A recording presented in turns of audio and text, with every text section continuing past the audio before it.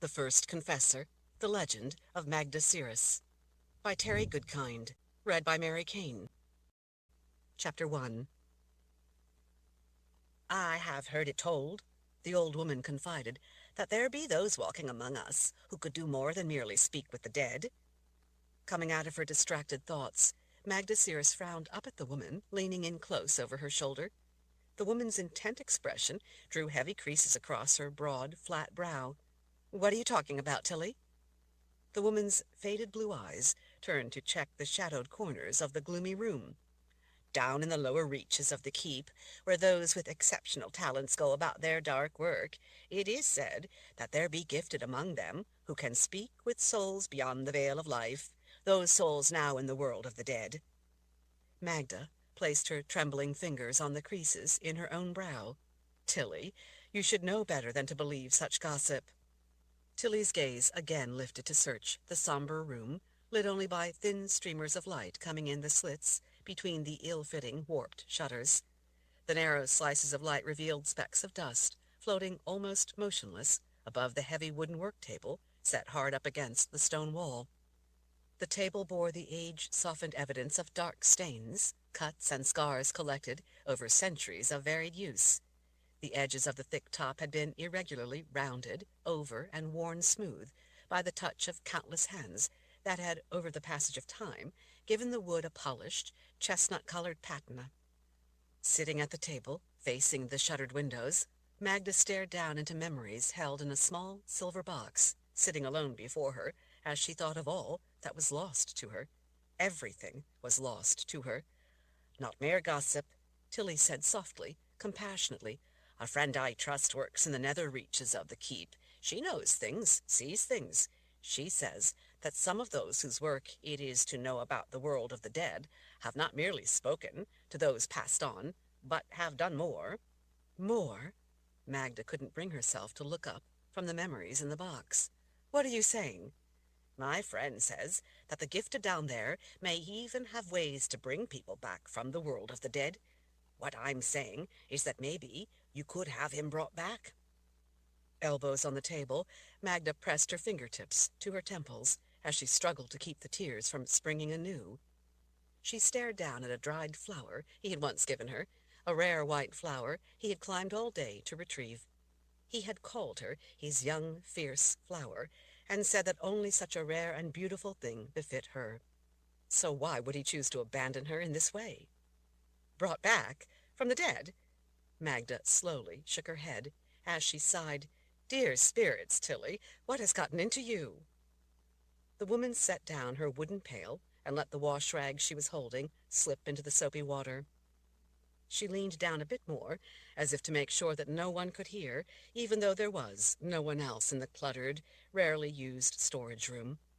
"You have been kind to me, mistress," Tilly said, as she laid a gentle, wash-wrinkled hand on Magda's shoulder.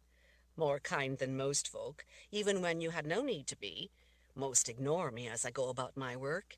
Even though I've worked here most of my life, many don't even know my name. Only you have ever asked after me, or offered me a smile, or a bite to eat on occasion when I was looking haggard. You, of all people." Magda patted the warm, comforting hand on her shoulder. "You're a good woman, Tilly. Most people don't see the simple truth in front of them. I have offered you nothing more than common decency." Tilly nodded. "Common decency is what most of your standing would offer only a woman born noble." Magda smiled distantly. "We are all noble, Tilly. Every life is." Magda had to swallow, fearing that another word would put her over the edge. "Precious," Tilly finished for her. Magda managed a smile for the woman. "Precious," she agreed at last. "Maybe I see things differently because I wasn't born noble." She cleared her throat. "But when a life is over, it is over. That is the way of life. We are all born, we live, we die. There is no coming back from beyond the veil." Magda considered her own words and realized that they weren't entirely accurate. It occurred to her for the first time that it might have been that he had brought death back with him, that even though he had succeeded in returning from his perilous journey to the world of the dead, perhaps he had never really escaped its grasp. Perhaps he couldn't. Tilly fussed with the end of her apron strings, as she mulled something over for a moment. "I don't wish to upset you, mistress," she said at last. "It is only because you have been kind to me, and always treated me with respect, that I would tell you that which I would dare not speak of to another, but only if you wish to hear it. If you don't, you have but to say the word, and I will never again speak of the matter." Magda let out a deep breath. "Tell me, then." Tilly ran the side of a finger along her lower lip as she took a final glance around the somber room before speaking. "Down in the burial vaults, mistress, down in the tunnels running far underground, near where some of the departed are placed, and most visitors aren't allowed, my friend says that the wizards working for the war effort have found a way to bring the dead back to life. Though I admit that I have not seen such things with my own eyes, she swears on her soul that it be true. If it be true, then perhaps there be a way to have Master Baracus brought back." Tilly arched an eyebrow. "You are one with the standing to ask for such indulgences." "Do you forget so soon exactly who my husband was, Tilly? Take it from me, wizards are masters of deception. They can conjure all sorts of illusions and make them seem real." "No, mistress, I have not forgotten who your husband was. He was loved by many people, me included." Tilly picked up her bucket. She paused to consider Magda's words. "It must be as you say. You would know of such illusions far better than I." She dipped her head respectfully. "I must be on to my work, mistress." Magda watched the old woman make her way toward the door. She moved with an ever so slight, rocking, hitched stride, the result of a fall the past winter. Apparently, the broken hip had never healed properly. Tilly turned back before reaching the door. "I didn't mean to upset you, mistress, with talk of returning a loved one from the dead. I know how you are suffering. I only thought to help." The woman probably couldn't begin to imagine that Magda's husband, a man of great power and ability, had already returned once from the world of the dead. After others had been lost in the attempt to answer the warning of each night's red moon, a desperate call for help from the Temple of the Winds beyond the veil, her husband had undertaken the unprecedented journey himself. He had traveled to the world of the dead and returned. Magda knew that, this time, he would not be returning. With nothing left for her in the world of life, Magda wanted only to join him. She managed another small smile for the woman. "I know, Tilly. It's all right. Thank you for thinking to help." Tilly pursed her lips, then thought to add something. "Mistress, perhaps you could at least visit a spiritist. Such a woman might be able to contact your husband for you. There be a woman of such ability down there. I believe those wizards consult her in their work." "And what good could it really do to visit such a woman?" "Perhaps you could at least speak with her and ask her to help provide the answers that would let you be at peace with what First Wizard Baracus did. She may be able to bring you his words from beyond the veil and put your heart at peace." Magda didn't see how her heart could ever again be at peace. "You may need help, mistress," Tilly added. "Maybe First Wizard Baracus could still somehow help to protect you." Magda frowned at the woman across the small room. "Help to protect me? What do you mean?" Tilly took a moment in answering. "People are cruel, mistress, especially to one not born noble. As the beautiful wife of the first wizard, you are widely respected, despite being so much younger than him." Tilly touched her own short hair, then gestured at Magda. "Your long hair is a mark of your standing. You have used your position of power to speak before the council for those in the Midlands who have no voice. You alone give them voice. You are widely known and respected for that, not just because you are the wife of the first wizard. But with Master Baracus gone, you have no one to protect you, to give you standing before the council, or anywhere else for that matter. You may find that the world is an unfriendly place to a widow of a powerful man, who herself is not gifted and was not born noble." Magda had already considered all of that, but it was not going to be a problem she would live to face. Perhaps the spiritist could bring you valuable advice from beyond the grave. Perhaps your departed husband could at least explain his reasons and ease your pain as well. Magda nodded. "Thank you, Tilly. I will think on it." Her gaze again sank to the silver box of memories. She couldn't imagine why Baracus had done what he had done, or that he would be able to explain it from beyond the grave. If he had wanted to explain his reasons, he'd had ample opportunities to do so. He would have at least left a letter waiting for her upon her return. She knew, too, that there was nothing Baracus could do from beyond the grave to protect her standing, but that didn't really matter. A faint glow of candlelight fell across the floor as Tilly opened the door on the far side of the room. "Mistress?"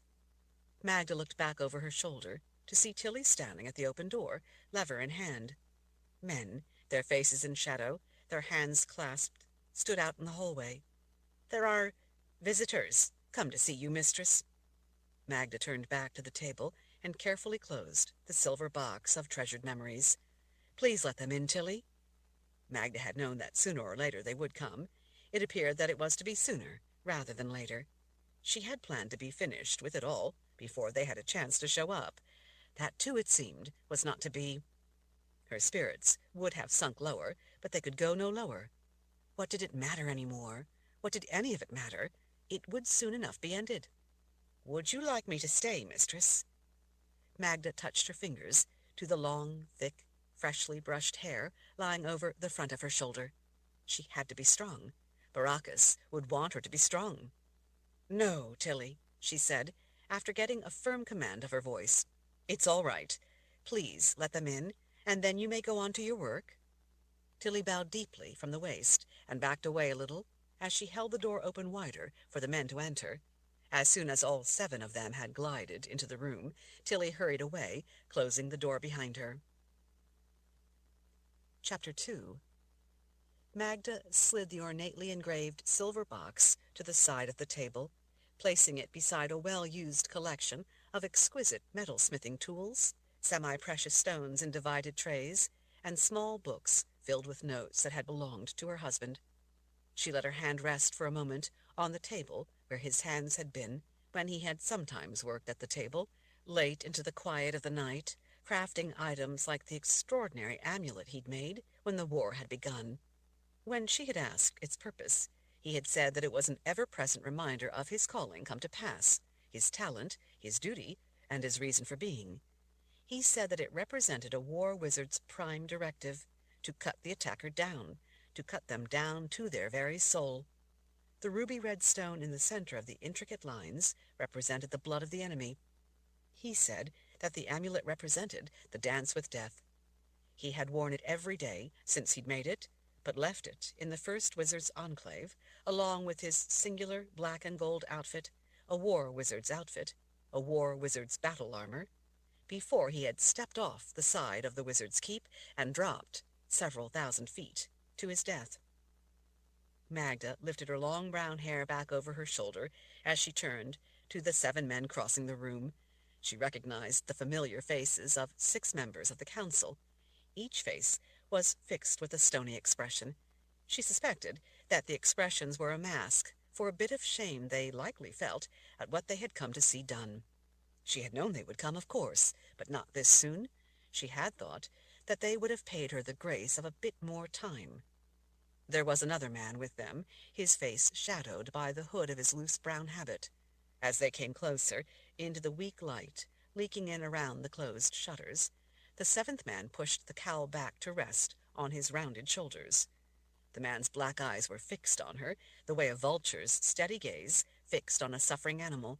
Men often stared at her, but not in this way.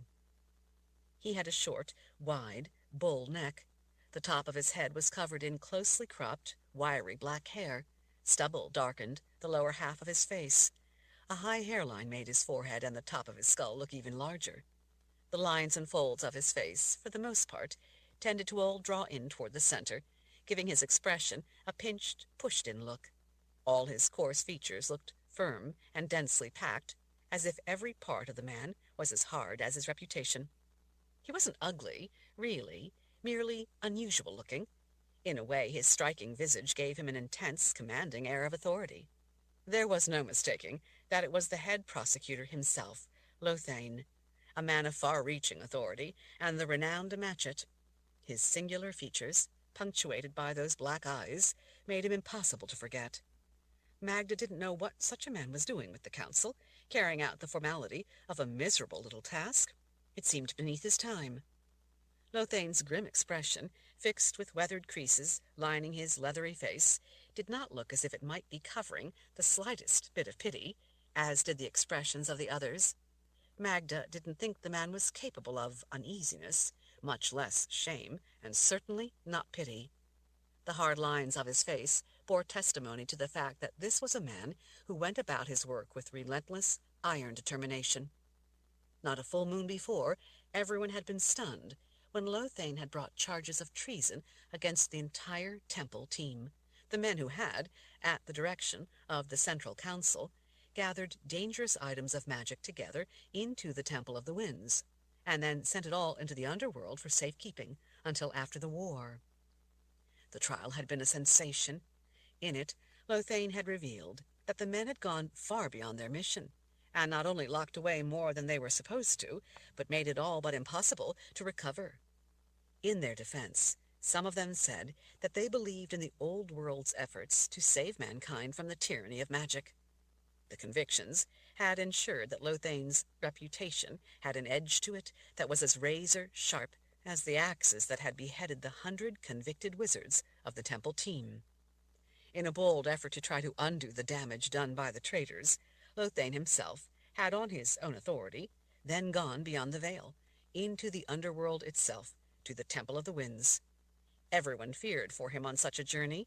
Everyone feared to lose a man of such ability and powers. To everyone's relief, Lothain had returned alive, if shaken by the journey. Unfortunately, the damage done by the temple team had proven to be greater than even he had suspected, and he had not found a way in, so he had returned without being able to repair the damage done by the temple team he had convicted. Lothain strolled in closer to Magda and gestured, indicating the formality of his preamble. "Lady Searus, may I offer my condolences on the unfortunate and untimely death of your husband?" One of the council members leaned in. "He was a great man." Lothain's sidelong glance moved the man back in line with the others. "Thank you, Prosecutor Lothain." She glanced at the councilman who had spoken. "My husband was indeed a great man." Lothain lifted a dark eyebrow. "And why do you suppose that such a great man, a man beloved by his people as well as his alluring young wife, would throw himself over the keep wall to drop several thousand feet down the side of the mountain to meet his death on the rocks below?" Magda kept her voice steady and spoke the simple truth. "I wouldn't know, Prosecutor. He sent me away for the day on an errand. When I returned, he was dead." "Really?" Lothain said, in a drawl, as he touched his chin and gazed off in thought.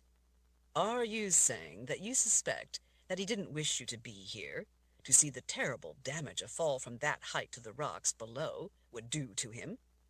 Magda swallowed. She had been unable to prevent herself from imagining it 1,000 times in her mind's eye. By the time she had returned, people had already seen to having him sealed in a stately coffin. That morning, scant hours after she had learned of his death, the ornately carved maple coffin, with her husband's remains, had been placed on a funeral pyre on the rampart outside the first wizard's enclave. Because his body had been sealed in the coffin, she wasn't able to look upon his face one last time. She didn't ask to have it opened. She knew why the coffin was sealed. The pyre burned for most of the day as hundreds of solemn people stood silently watching the flames consume their beloved leader, and for many, their last hope. Instead of answering such a tasteless question, Magda changed the subject. "May I inquire as to your business here, Prosecutor Lothain?" "If you don't mind, Lady Searus, I will be the one to ask the questions." His tone had an edge to it that took her by surprise. Seeing the shocked expression on her face, he offered a brief, insincere smile. "I didn't mean to interrupt your grieving, but you see, with the war threatening our very existence, there are matters of pressing concern to all of us that I'm afraid I must ask about. That's all I meant." Magda was not in the mood to answer questions. She had her own pressing concern. But she knew this man well enough to know that he wouldn't leave her to her own business until he saw to his. She saw no choice but to answer his questions. Chapter 3. Magda smoothed the front of her dress as she gathered her composure. And what pressing concerns would you need to ask me about? He flicked a finger out toward the shutters. Well, there's the matter of the moon turning red. Lothane strolled off a few paces and then turned back. After I failed to gain access to the Temple of the Winds, others, presumably with abilities more effective for such a specialized undertaking than I, also made the journey. None of them returned. Magda was baffled as to what he was getting at. They were good men, talented men, valuable men. It was a great loss. Lothane strolled back close to her. His black-eyed gaze glided over items on the table, like the eyes of a vulture looking among bones for scraps. He turned a notebook with a finger to see what was written on the spine before addressing her again. Your husband selected those men? They were volunteers. He smiled politely. Yes, of course. I meant to say that your husband selected the men who were to go to the temple and ultimately their death from among a group of volunteers. My husband was first wizard. Her brow tightened. Who would you expect to select men for such a dangerous mission? The council? You? No, of course not. He gestured offhandedly. It was clearly First Wizard Baracus's responsibility to select the men who would go. Then what is your point? He smiled down at her. That smile might have been on his lips, but it was not in his eyes. My point, Lothane finally said, is that he selected men who failed. Hard as she could, Magda slapped the man across his face. The 6 council members gasped as they drew back. Her hand probably stung more than Lothane's solid face, but she didn't care. The sound of the slap seemed to hang in the air for a moment before fading. Lothane dismissed the slap with a polite bow of his head. Please accept my apology if it sounded like I was making an accusation. If it was not an accusation, then what was it? I am simply trying to get to the truth. The truth? The truth is, she growled, that while you were in the underworld, attempting to gain entrance into the temple, the moon each night and each night since turned red in a warning, the most serious warning possible from the temple, that there is some sort of grave trouble. He cut her off, dismissing the issue with a flick of his hand. The appearance of repeated red moons was probably because of the damage done by the temple team. And when you returned, after failing in your attempt to undo that damage, the first wizard had the terrible duty to select a volunteer to answer the temple's nightly call of a red moon. And when the first man failed to return, the first wizard had to send another, more experienced wizard, and when that one failed to return, he had the grim duty to select yet another, even more skilled man, all of them friends and close associates. I stood beside him at the rampart each night as he stared off at the red moon, inconsolable, as one friend after another failed to return from the underworld, inconsolable that he had sent valuable men, his friends, men who were husbands and fathers, to their death. Finally, when no one else had succeeded, my husband undertook the journey himself, and in the end paid for it with his life. Lothane let the ringing silence go on for a moment before speaking softly. Actually, he did not pay for it with his life. He took his own life after returning. Magda glared at him. What is your point? Lothane tapped his fingertips together for a moment as he studied her wet eyes. My point, Lady Searus, is that he took his own life before we learned what had happened on his journey to the Temple of the Winds. Perhaps you can tell us? He cocked his head. Did he make it in? I don't know, Magda said, but she did know. Baracus had told her that he had, and told her a lot more.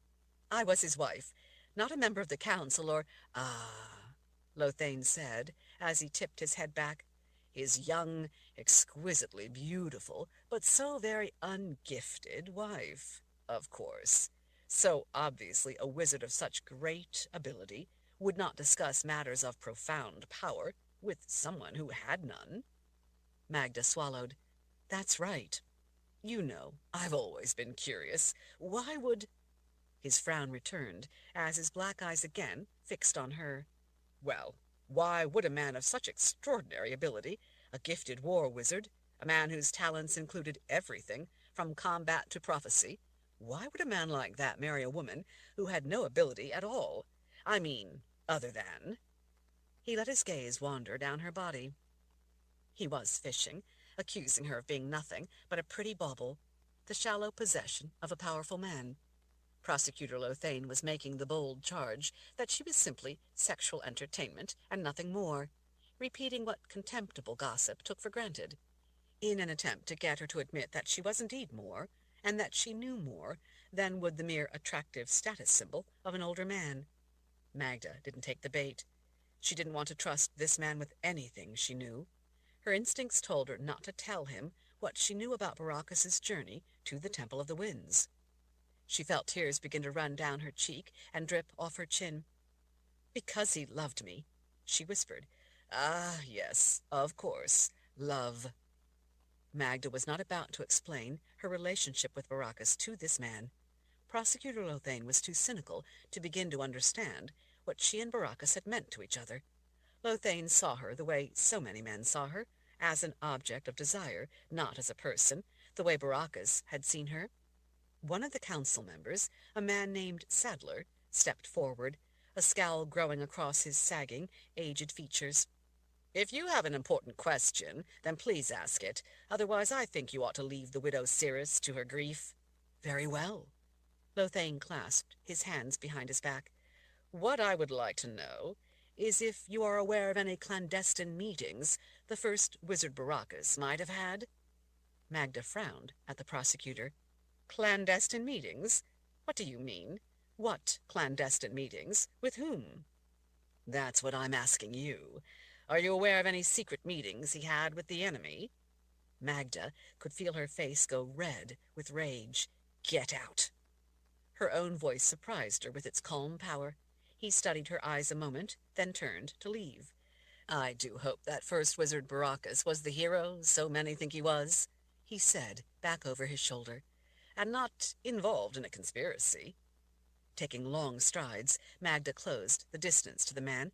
"Are you accusing my husband of conspiring with the enemy?" He turned back at the door and smiled. "Of course not. I merely think it strange that the men Baracus sent to the Temple of the Winds failed, and that he would then go himself on such a mission when the war burns hot and he is desperately needed here.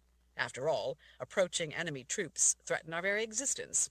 It seems a strange priority for him to take, don't you think? And even more curious, when he returned, he rushed to kill himself before anyone could so much as ask him if he made it into the temple to repair the damage." He held up a finger. "Oh, but wait.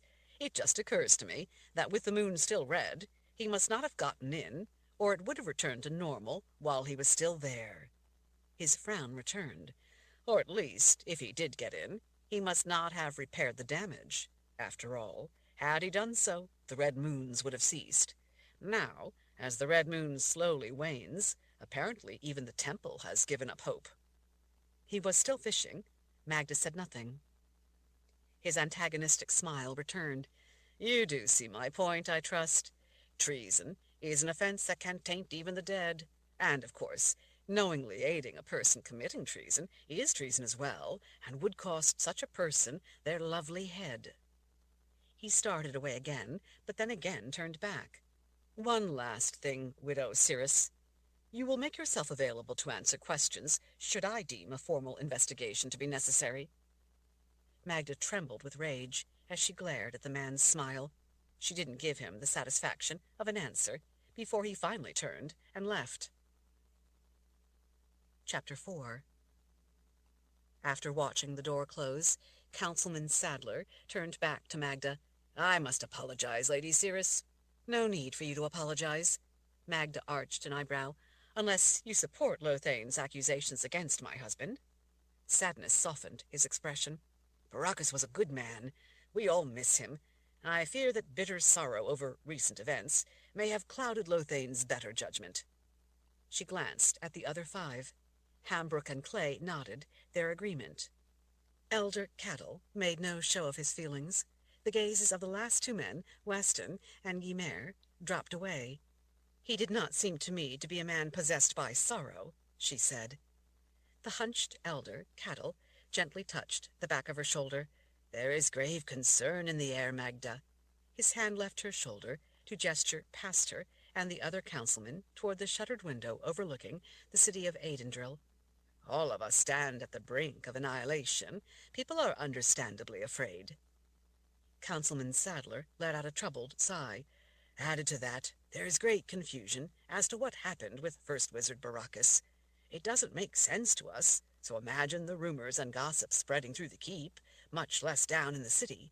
Everyone expected First Wizard Baracus to always stand with his people, to defend them, to protect them. Many feel that he instead deserted them. They don't understand why. Prosecutor Lothane is merely giving voice to suspicion and unease, merely speaking aloud what whispers are saying. Magda lifted her chin.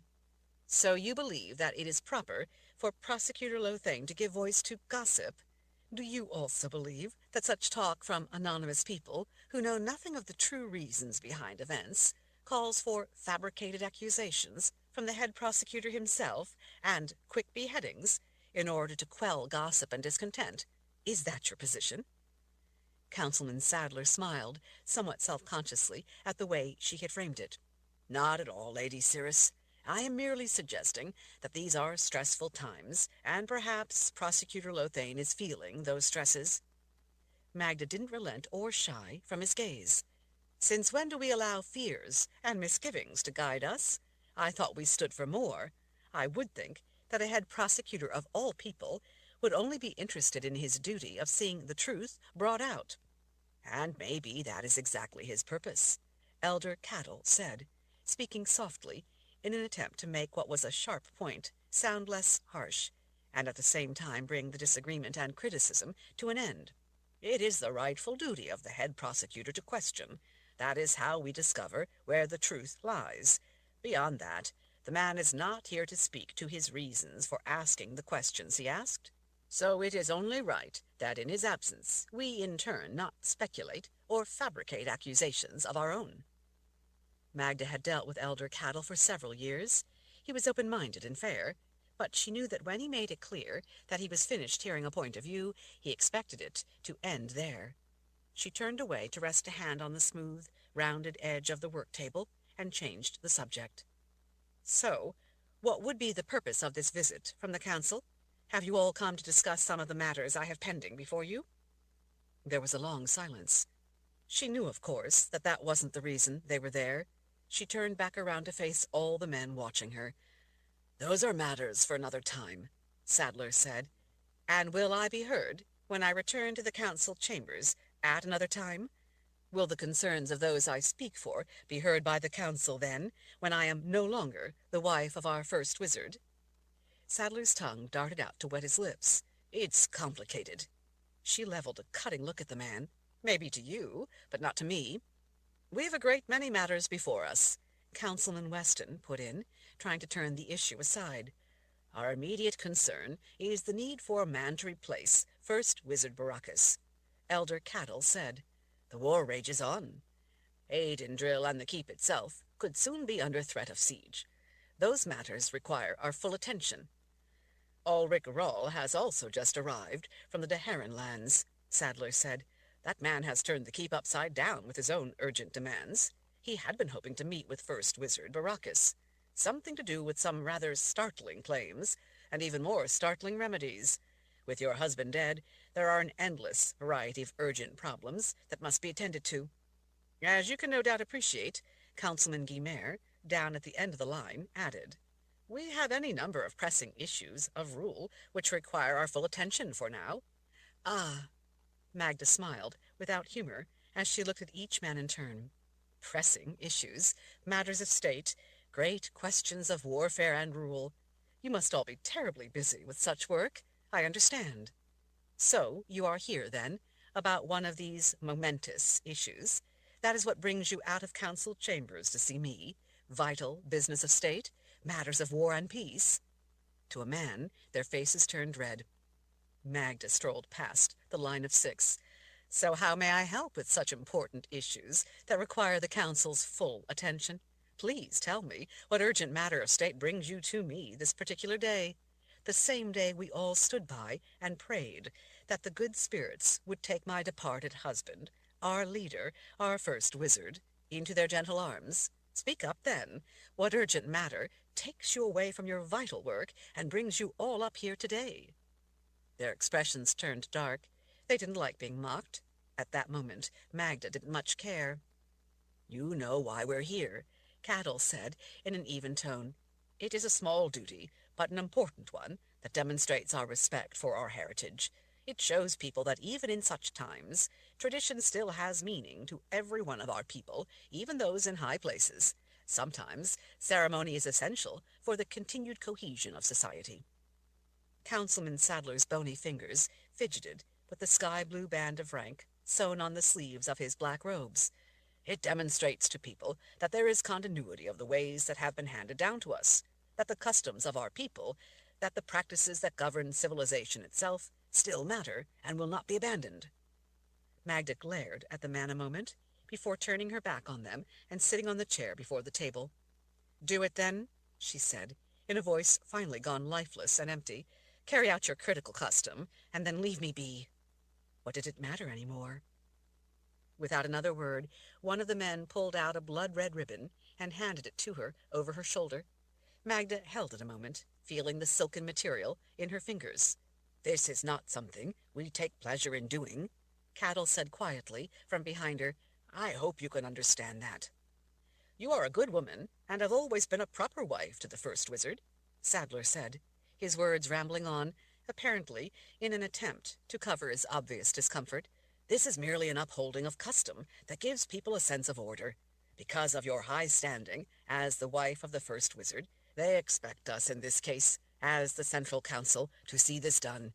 It's more for them, really, that they might see that our ways endure, and thus, despite the perils of the times, we will endure as well. Think of it as a formality in which you play an important role." Magda hardly heard him. It didn't really matter. None of it did. An inner voice whispered promises of the loving embrace of the good spirits awaiting her beyond the veil of life. Her husband, too, would be there waiting for her. Those whispers were reassuring, seductive. She was only distantly aware of her hands, gathering her long hair together in the back and tying it tightly with the ribbon near the base of her skull. "Not that short," Cattle said, as his fingers gently took hers away and slipped the ribbon down until it was just below the tops of her shoulders. "Though you may not have been born noble, you have proven yourself in your own right to be a woman of some standing, and besides, you are, after all, still the widow of the first wizard." Magda sat stiff and still, with her hands nested in her lap, as another man used a razor-sharp knife to slice through the thick rope of her hair just above the ribbon. When it was done, Cattle placed the long hank of hair, tied just beneath the fresh cut with the red ribbon, in her lap. "I'm sorry, Magda," he said. "I truly am. Please believe that this does not change the way we feel about you." Magda lifted the length of brown hair and stared at it. The hair didn't really matter to her. What mattered was being judged by it, or by the lack of it, rather than by what she had made of herself. She knew that without the long hair, she would likely no longer have standing to be heard before the council. That was just the way it was. What mattered most to her was that those whose causes she brought before the council would no longer have her voice to speak for them. That meant that there were creatures without an advocate, who very well might die out and cease to exist.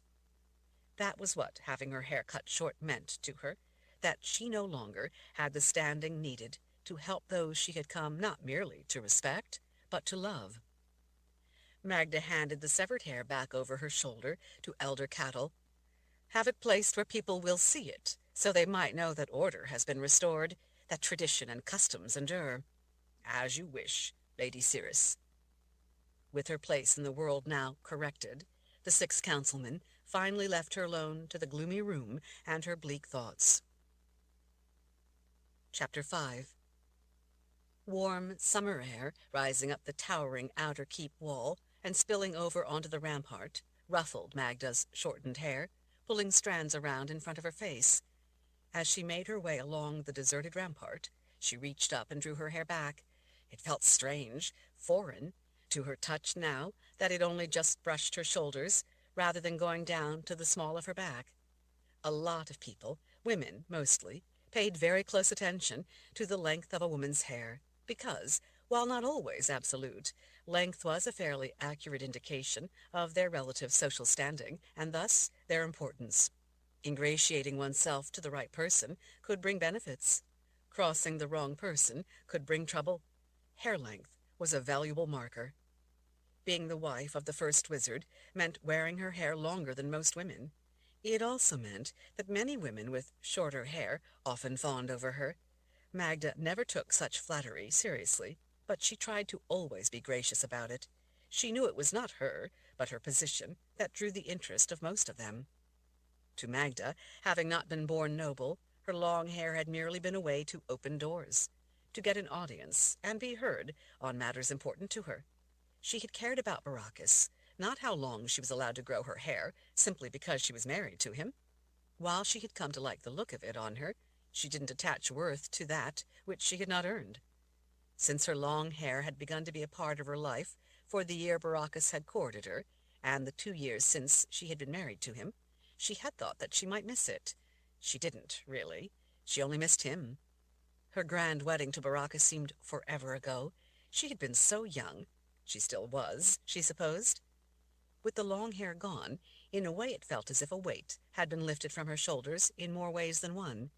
She no longer had a responsibility to live up to what others expected of her. She was herself again, her real self, not a person defined by an artificial mark of worth. To an extent, she also felt a sense of liberation from her standing, from the need to act in a manner befitting her place as others saw it. Now she had no place, no standing. She was in a way free of the prison of standing. But none of that mattered now, for far more important reasons than the length of her hair. Baracus had given her a new life because of what they meant to each other. Without him, she had no life. Her standing didn't really matter in that equation. Reaching the right spot, the spot forever burned into her memory, Magda stepped up into the opening in the massive, crenellated outer keep wall. She inched out toward the edge. Beyond the toes of her boots peeking out from under her skirts, the dark stone of the wall dropped away for thousands of feet. Below the foundation of the keep, the cliff dropped even farther, to the ledges and boulders below. Feathery tufts of clouds drifted along the cliff walls beneath her. It was a frightening, dizzying place to stand. Magda felt small and insignificant up on the top edge of the towering wall. The wind at times was strong enough to threaten to lift her from her perch. She imagined that it might even carry her away, like a leaf in the wind. The beautiful city of Aidendril lay spread out below, flowing across rolling hills that spilled from the foot of the mountain.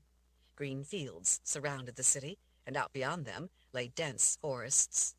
From its place high on the mountain, the monolithic Wizard's Keep stood watch over the mother city, sparkling like a jewel set in that verdant carpet. Magda could see men leading horses and wagons as they returned from their work in the fields. Smoke rose from chimneys all across the valley as women prepared the evening meal for their families. Slow-moving crowds, visiting markets, shops, or going about their work, made their way through the tangled net of streets. While she could see the activity, she heard none of the hooves of the horses, the rumble of wagons, the cry of street vendors. From this distance, the lofty world up at the keep was silent, but for the calls of birds wheeling overhead and the sound of the wind over ramparts and around the towers. Magda had always thought of the keep, more than anything, as mute.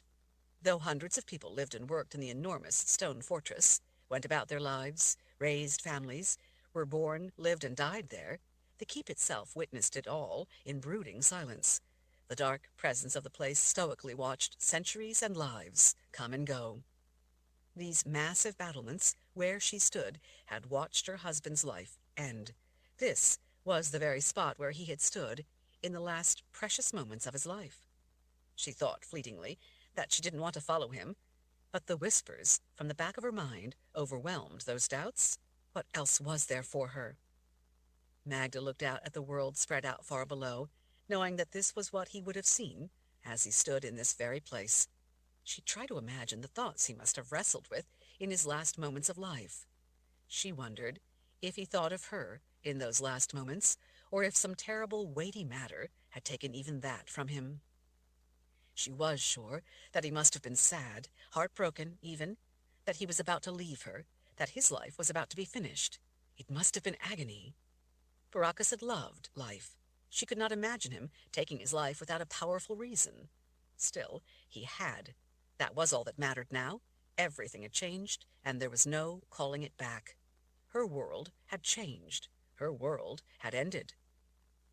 At the same time, she felt shame for focusing so narrowly on her own world, her own life, her own loss. With the war raging, the world had ended for a great many people. The wives of the men Baracus had sent to the Temple of the Winds still waited in silent misery, hoping their loved ones might return. Magda knew that they never would. Baracus had told her so. Yet they still clung to the hope that those men could yet come home. Other women, the wives of men gone off to war, wailed in anguish when they received the terrible news that their men would not be returning. The corridors of the keep often echoed with the forlorn cries of the women and children left behind. Like Baracus, Magda hated the war and the terrible toll it took on everyone. So many had already lost their lives. So many yet would. And still there was no end in sight. Why couldn't they be left in peace? Why must there always be those seeking conquest or domination? There were so many other women who had lost their husbands, fathers, brothers, sons. She was not alone in such suffering. She felt the heavy weight of shame for feeling so sorry for herself when others, too, were going through the same agony. Yet she could not help being smothered beneath the whispers of her own grief. She also felt a deep sense of guilt over those she was abandoning. She had given voice before the council to those who had no voice. Over the last couple of years, she had gradually become the conscience of the council, reminding them of their duty to protect those who could not protect themselves.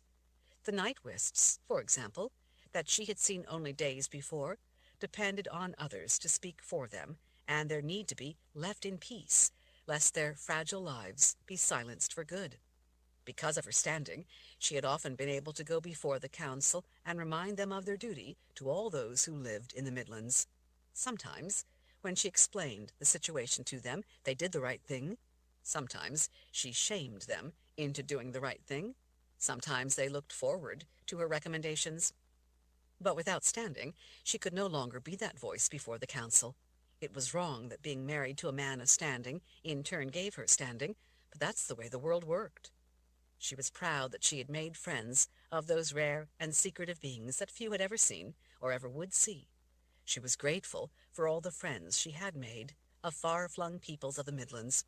She had made the effort to learn many of their languages, and because of that, they had come to trust her when they would trust no other. She was proud of what she had been able to do to protect their peaceful, isolated lives.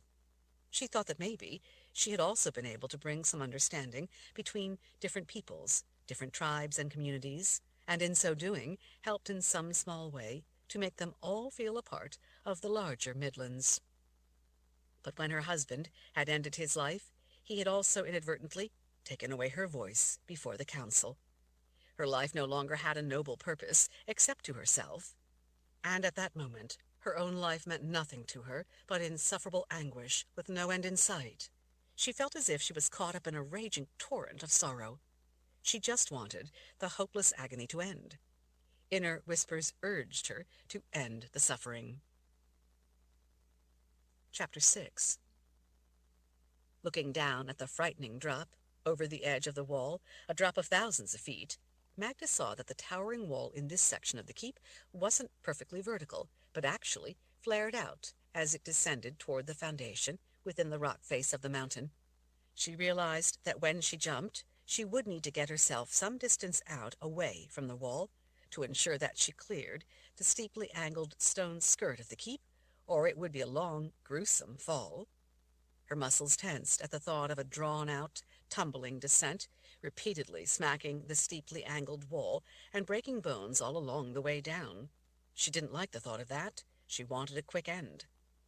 She placed her hands on the stone battlements flanking the notched opening as she leaned out farther for a better view.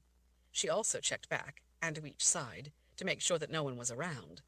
Like her husband, she didn't need to worry much about anyone trying to stop her, because it led to the first wizard's enclave, This particular rampart was restricted, leaving it a lonely, out-of-the-way area of the keep.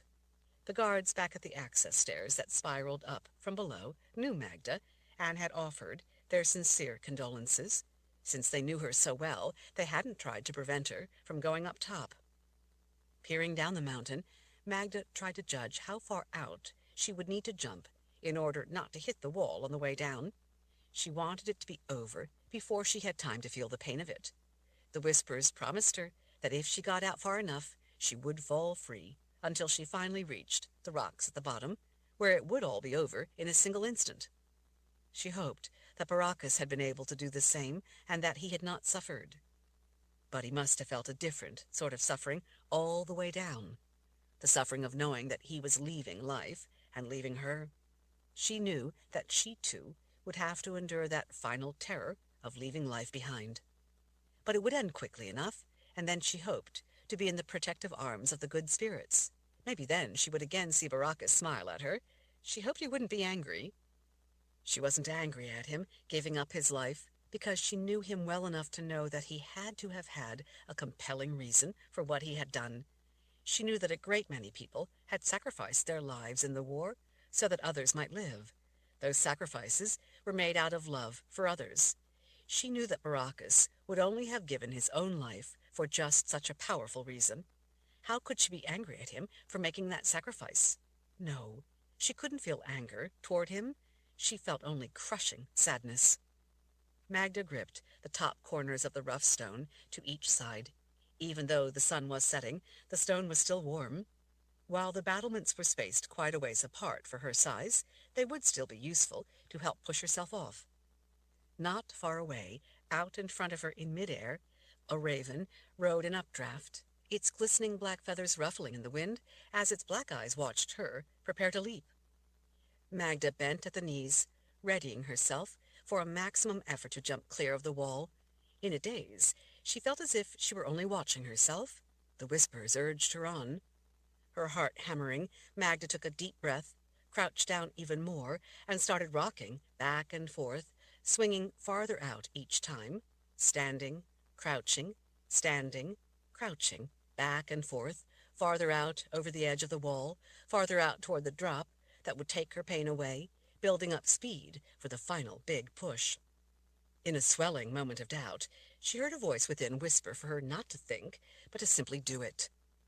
As she swung herself out past the wall on the last rocking arc before the great leap, she realized in a single, crystal-clear instant the true enormity of what she was doing. She was ending her life, ending it forever, ending it for all time. Everything that she was would be no more. The voice became more insistent, telling her not to think, telling her to end her misery once and for all. She was struck by how odd that seemed. How could she not think? Thinking was critical to any important decision.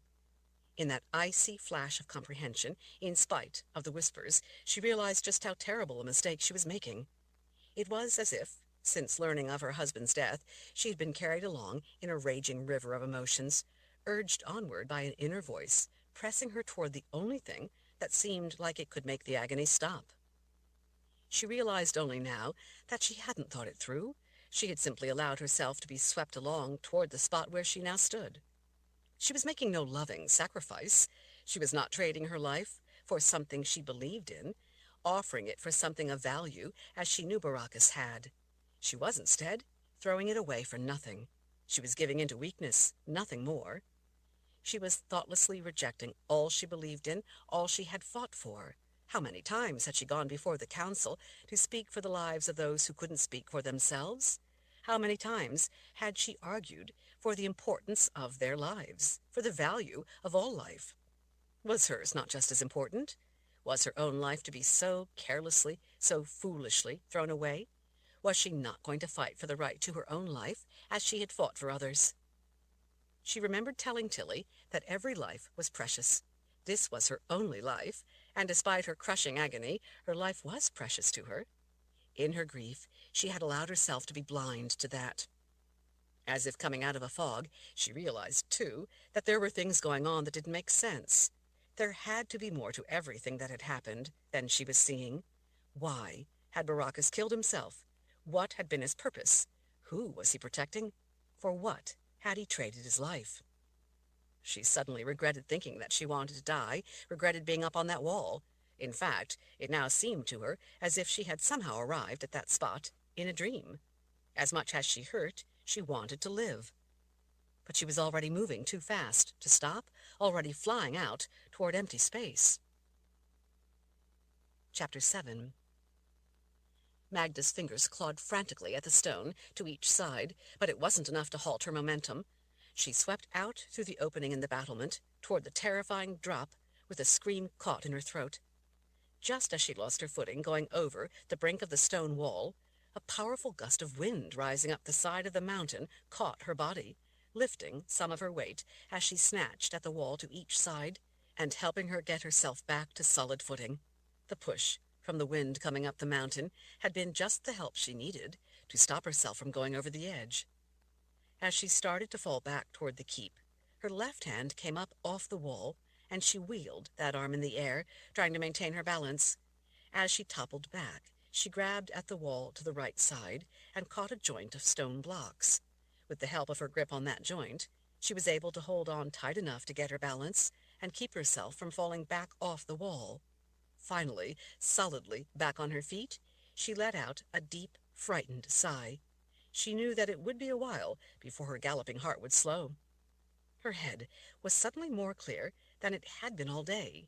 She was alive. She wanted to stay alive. She suddenly had 1,000 questions and wanted the answers. She clutched at the stone block for support so that she wouldn't accidentally fall, now that she knew she didn't want to go over the side. That was when her fingers felt something odd in the joint between the blocks. It wasn't rough, like the stone. Rather, it had a smooth edge. In the fading light, Magda frowned as she looked over at the joint in the massive granite blocks.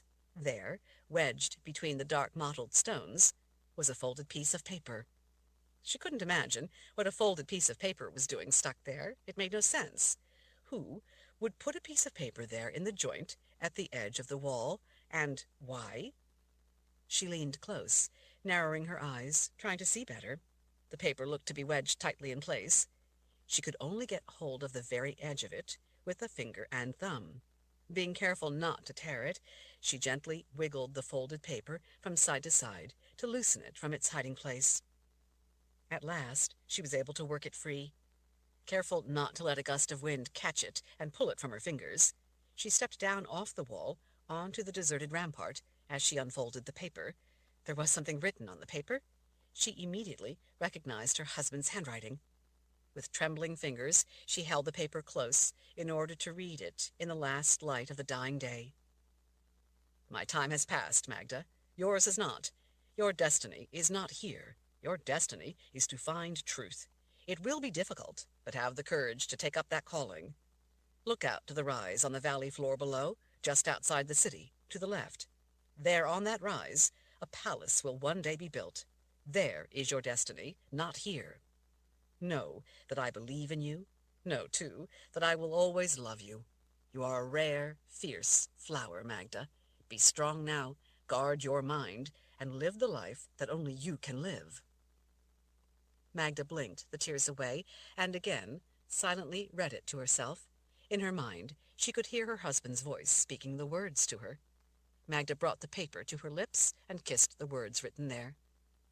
She looked up from the paper, out through the opening in the stone wall, and below saw a beautiful green rise that overlooked the city of Aidendril. For the life of her, she could not fathom what Baracus meant about a palace, or about her destiny there. Baracus was a wizard. Part of his talent was prophecy. She swallowed past the lump in her throat, wondering for a moment if what he meant was that he wanted her to go on with her life and marry another. She didn't want another man. She didn't want to marry anyone else. She had married the man she had loved, and now he was gone. She read the words yet again. There was something more to them. She knew there was. There was something more important than a simple prophecy, or even the simple message asking her to embrace life. Wizards existed in a complex world all their own. They rarely, if ever, made anything simple to understand. Baracus was no different. There was a purpose to these carefully chosen words, a hidden message she knew there was. He meant for her to know something more. Your destiny is to find truth. It will be difficult, but have the courage to take up that calling." What could he possibly mean by that? What truth? What truth was he expecting her to find? What calling did he expect her to take up? Her head spun with thoughts scattering in every direction. She began to imagine all sorts of things he could have meant.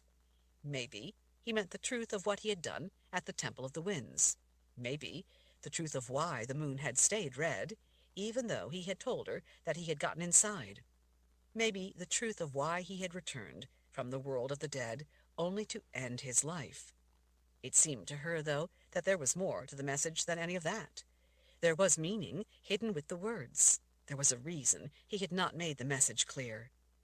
Baracus had told her in the past that foreknowledge could taint prophecy and cause dire, unintended consequences.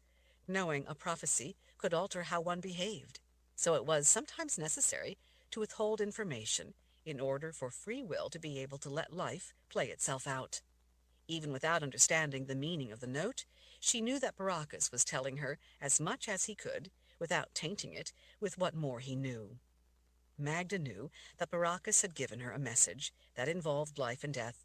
She grasped just how important the message had been to him. From that, she knew that it was perhaps even more important to her. Magda gazed out again, over a landscape growing more dark by the moment.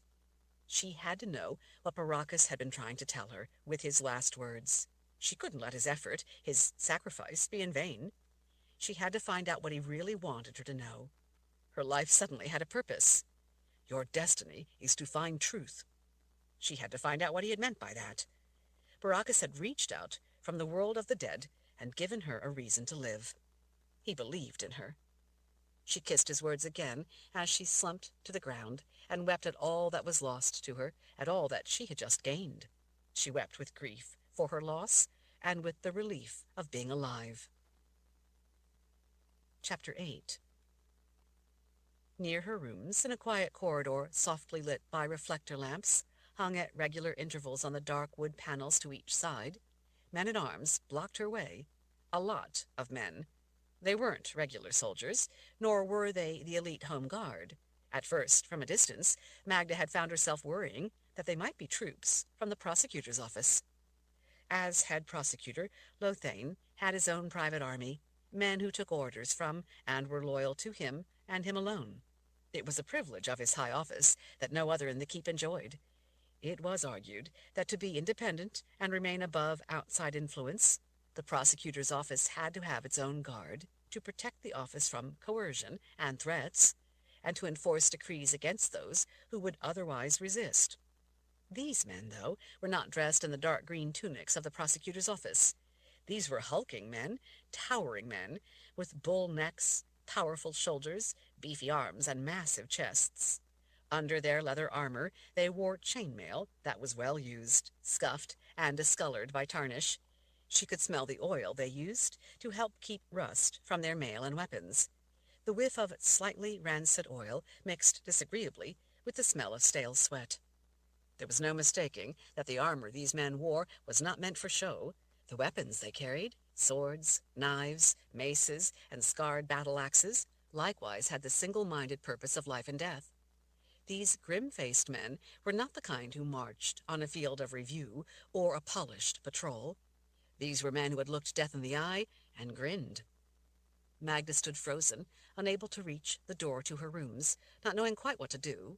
They in turn stood silently, watching her like a curiosity come into their midst, but made no attempt to advance on her. Before she could ask the men what they were doing there, or tell them to move out of the way, another man, long locks of blonde hair to his shoulders, and dressed in layers of dark traveling clothes and leather, stepped out from behind the wall of men. He was just as big as the men all around him, and likewise heavily armed, but he was a bit older, perhaps just entering his 40s. Character creases had begun to take a permanent set. As he moved forward through the armored soldiers, he pulled off long gauntlets and tucked them behind a broad leather weapons belt. Two men, larger even than him or the soldiers, stayed close behind him, but a little off to each side. Like all the others, they too had blonde hair. Magda saw that above their elbows the two men wore metal bands with wicked blades jutting out, weapons for brutal, close-quarters combat. Instead of mail, the two wore elaborately fitted leather armor sculpted to the contours of their prodigious muscles. On the center of their powerful chests, a stylized letter R was engraved into the leather breastplates. The man with the long hair and the cutting raptor gaze dipped his head in a quick bow. "Lady Searus." Magda glanced to the blue eyes of the guards behind his shoulders, then back to the man who had spoken. "That's right. I am Ulrich Roll," he said, before she had a chance to ask. "From Dahera?" He confirmed it with a quick nod. "My husband has spoken highly of you." His cutting gaze remained fixed on her eyes. "Baracus was more than merely a good man. He is the one man here at the keep that I trusted. I am deeply grieved to hear that we've lost him." "Not as grieved as I am." His lips pressed tightly together with what looked to be heartfelt sorrow, as he nodded again, and then gestured to her door off behind him. "Would it be possible to speak with you privately?" Magda glanced toward her door as the wall of men parted to provide a corridor lined with muscle and chainmail. Magda dipped her head. "Of course, Lord Rawle." While she had never met the man before, Baracus had spoken of him from time to time. From what she had gathered from the things Baracus had told others, this was not a man to be trifled with. He looked the part of the stories she'd heard of him. She knew from comments made by members of the council that many didn't think much of Ulrich Rawle, but Baracus had. He had told her that, despite his audacity, he was a man to be trusted. As Magda made her way toward the doors to her room, the grim soldiers spread out to take up stations up and down the hall. She glanced back over her shoulder. "Are you expecting trouble here in the keep, Lord Rawle?" "From what I've seen," he said cryptically, "the keep is no safer than anywhere else these days." Magda frowned. "And what have you seen, if I may ask?" "3 of my men have died since we recently arrived." Magda halted and turned back to take in his grim expression. "Died? Here in the keep? How?" He hooked a thumb behind his weapons belt. "One was found in a corridor, dead from over 100 stab wounds. Another died in his sleep, for no reason we could find. The third suffered a mysterious fall from a high wall." Magda had almost had such a fall. She still felt strangely disoriented, as if she were only now escaping the grip of a terrifying, otherworldly nightmare, rather than simply a grief-stricken moment of weakness. Perhaps the man who was stabbed had gotten into a fight with the wrong people over something, she suggested. "All 3 can be explained away if you try hard enough," he said, making it obvious that he didn't buy the easy explanations. Magda worked to gather her composure as she started out once more, making her way past the looming, silent soldiers watching her. She didn't like to think of the keep as a place where danger lurked. Yet Baracus, too, had been troubled by what he had thought to be suspicious deaths at the keep. Besides that, the keep was, after all, the place where her husband had died as well. The silent keep had almost watched her follow him to a grisly death on the rocks below. She was beginning to grasp that there was more to her husband's death than it had at first appeared. It no longer seemed a simple suicide. The note in her pocket, his last message to her, certainly made it clear enough that there was something more going on beneath the surface. With all the people living and working at the keep, and with the war going on, to say nothing of the gifted, working with profoundly dangerous magic in an effort to create weapons they could use to turn back the Horde from the old world, it wasn't exactly surprising that people at the keep would die. Lord Rawle's 3 men were not the only unexplained deaths she'd heard about, but still, even healthy infants died unexpectedly from time to time. Such deaths didn't prove that something evil was going on within the walls of the keep, though she knew that there were those who believed as much.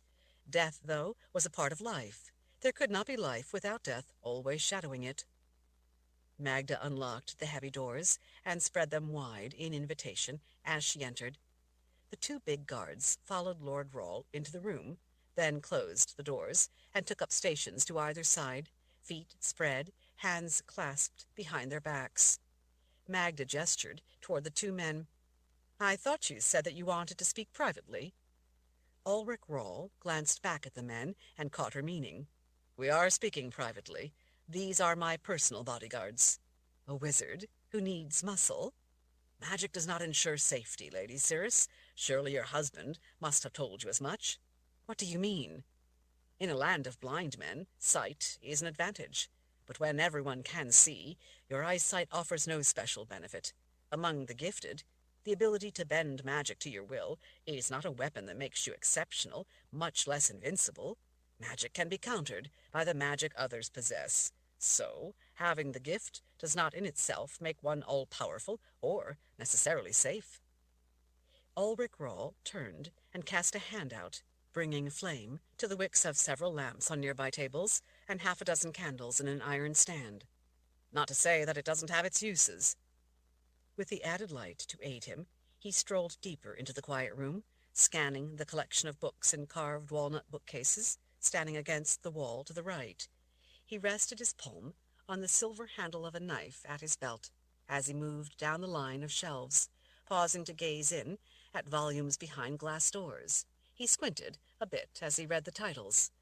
"What's more," he added, as he finally straightened his broad shoulders, "we are all flesh and blood, and a simple knife will cut my throat the same as it would cut yours, and it takes no magic at all to do that." "I see your point. Baracus never put it in exactly those terms, but I have heard him say similar things. He once told me that the gift was coveted by those who didn't have it, because they wrongly believed that it would protect them, or that with it they could win in battle. But what they didn't realize was that it offered only a fluid, ever-escalating form of checkmate. I guess I never realized his full meaning until I heard you explain it."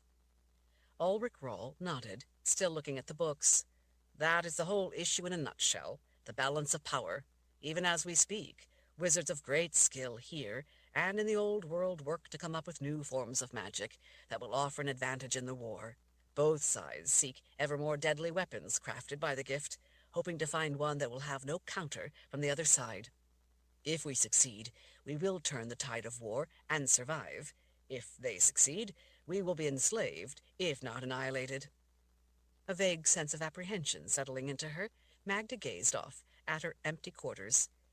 "Being the wife of the first wizard, I have often heard such worries." Finished perusing the books, Lord Rawl returned to stand before her. "That's why I'm here. That balance of power has shifted. We now stand at the brink of annihilation." Chapter 9. "That is frightening news." Disheartened, Magda slowly shook her head. "But I'm afraid that there's not much I can do to help you. I'm not gifted." Ulrich Roll paced off a few strides, seeming to consider how to proceed. "Baracus and I were working on something together," he finally said.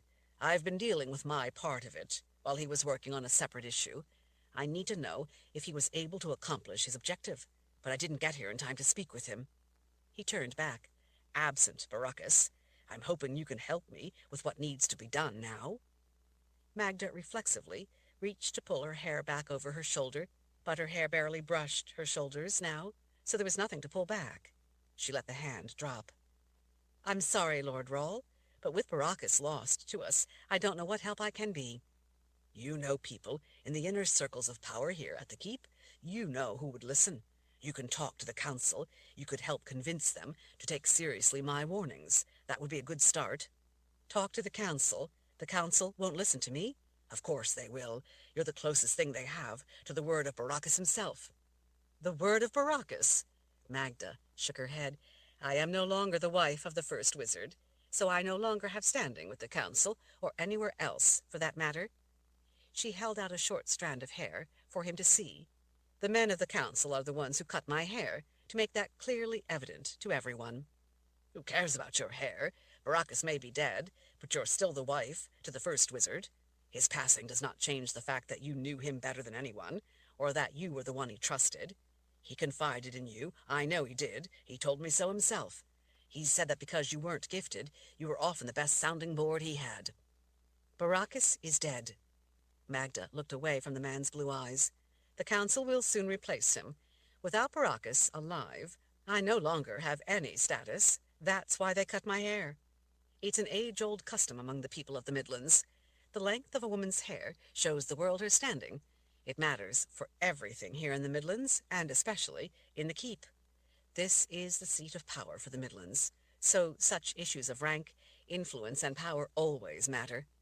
He gestured impatiently. I know about the custom. It's absurd. I can understand petty people paying attention to such trivialities when deciding the seating arrangement at a banquet, but beyond that it ceases to be useful. This is a serious issue. What does the length of your hair have to do with matters of life and death? It has everything to do with it, here in the Midlands.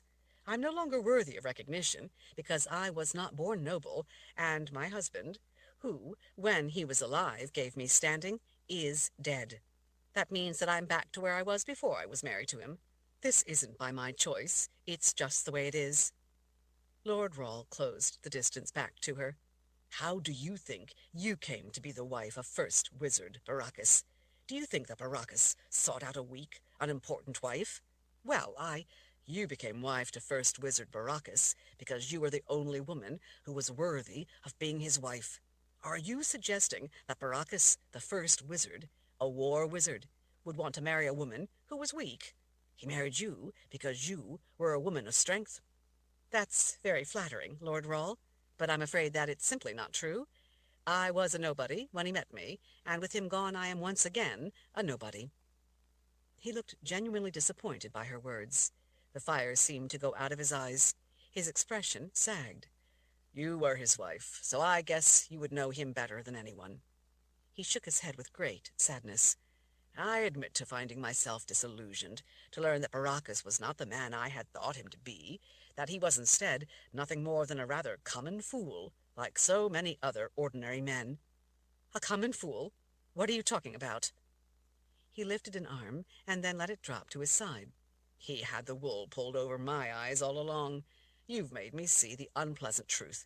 I always thought him intelligent and strong, but it turns out that Baracus was simply an ordinary, weak-minded man who, like so many, would marry even a lowly woman of no standing and no worth simply because she batted her eyes at him. You apparently came along in one of his weak moments, stroked his male pride with a bit of feminine flattery, and just that easy, you had yourself a man of standing. It's clear now that he must have been too insecure to think that a woman of standing would be interested in him, so he was willing to trade the standing you lacked in return for your affections. I guess he wasn't the man of character I thought he was. I can see now that by marrying you, he was hiding his lack of confidence with women. It's clear now that he was ready to settle on the first shapely woman, no matter her standing, who swayed her becoming ass before his weak-minded gaze. In a blink, Magda had the point of her knife poised motionless, a hair's breadth from his throat. I will not stand here and listen to you insult a righteous man who is not here to defend himself, she growled. Apparently, my old friend Baracus taught his nobody wife a thing or two about using a weapon. A thing or two, she confirmed. Tell those two that if they take another step, you will be breathing through something other than that foul mouth of yours. She in fact knew far more than a thing or two about using weapons. Baracus had actually used his gift to aid in teaching her a great deal about weapons. He said that as wife to the First Wizard, she would always be a target. He wanted her to be able to protect herself when he wasn't around. I can't believe that he ever considered you a friend. I think it's high time that you were on your way back to your Deheran lands. I want you and your little army gone, first thing in the morning. Do you understand me? A sly smile overcame the man at the point of her knife as he signaled the two men near the doors to stand down. Magda was surprised by his smile, but her anger kept her focused and kept her knife where it was. What's this? A nobody, a woman not born noble, a woman with short hair, a woman of no standing who has the nerve to tell me, the Lord Rawle, what I will and will not do? What gives you the right to speak this way to the leader of Dahara, a man who commands the army outside your room and guards inside it? How dare you think that you can speak to me in such a manner? Where do you, a woman of no status, a nobody, get the gall to think you have such a right? Such a right? Magda raged in fury. But then she saw the twinkle in his eye and realized what he was doing. Her fury faltered. She suddenly felt foolish. She couldn't keep a shamed smile from overcoming her. Magda bowed her head in a gesture of exaggerated respect. It would seem that the Lord Rawle is not so stupid as some on the council say. His grin widened. Magda, I knew Baracus long before you met him.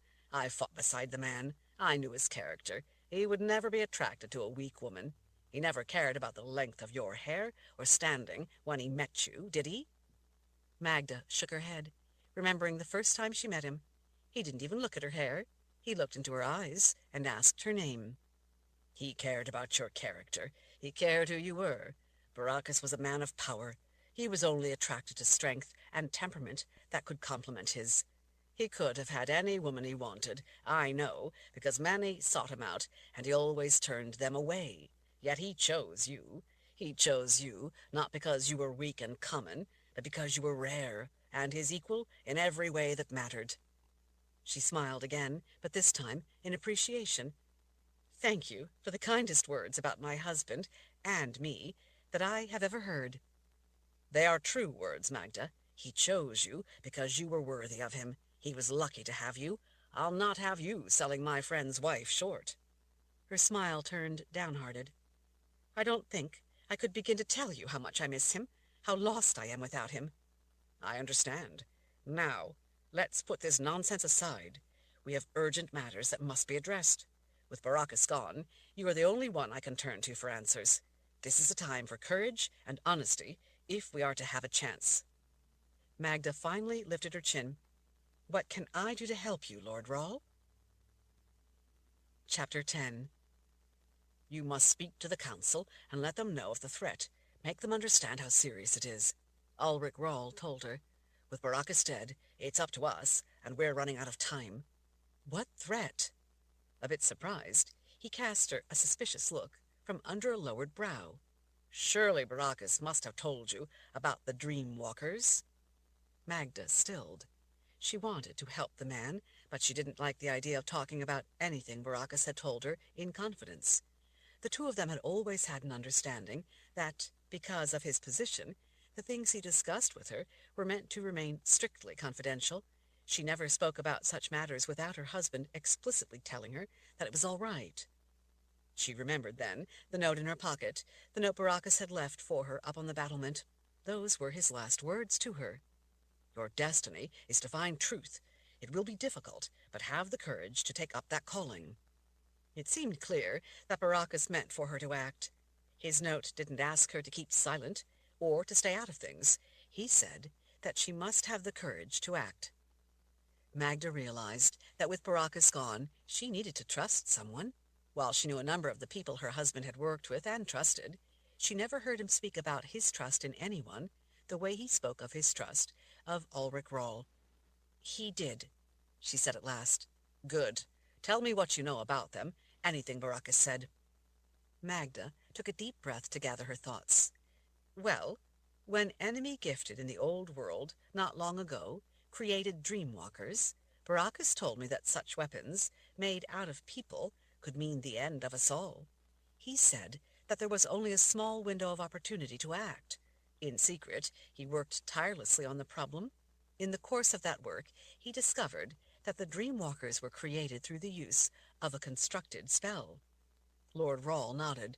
He told me that much of it when he traveled through the Sliff to warn me about the dreamwalkers. Magda bristled at the mention of the Sliff. She hated that creature made from a woman. The Sliff took Baracus away from her to travel great distances in a short time, yet one more of the abominations created by wizards out of human beings. Magda reminded herself not to be so harsh. Had not wizards created some of the things they did, all of them would be dead by now, or worse. There were wizards who created weapons, such as the Dreamwalkers, to cause harm, but there were many wizards who used their ability to create things that saved a great many lives. The Sliff, as much as Magda didn't like her, was one of those things. Baracus and I discussed the situation and made plans as to how we could deal with the Dreamwalkers. Lord Rawle said, but I've not heard what happened since. I don't know what Baracus was able to accomplish, if anything. That's one of the reasons why I'm here. Well, because Baracus understood what the spell did, he was able to work in reverse from there to create a close replica, even though it was not entirely functional, of what he believed the constructed spell would have had to be like. From that approximation, he was able to ignite an artificial verification web. Once he had a functioning verification web, he backtraced the spell's unique nodes and core elements to the men who would have created the real one. His brow had lifted in surprise as he listened. "That's quite remarkable. I didn't know that such a thing was possible." She confirmed that it was, with a nod. "I saw it one night. It was a frightening thing, made of glowing lines tracing their way through mid-air. Baracus ignited the web around himself in order to trace the nodes. I was terrified for him while he floated motionless inside it." He eyed her, as if seeing her in a new light. "For one not born with the gift, you certainly have a remarkable grasp of it. I doubt that one gifted person in 100 would even understand what you have just told me." Lord Roll rolled his hand impatiently. "So, what did Baracus do then?" "He had contacts with a shadowy group. I never saw them, and I don't know who they were, but I suspected that they might have been resistance fighters from the old world. He met with them in secret and sent them on a covert mission to the old world." Lord Roll arched an eyebrow. "Did the council know about this?" "No one knew. The replica spell, the artificial verification web, its ignition and node traces, the meetings in the dead of the night with those men, no one knew any of it. Baracus said that with Dreamwalkers, now a reality, it would jeopardize everything if anyone knew about any aspect of it. Not long ago, he came home a few hours before dawn and told me that the men he'd sent had gotten in and killed the team of gifted in the old world who had constructed the Dreamwalker spell. He could share his excitement with no one but me. He was nearly in tears with relief, and said that it meant that in all likelihood such a constructed magic could never again be brought to reality." Lord Roll let out a great sigh of relief. "That was the confirmation I've been hoping to hear. I can't imagine how he managed to pull off such a feat, but all of mankind owes Baracus an enormous debt of gratitude." His frown returned. "What about the constructed spell itself?" Magda leaned in close and lowered her voice. "When he came home that night, Baracus told me that the men had not only succeeded in killing the team that had created the Dreamwalkers, but they had also stolen the constructed spell and brought it back with them. They gave it to Baracus." Lord Roll looked truly shocked. "No." "Yes," she said, with a firm nod. "Baracus showed me the small box made of bone, its sides and lid stitched together with cords made from strips of dried human flesh. Inside was something wrapped in buckskin. He held it out and laid back the folds of buckskin to show me that it held a round thing about the size of a hen's egg. It was as black as a moonless night, like something forged in the darkest depths of the underworld, with shadowy shapes moving across its surface. It looked like death itself brought into the world of life." Magda pressed the flats of her hands to the tense knot in her stomach. It seemed as if that evil thing might suck the very light from the room. Pulling herself away from the memory, she looked back up. When Baracus opened the spell with his gift, it ignited into a framework, taller than he was. It was a structure of thousands of glowing, colored lines of light, all linked together in an intricate circular gridwork, very similar to the verification web he had crafted before. It was both beautiful and terrible all at the same time. Baracus said that when it was used for its intended purpose, it would have been opened around the person who was to become a Dreamwalker. Magda took a few steps away to stare off into the dark end of the room. "I can't imagine being one of the people who stepped inside that thing to become something other than they were born. I can't imagine allowing yourself to become a weapon created by magic." Ulrich Roll watched her in silence for a moment more before quietly urging her on to the rest of the story. "So then he was able to deactivate it?" "Deactivate it?" She looked back over her shoulder at his grim gaze. "Unfortunately, no. He said that it was far too complex to safely dismantle such a thing. He said that he didn't even know if it was possible to deactivate it." Lord Roll rubbed his chin as he considered. "So it's here, then?" She shook her head. "He took the spell with him to the Temple of the Winds, so that it could be safely locked away." "The Temple of the Winds!" Lord Roll let out a deep sigh of relief. "That's the best news I could have heard. And even better, with the team who created it dead, those in the old world will not likely be making another. It would appear so. Baracus eliminated the threat, so maybe we don't stand on the brink of annihilation after all. He rested his palm on the hilt of his sword. Did he say if he was able to terminate the power that had already been unleashed here, in the world of life? Was he able to eliminate those dreamwalkers that had already been brought into being? Magda tapped a finger on a small side table inlaid with silver leaves, as she recalled her husband's exact words. Baracus said, "We will have to deal with the ones they've already created, but at least they will be minting no new dreamwalkers, and no more will be born into the world. That magic is now safely locked away." Then he stared off and under his breath added, "For now." Chapter 11. For now? What did he mean by that? Magda shook her head. "I don't know. That was all he said. He was quiet and distracted after he returned from the Temple of the Winds. I wasn't even sure that he had intended for me to hear that last part of it." What she remembered the most was the way he had held her for a long time, as if she were the most important thing in the world to him. She longed for the feel of his sheltering arms around her again. So why then, if he cared that much for her, and there were so many pivotal issues facing them, had he killed himself?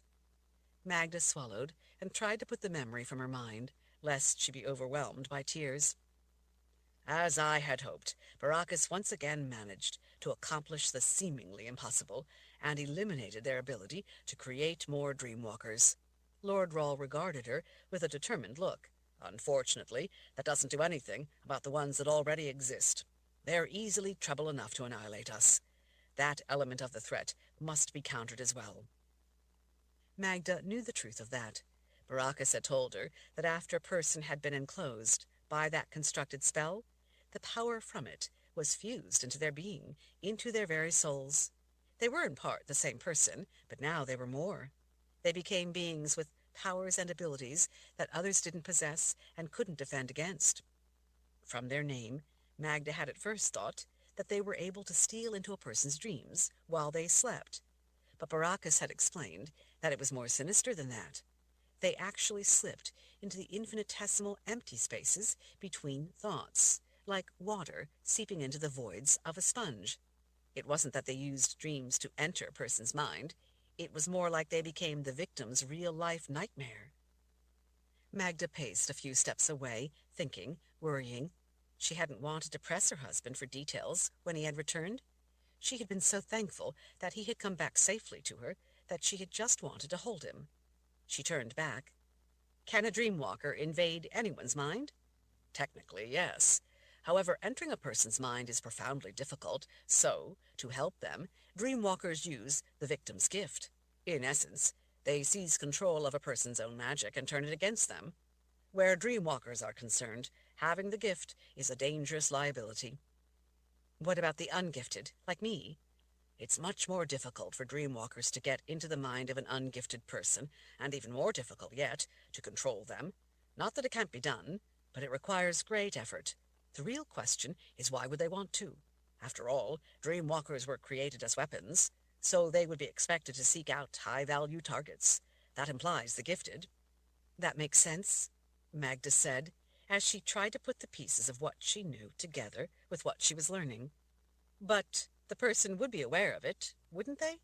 They would know the dreamwalker had invaded their thoughts." "No, not necessarily.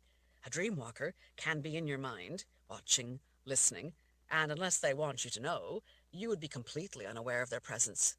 Once there, without you ever realizing it, the dreamwalker not only has access to all your thoughts, he can also overhear anything you hear, plans, defenses, names, anything that might be useful to the enemy. But if he wishes to, a dreamwalker can make his presence known and force you to do anything, or use you for any purpose he chooses. He can, for instance, use you to help him identify other important targets. You would be helpless to stop yourself. A dreamwalker often uses a seemingly harmless individual as an extension of himself, as a tool, in other words, as a surrogate assassin. People who are gentle or even timid offer perfect cover. If he wants, a dreamwalker can force even such a person to assassinate their closest friend or a loved one. A dreamwalker's control is absolute. He can remain hidden and you won't even know he's there, or be an insidious presence, whispering suggestions that you interpret as your own thoughts. If he wishes it, he can make his presence all too clear by exerting complete control over your actions, or, as I've seen with my own eyes, give pain beyond imagining. Magda folded her arms as she paced, her alarm growing by the moment. As she walked past them, she cast a suspicious look at the two towering, silent guards, standing with their broad backs to the doors. Their eyes rarely left her. For all she knew, a dreamwalker could be in their minds. Then they could be here in the keep already. They could already know all our defenses, all our plans. She tapped her temple. For all we know, they could be in our minds right now, listening, watching, waiting to pounce. Lord Rawle's brow twisted with doubt. I don't think so. Dreamwalkers are newly created weapons. They haven't had those abilities for very long. Imagine how difficult it would be for someone newly turned into a dreamwalker to learn to accomplish anything useful. What do you mean? Well, if you right now had the power to enter the mind of the enemy down in the old world, how would you pick a useful person? Even if you knew the name of a target, if you weren't looking right at them, how would you find that one person out of all the millions of minds down there? How would you know who to look for, or where they might be? How would you search for the one mind you wanted? If you were trying to target enemy officials, how would you even know who they were? How would you identify them and then find them? Where would you look? He shook his head. It can't be easy to establish the right links. I have no doubt that they will soon enough be able to spread like a wildfire through our ranks and through the keep. But if we're lucky, we still have a bit of time. Time? Time for what? Dear spirits, Magda said, as she lifted her arms in frustration. We're helpless against them. What good is a bit of time going to do us? We really do stand at the brink of annihilation. Not entirely, Lord Rawle said. Baracus's task was to eliminate the source of the Dreamwalkers. My part in this was to create a counter for the ones who already exist. But without a Dreamwalker, how will you know how their power functions, or be sure what they're capable of?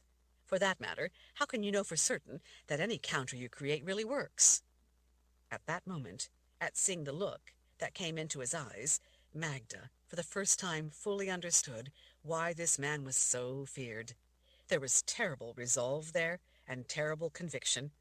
Because, he said, we captured one. Magda was stunned into silence for a moment. You actually captured a dreamwalker? She finally asked. Are you sure? Absolutely sure. How do you know he's really a dreamwalker? There is no mistaking them. Looking into their eyes is like looking into a nightmare. Their eyes are entirely black, black, like that evil thing you described that Baracus showed you and then took with him to lock away in the underworld.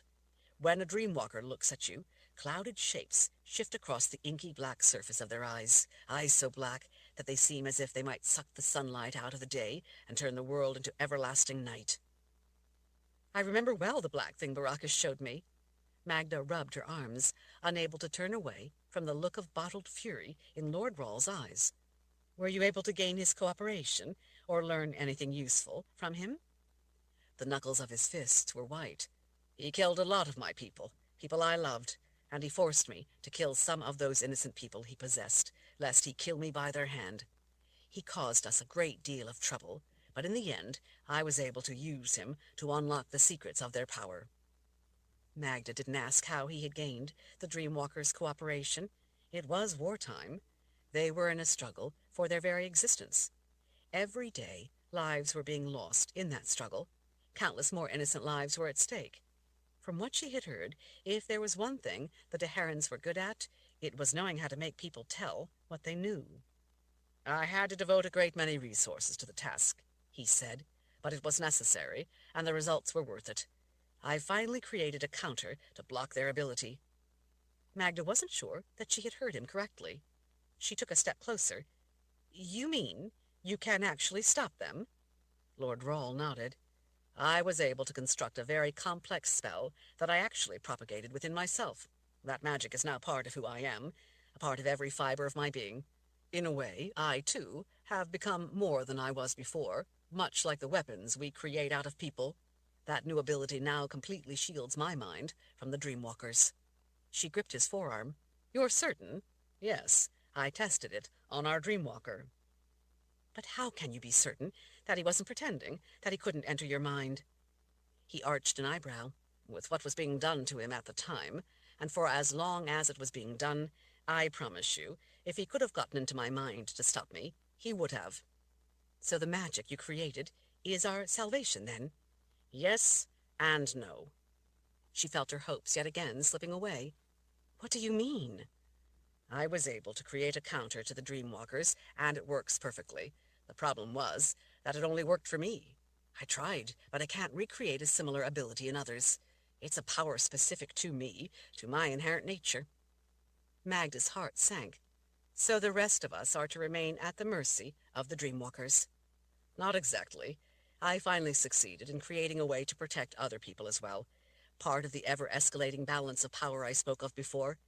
Those in the old world may have gotten a temporary advantage with the Dreamwalkers, but I created a counter for them, and I now have a way for that counter to protect others as well. I can check the enemy's plans. Magda eyed him suspiciously. What's the problem, then? The Central Council. Most of the Daharan lands have accepted the solution I've created and are now safe from the Dreamwalkers.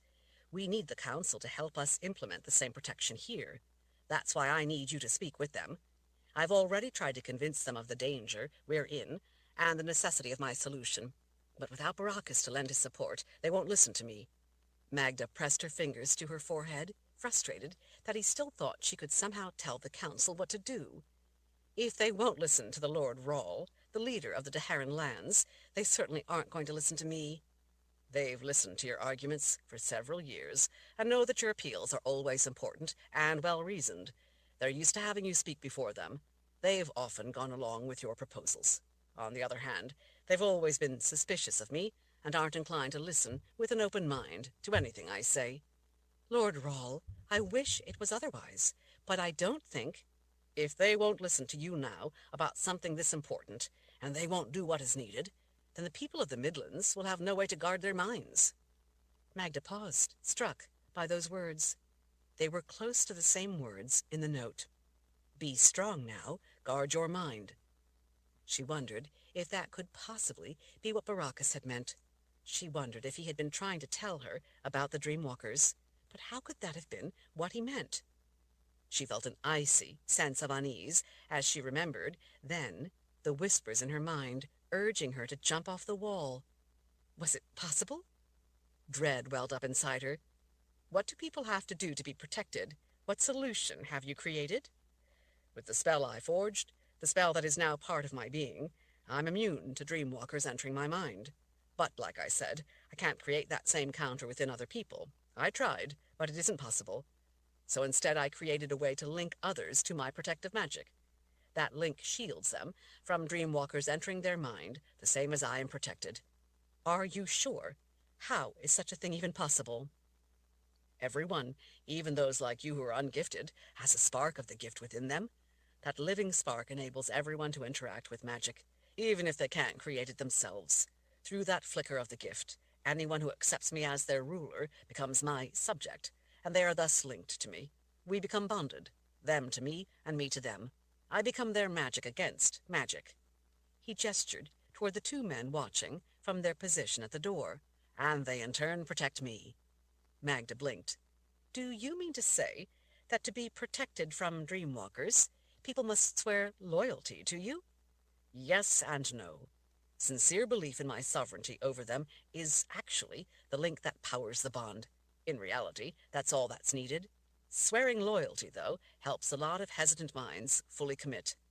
How can simply swearing loyalty possibly accomplish such a thing as powering this link to your ability? It's not the swearing of loyalty that's the real secret of it.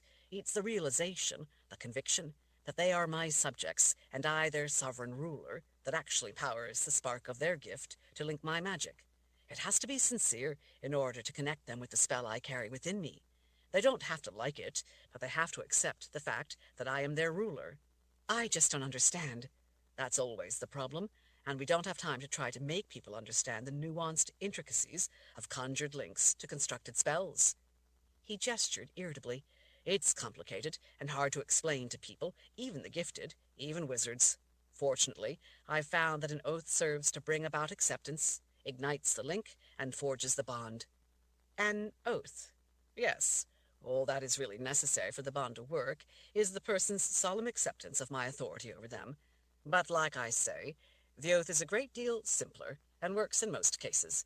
It's nearly infallible if fear is a component, fear of dreamwalkers, or even fear of me. Fear triggers need.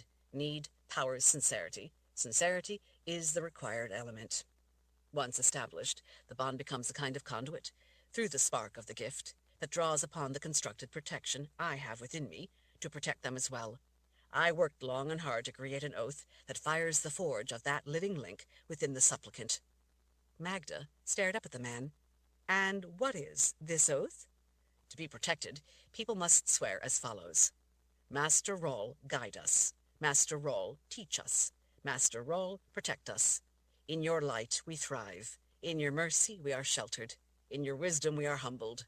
We live only to serve. Our lives are yours. Magda was stunned.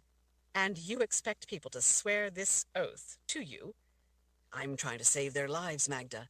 He gestured dismissively, but calling it an oath does motivate some people to refuse. So I instead call it a devotion. Softens it a bit. I find that it works with near certitude if it is delivered from a kneeling position, bent forward at the waist, forehead to the floor. Something about kneeling and swearing loyalty helps build fear and makes it real to the supplicant. No wonder the council had rejected Lord Rawl's plan. He was asking them to help him rule the entire new world. Chapter 12. From the things her husband had told her in the past, and from what she had learned from Ulrich Rawle, Magda was coming to fully grasp the mortal danger they were in. It was only a matter of time until the Dreamwalkers learned to use their abilities to find their way into the minds of those in the Wizard's Keep. If something wasn't done to protect people, such an event would be the beginning of the end.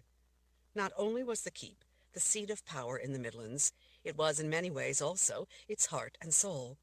The council lived and worked there, but so did representatives from various lands, along with military officers, administrators, and officials of every sort. Perhaps even more important, while vast armies along with gifted support clashed in the field, some of their most brilliant wizards lived at the keep, working on everything from counters to the weapons being created in the old world to new weapons of their own. Those gifted, down in the lower reaches of the keep, worked day and night, many in secret, on things that Baracus rarely talked about. Magda remembered Tilly's chilling gossip about some of the projects. While Magda didn't necessarily believe everything Tilly said, she knew that it likely wasn't far off the mark. If the council didn't go along with Ulrich Rawle's plan, and the gifted didn't come up with a counter of their own, the new world would be lost. But on the other hand, it meant making Ulrich Rawle more than a mere king. It meant making him the ruler of the entire new world. It meant allowing him to create an empire and make himself its ruler. Even if Magda could influence the council, would she want to be a part of such a thing? Would Baracus have wanted her to? She remembered then, being up on the wall earlier that same day, seemingly in a fog, preparing to throw herself to her death. Even though it had only been hours ago, it was beginning to feel more like a dream in the dim past. Had she really been serious? Had she really, in her heart, wanted to die? To kill herself? Of course she was still heartbroken, and the future still seemed bleak, but not in quite the same way. She remembered the whispers urging her to jump. Was it possible? If it was true. Her mouth felt as dry as dust. I see what you mean, Lord Rawle. Magda laced her fingers together as she paced off a few steps, trying to come to grips with the enormity of everything that had happened. In the last few days, her life had been turned upside down. Everything had changed. Despite the uncertainty of the war, her husband had been her security. Now there was no more security. Now she had only herself to rely on. Then you must act, Ulrich Rawle said. You must do your best to convince the council to help me protect the Midlands from the Dreamwalkers. Magda, staring off into the dark end of the room, where the glow of the candlelight hardly penetrated, finally turned back. She looked up at his grim concern. You're right. I don't know if I can convince them to listen to me, but I have to try. I must find a way to get the council to go along. We have truth on our side. Maybe I can make them see that, and make them see that they must act for the good of us all." He let out a deep sigh as he nodded. "Thank you, Magda. Let us hope that you can convince the council. It may be our only chance." But then pain slammed into her so abruptly, so unexpectedly, so violently, that it took her breath. Magda's muscles locked stiff as the searing pain ignited in her head. It felt as if half a dozen hot needles were all at the same time being thrust into her ears, through her temples, and up into the base of her skull. A razor-sharp spike of pain lanced into the nerves, just below her ears, as if yet more of the searing hot needles were being thrust in, right behind her jaw on either side. Her eyes watered, and her mouth opened wide, but she couldn't make a scream. She couldn't draw a breath. The weight of the terrible agony locked her muscles rigid. Lord Rawle frowned. "Magda?" She could see the puzzled concern on his face, but she couldn't speak to tell him what was happening. She wanted to scream, but she couldn't do that either. Mostly, she wanted to somehow make the unexpected, savage pain stop. She couldn't endure it for another moment. As much as she wanted to live, she welcomed death, if only it would bring her release. In that helpless, desolate instant, she knew. The initial violence of the pain unexpectedly eased up just a bit. She didn't know if it was a depraved game, or if the crushing hurt was going to ram back in at her again with even more force. In that brief break, Magda gasped a breath. Before she could cry out, the pain slammed into her again, but with immensely more force than the first time. She hadn't thought it possible for it to hurt more, but it did. The startling power of it left her senseless. Staggered, she began to lose her awareness of where she was. Her skull felt as if it were being slowly crushed. A powerful blow came out of nowhere, like a bolt of lightning, striking her in the middle, doubling her over. Her muscles strained against a force squeezing her chest. She heard snapping and felt her ribs break, sending yet another kind of pain ripping through her. In insufferable torment, her eyes wide, she saw Lord Rawle rushing toward her, yet his movement seemed impossibly slow. He almost looked to be a statue, unable to make any headway. At the slow, dreamlike rate at which he appeared to be moving, she didn't think he would reach her before she was dead. She felt something warm and wet running from her ears and down along her jaw. She saw bright blood splattering on the stone floor under her. Magda dropped heavily to her knees. Her vision narrowed to a dark tunnel. Everything seemed far away. She thought she heard voices, but she couldn't make them out, over the piercing, painful, high-pitched noise she was hearing. Just at the dark edge of her restricted vision, she saw Lord Rawle's two big guards draw their swords as they too started toward her. She knew that they now saw her as a threat. The blood running from her ears and dripping from her chin merged into a wet red pool on the floor beneath her. She could feel the wet warmth soaking her knees and dress. Through the stunning torment, through the paralyzing pain spiking down through her head and ripping up through her abdomen, Magda, like the guards, realized what was happening. As disoriented as she was all too aware of the alien presence roaring out from the dark corners of her mind. If the thing within didn't kill her, the guards surely would. Magda recognized that she had only precious moments to live. With that awareness, she realized how desperately she didn't want to die. Despite how much she wanted the pain to stop, she didn't want to die. She had never felt so strongly about wanting to live, but she could feel herself slipping ever closer to the dark rim of the underworld. Magda remembered then her husband's last words on the note in her pocket. "Be strong now, guard your mind, and live the life that only you can live." Lord Rawle was right there, right before her, his boots in her blood. He was leaning down, his hands on her shoulders, as he yelled something. She couldn't hear him. She could hear only the ripping howl of pain in her ears. Magda clutched Lord Rawle's pant legs in her fists as the pain darkened her vision, threatening to blind her. She knew that in brief moments she would not only lose her vision, she would lose consciousness. She knew that she had only those brief seconds before everything was lost to her. She could hear Ulrich Rawle above her yelling urgently, but she couldn't make out the distant words. She could feel his powerful fingers grasping her shoulders as he leaned over her. She knew that this was her only chance, but she didn't know if she could summon the strength. "Master Rawle," she managed in a hoarse voice. Blood dripped from her lips. She could taste it in her mouth. Terror tightened her throat. Her heartbeats came weaker and weaker. She knew that she was about to die. She could feel the glimmer of life itself slipping away. It seemed too much effort to hold on to it. It was even too much effort to draw another breath. Some part of her, though, desperately didn't want to surrender to the lure of release. Magda summoned all her remaining strength and gasped in a last breath. With her lungs filled by that last gasp at life, she forced herself on in a desperate rush, giving herself over to the words, giving herself over to their meaning. Master Rahl, guide us. Master Rahl, teach us. Master Rahl, protect us. In your light we thrive. In your mercy we are sheltered. In your wisdom we are humbled. She put her heart and soul into the words. We live only to serve. Our lives are yours. Darkness passed through her, shadowing her soul. She thought that it must be too late. But then the pain abruptly lost its hold on her. Magda, panting in relief as the full force of crushing torment released her, crumpled to the ground, weeping in lingering agony and sweet gratitude for Baracus's words of guard your mind. They had just saved her life. Baracus had just saved her life. Lord Rahl had just saved her life. Chapter 13. Free of the alien presence, but still in agony, Magda lay in a warm, velvety pool of her own blood. The pain in her head, still radiating into her ears and down through her jaw, was horrific.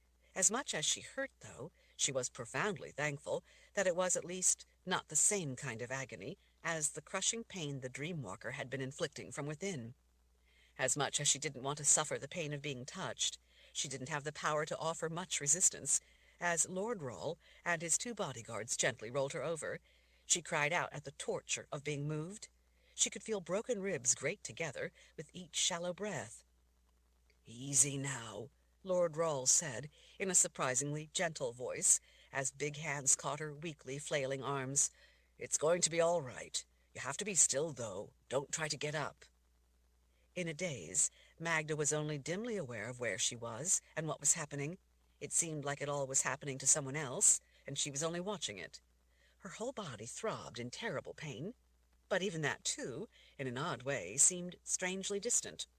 At least that bastard is gone from her now, one of the big guards said. Lord Rahl grunted his agreement before looking down at her. It's going to be all right, Magda. I'm going to help you. Magda nodded. She didn't really know why. She had to swallow back the blood in her mouth. Lord Rahl leaned in closer over her. He had the strangest look in his eyes. Magda realized then that it was fear. At seeing that look, at comprehending that it was fear for her, she started to panic. With a firm grip on her shoulders, he forced her back down. Listen to me, Magda. You need to be still. Don't fight it. Let me do that. She tried to ask what he meant, but the words came out in a jumble that even she couldn't understand. He smiled, just a bit. No need to talk any more.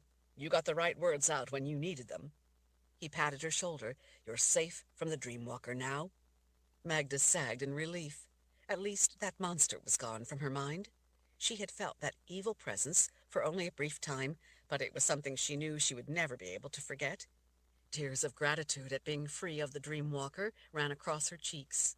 Even if she had to endure the lingering effects of his attack, even if she was to die, she was at least free of his vile presence. I need to get into your mind, Magda. She had just escaped that very thing. She didn't want anyone in her mind ever again. She didn't want to have anyone controlling her in that way. In a panic at the thought of it, she thrashed, trying to escape his grip. Listen to me, he said, as he held both of her wrists firmly in one of his big hands. It will only be to heal the damage. You're still losing a lot of blood. I have to hurry. You have to let me help you. Just lie still and don't fight me, all right? Can you do that? Can you trust me? It will be easier if you do. This was a chance at life. This was a chance to be pulled back from that terrifying dark void. She had fought for her life. She couldn't let herself slip beyond the veil. At last, she let the tension go from her muscles and nodded. Thank you, Master Rahl, she managed with the greatest of effort. He offered a brief smile before putting his hands to either side of her head. His hands muffled the distant sounds of the world, muffled. What she only then realized was the sounds of her own sobs. She looked up at him, and his blue eyes reminded her of looking up into a blue sky.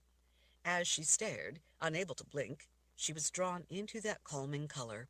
His eyes became the sky.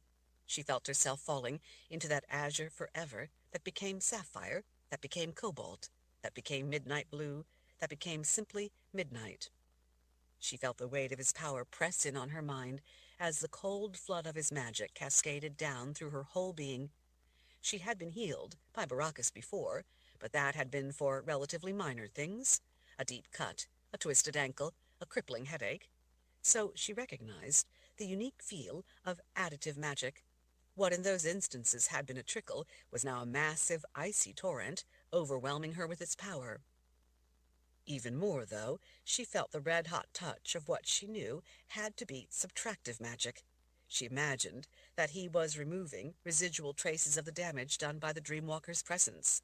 She gasped at the sudden, sharp, searing heat deep inside her ears. She recoiled at the smell of burning flesh, realizing that he must be cauterizing the wounds to stop the bleeding. Even though she felt lost in a strange, empty place, she knew that she was not alone. He was there with her, working, trying to help her. It was something like when the Dreamwalker had made himself known in her mind, but at the same time, it was the opposite side of that alien presence.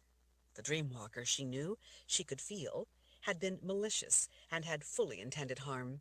This, by contrast, was a benevolent presence.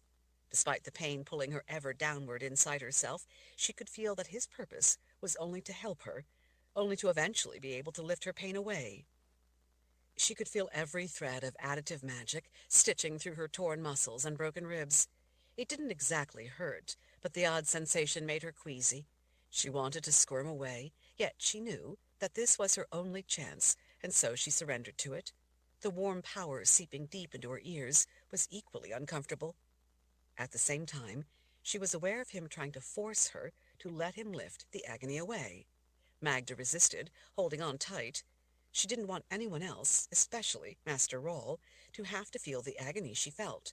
She clutched it tight, trying to shield him from the full force of the suffering. It did no good. He was stronger than she was. With a fearful sense of concern for his safety, she felt the pain's grasp slipping from her. With that impediment lifted away, his gift was able to twist down through her inner being, going deeper into her core in order to heal her. As she felt the last of that icy agony stripped away, she reveled in the mercy of being free of it, and at last began to feel the warmth of his healing magic warming her. She hung suspended in that glowing warmth, only distantly aware that anything else existed but that comforting support. Magda lost all sense of time. She didn't know how long she floated in that place of serenity. It could have been mere moments, or it could have been days. In that silent void, time lost all meaning. In that strange inner place, time ceased to exist. Gently, she became aware that it had ended. Her eyes at last opened, and the room around her came into focus. She realized that she was lying on a couch. Lord Rawle stood over her, his brow beaded with sweat. He looked exhausted.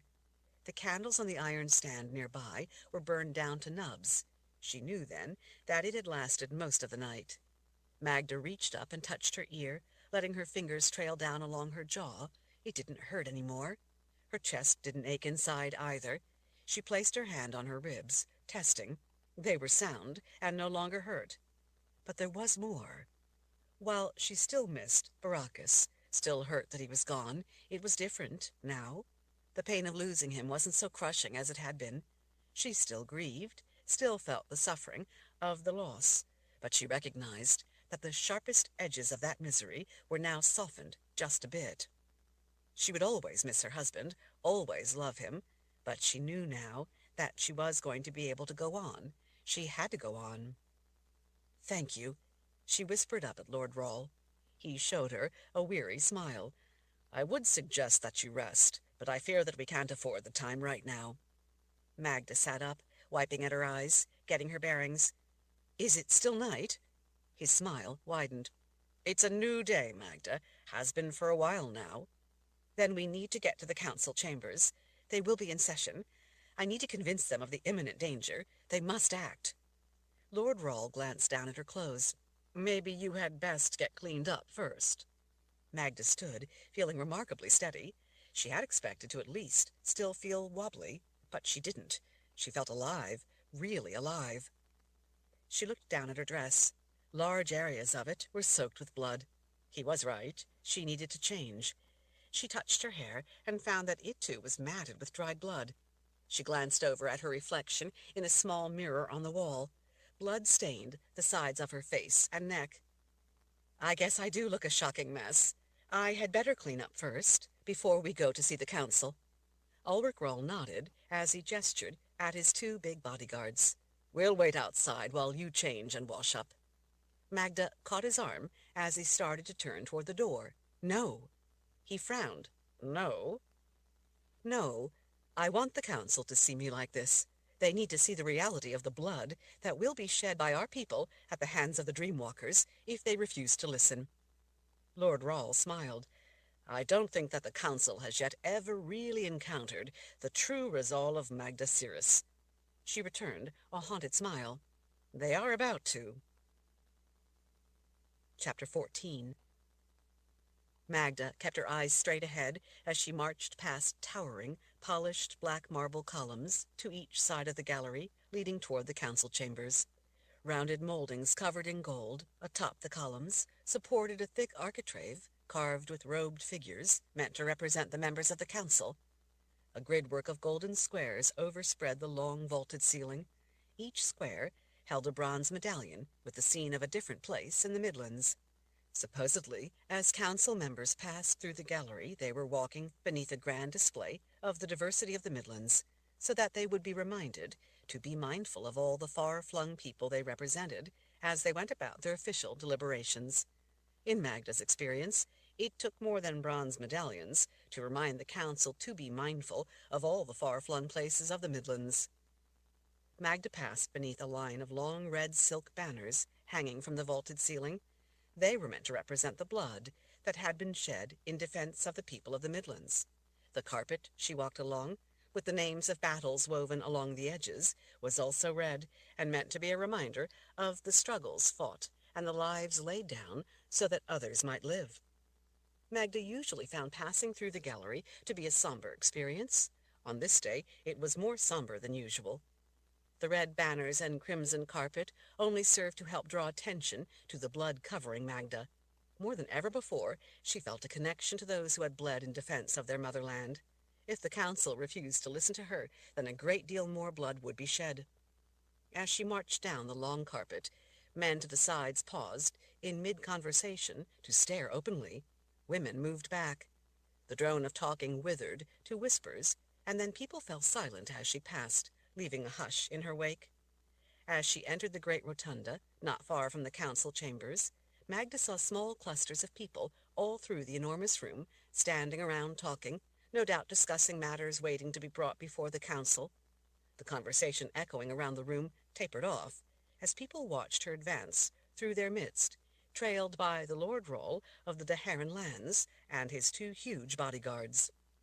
Overhead, the high windows around the lower border of the golden dome let in early morning sunlight to bathe the towering, reddish marble pillars around the edge of the room in harsh light. Between the columns, against the stone wall, stood imposing statues of past leaders. Magda knew that one day a statue of Baracus would take up a place of honor in this room leading to the Central Council.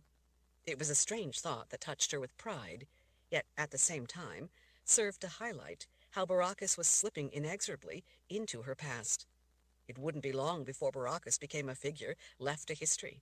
People would no longer come to know him. They would only know bits and pieces about him. She wondered if the stories people in the future learned would bear any resemblance to the reality she had known with Baracus. History, like memories themselves, tended to become distorted with the passing of time, or worse, corrupted with the agendas of those writing it. As much as she wished it were otherwise, Magda could do nothing to alter the past or to bring Baracus back. He was now in the hands of the good spirits. Meanwhile, life went on. He had wanted her to go on. The great mahogany doors to the council chambers stood open, as they usually did. The doors were 3 times her height and as thick as her thigh. both sides carved in intricate designs meant to represent spells, although they were not actually spells. As Baracus had often told her, drawing out real spells was dangerous. The intention was to remind all that it was the gift that guided them in everything. The open doors were meant to convey a sense of the council's openness, but Magda knew that it was an illusion of receptivity. Where the council was concerned, nothing was as simple as it seemed. At the great doors, the guards posted to either side, their pikes standing perfectly upright, saw that she didn't intend to stop. Their pikes tilted as they hesitantly stepped away from their positions onto the great seal set into the stone before the doors. One of the guards lifted a hand out, thinking she needed assistance. "Lady Searus, you're hurt. Let me get someone to help you." "Thank you, but the members of the council are the only ones who can help any of us." "I'm afraid that they're in session," he warned. "Good," she said, as she pushed his pike up out of her way. "Lady Searus," the other guard said, "I'm afraid that the agenda is full for today, and they are not taking up any new business." "They are now," she said, on her way past. The guards weren't sure what they should do. They knew her quite well, as the wife of the first wizard, who often spoke to the council. But even though they knew her, they were not accustomed to women with short hair walking in to speak to the council. More importantly, though, she was covered in blood, and they didn't know why. If the keep was under attack, they clearly needed to know about it, but then so did the council. Other guards inside the council chambers started to close in to slow her until they could find out what was going on.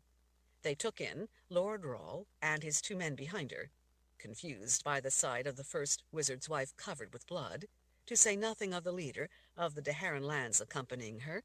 They finally parted, apparently thinking that stopping her could potentially be more trouble than letting her through. Not only was Lord Rawle a dignitary, but it was the council, after all, that decided who would speak. Magda was glad that she had told Lord Rawle to leave his small army waiting in the corridors farther back and out of sight. Having a force of armed men try to enter the council chambers would only have complicated matters. Once inside the big doors and past the knot of guards, she turned back to Ulrich Rawle. She put her hand on his chest to urge him to a halt. "Why don't you wait back here? Your presence beside me will only make them think that I ask this on your behalf." His brow creased with displeasure as he stared off at the council on the dais in the distance, at the far end of the room. He shifted his weight and hooked his thumbs on his belt. His blue eyes finally turned down to her. "As you wish." Magda offered him a brief smile before she turned her attention to the room she had visited many times. A runner of blue and gold carpet leading off toward the council split the grand room. Fluted mahogany columns supported soaring arches to the sides. Leaded windows high up in the arches let in muted streamers of sunlight. Below the windows, balcony galleries held seating for observers. The seats were packed, which told her that the council was not dealing in restricted military matters. The open floor beneath the balconies had no windows, making it a rather dark and gloomy place. The windows up high were meant to represent the light of the Creator, while the darker regions down below were a reminder of the eternal darkness of the afterlife in the underworld. It was a subtle reminder of the forces of nature, life and death being the most notable, that always had to be held in balance. Groups of people who had come for an audience with the council crowded the floor farther off to each side, beneath the shadows of the balconies. As was often the case, there were military men in dress uniforms, with clusters of staff around them, officials in dignified robes, with color-coded bands to denote rank and position, wizards and sorceresses in simple robes, and aides accompanying well-dressed, important women. As in most places in the keep, there were even children here and there with their parents. The sunlight slanting in through the windows, high to the right, revealed a slight haze from men smoking pipes, as well as the dust that the constant traffic carried into the vast room. As she marched down the blue and gold carpet and through isolated patches of sunlight from windows that had been designed to let the light penetrate down to the center runner, no one could miss Magda's blood-soaked dress. She knew from seeing herself in mirrors that her face and hair were quite a sight as well. Despite the relatively hushed quiet of the room, out in the world a war raged. Baracus had confided that the fighting was horrific. Men died by the thousands in desperate battles, their bodies torn apart in the mad rush to attack or defend. The fury, the panic, the blood, the noise, the desperation were said to be beyond imagining. In contrast, the vast room where the council went about its stately work was an ordered and dignified place, where business was conducted at a measured pace. Panic, blood, and naked desperation seemed very far away. Magda knew that it was an illusion, while everyone worked very hard to preserve the appearance that this place was the balance to the madness of war, that war was on every mind. As in the outer halls, people quietly discussing business fell silent as they spotted Magda marching resolutely along the long ribbon of carpeting through the center of the chamber. Most of these people knew her. Most of them had seen her standing before the flames that had consumed her husband and their beloved leader. Many had come to her to offer their condolences. Atop the dais, the council sat at a long, ornate desk that curved around in a half-circle. Staff and assistants sat at the desk beside them. Even more sat behind.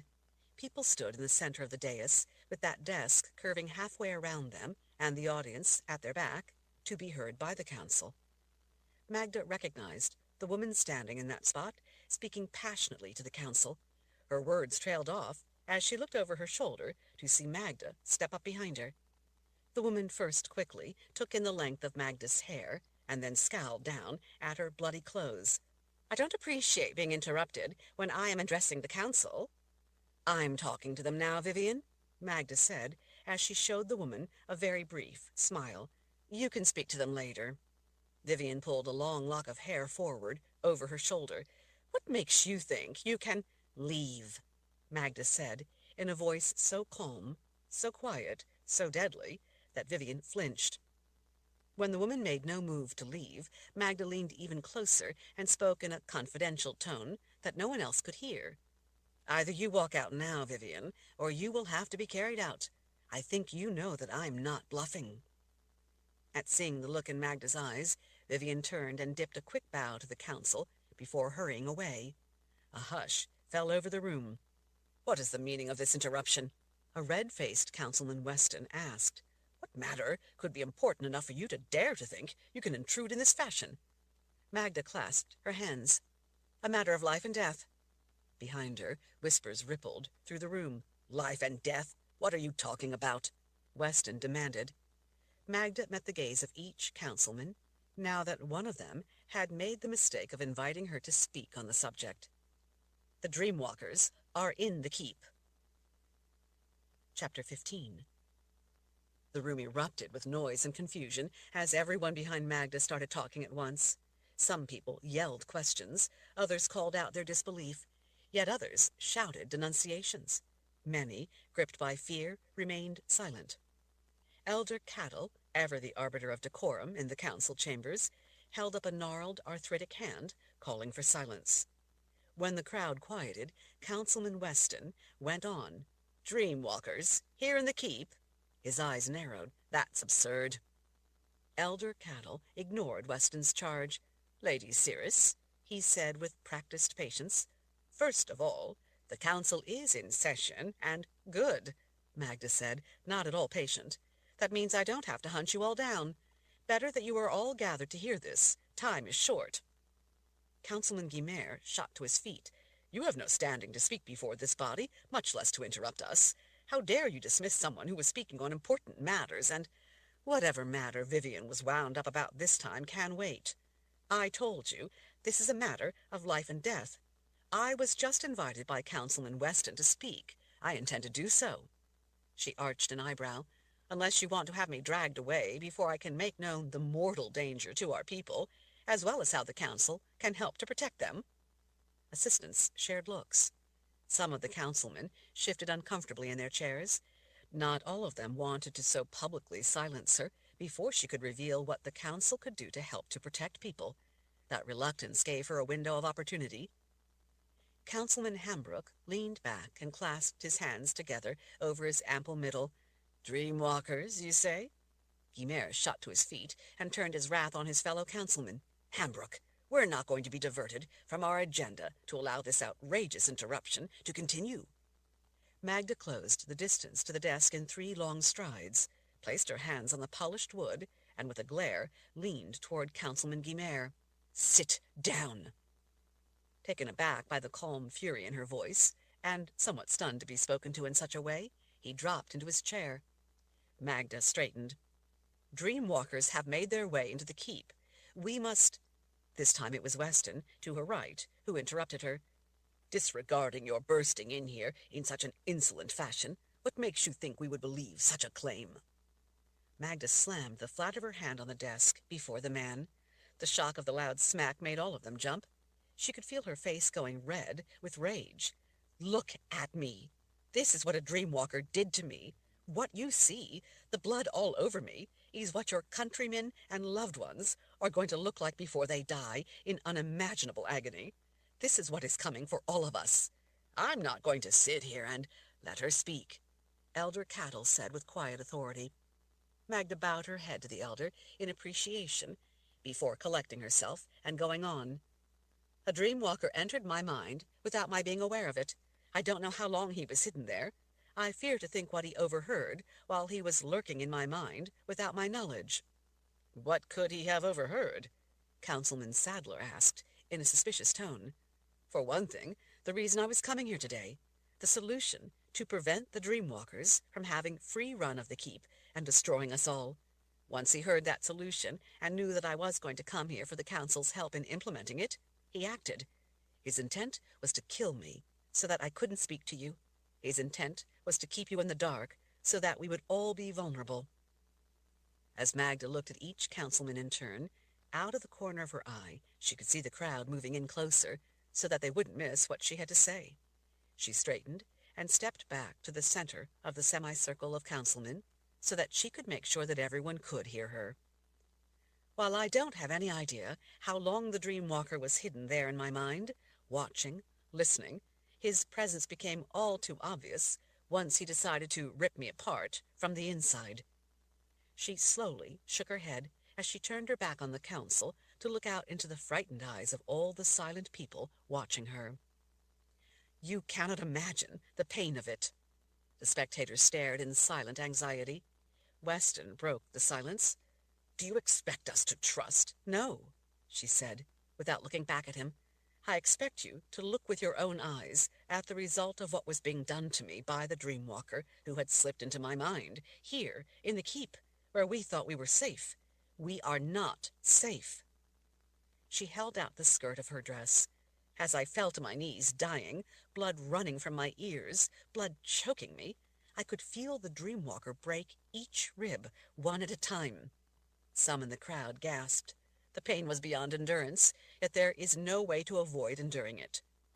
She walked slowly across the dais to be sure that everyone out in the crowd, as well as all those behind the desk, could get a good look at the blood all over her.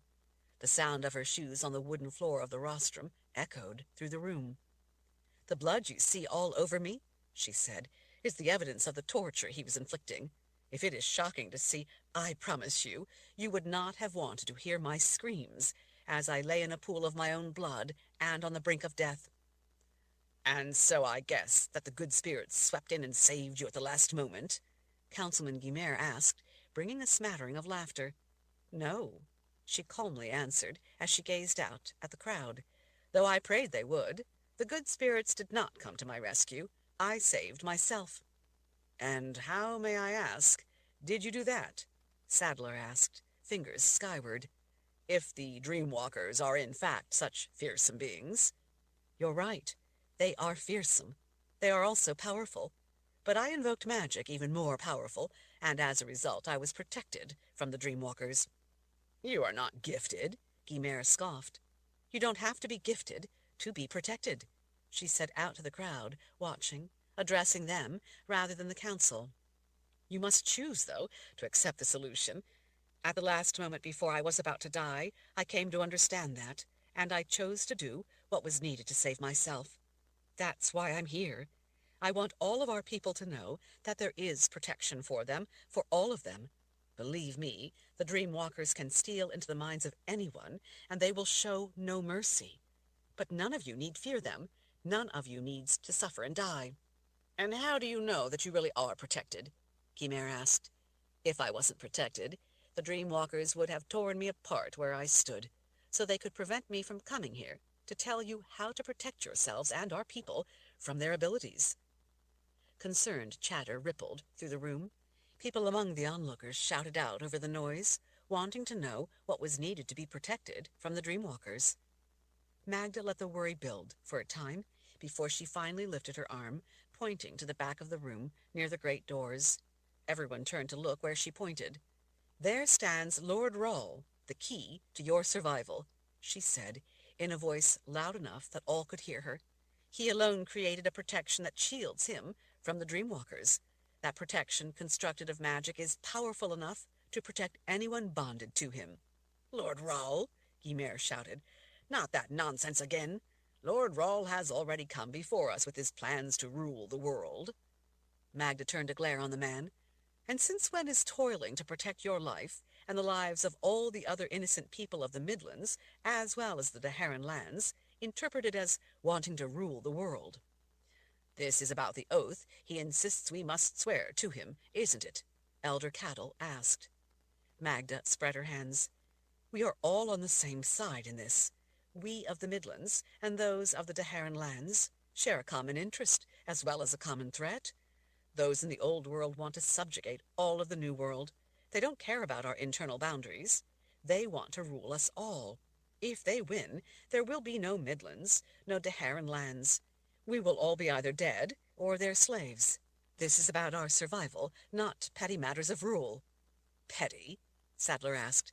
"I don't see bowing to the rule of Lord Rawle as petty."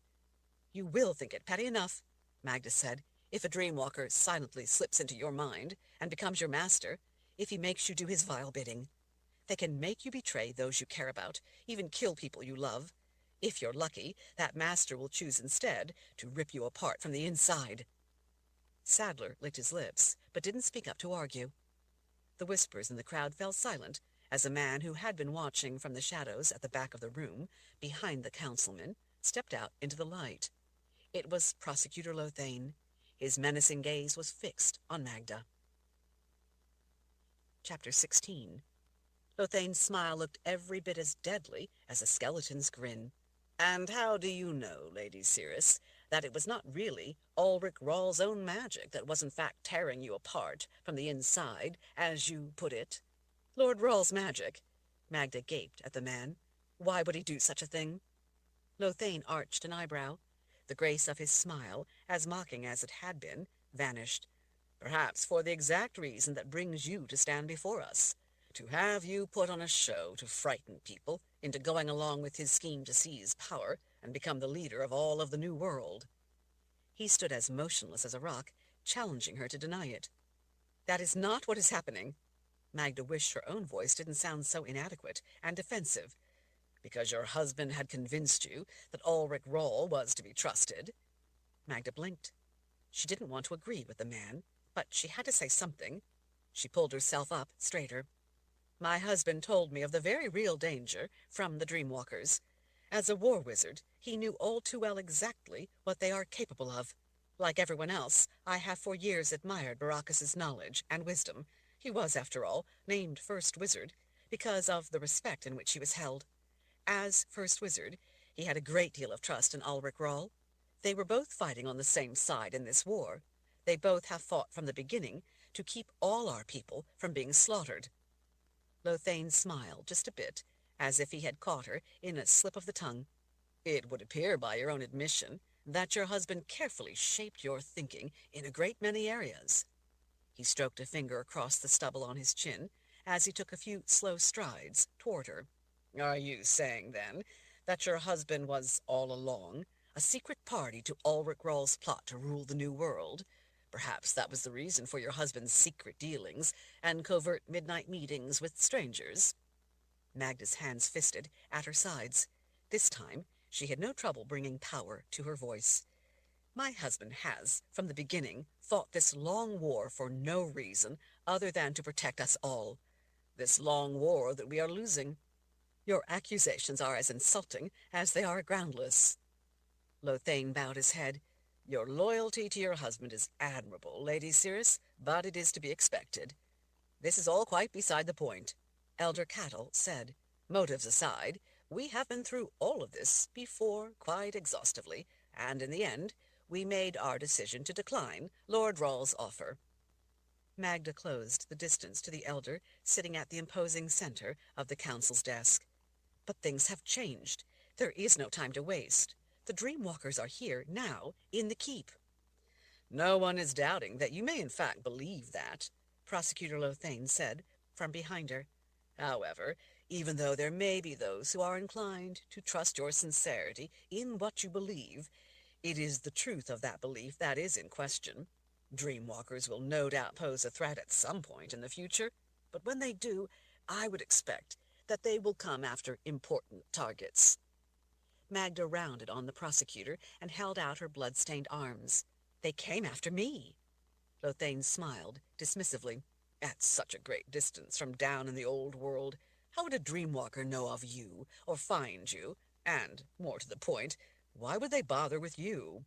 But Ulrich Rawle was in the keep, right there in the room with you, and he had motive enough to want to make you believe it was a Dreamwalker who was attacking you." "That's absurd," she said. "The Dreamwalkers are real and a threat." "Of course they are," Elder Cattle said. "But in any event, we have decided on our own solution to protect our people." "Your own solution?" Magda's brow twitched into a frown as she rounded on the elder. "Surely you don't mean the towers?" Councilman Weston, to the side of the elder, leaned forward, his hand clenching into a fist on the desk. "We don't need to hear your skepticism of a matter that is the council's concern, and not a topic meant for public discussion." Magda knew that, for obvious reasons, they would of course want to keep the true nature of the project a secret. Baracus had never agreed to the proposal, or to keeping the plan a secret.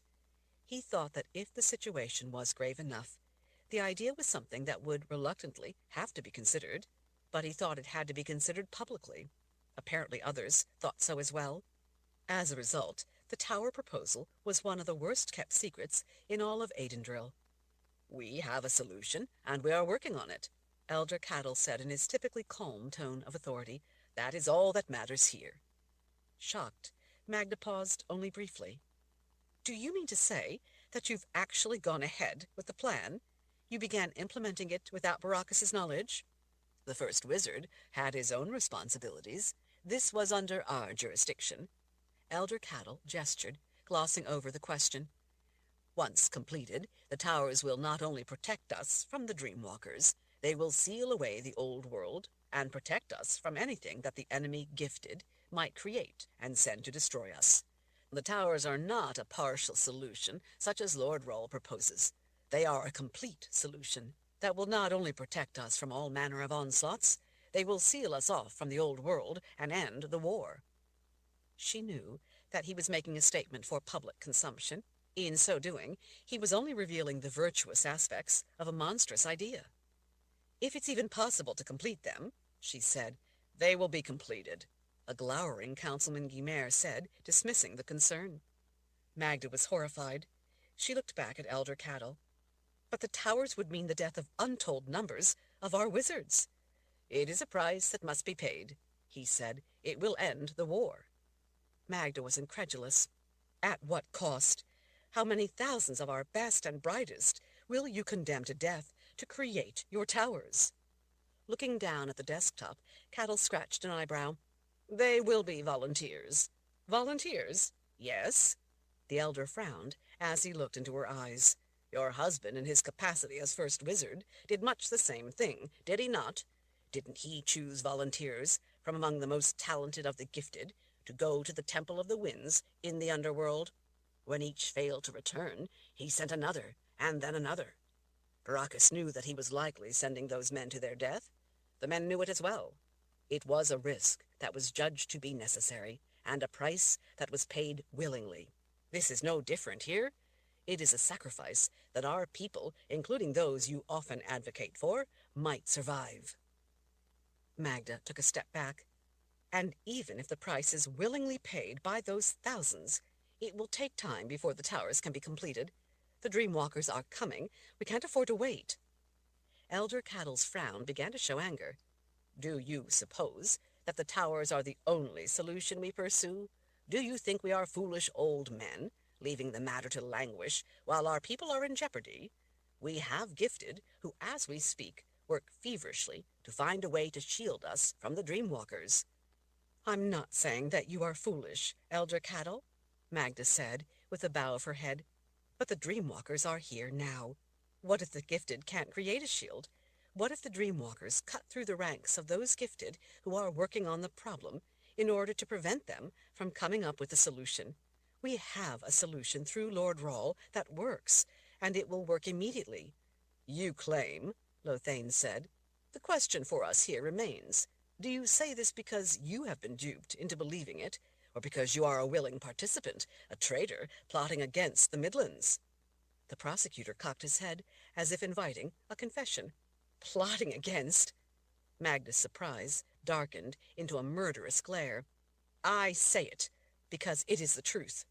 So you say. It remains to be determined what Baracus may have been up to.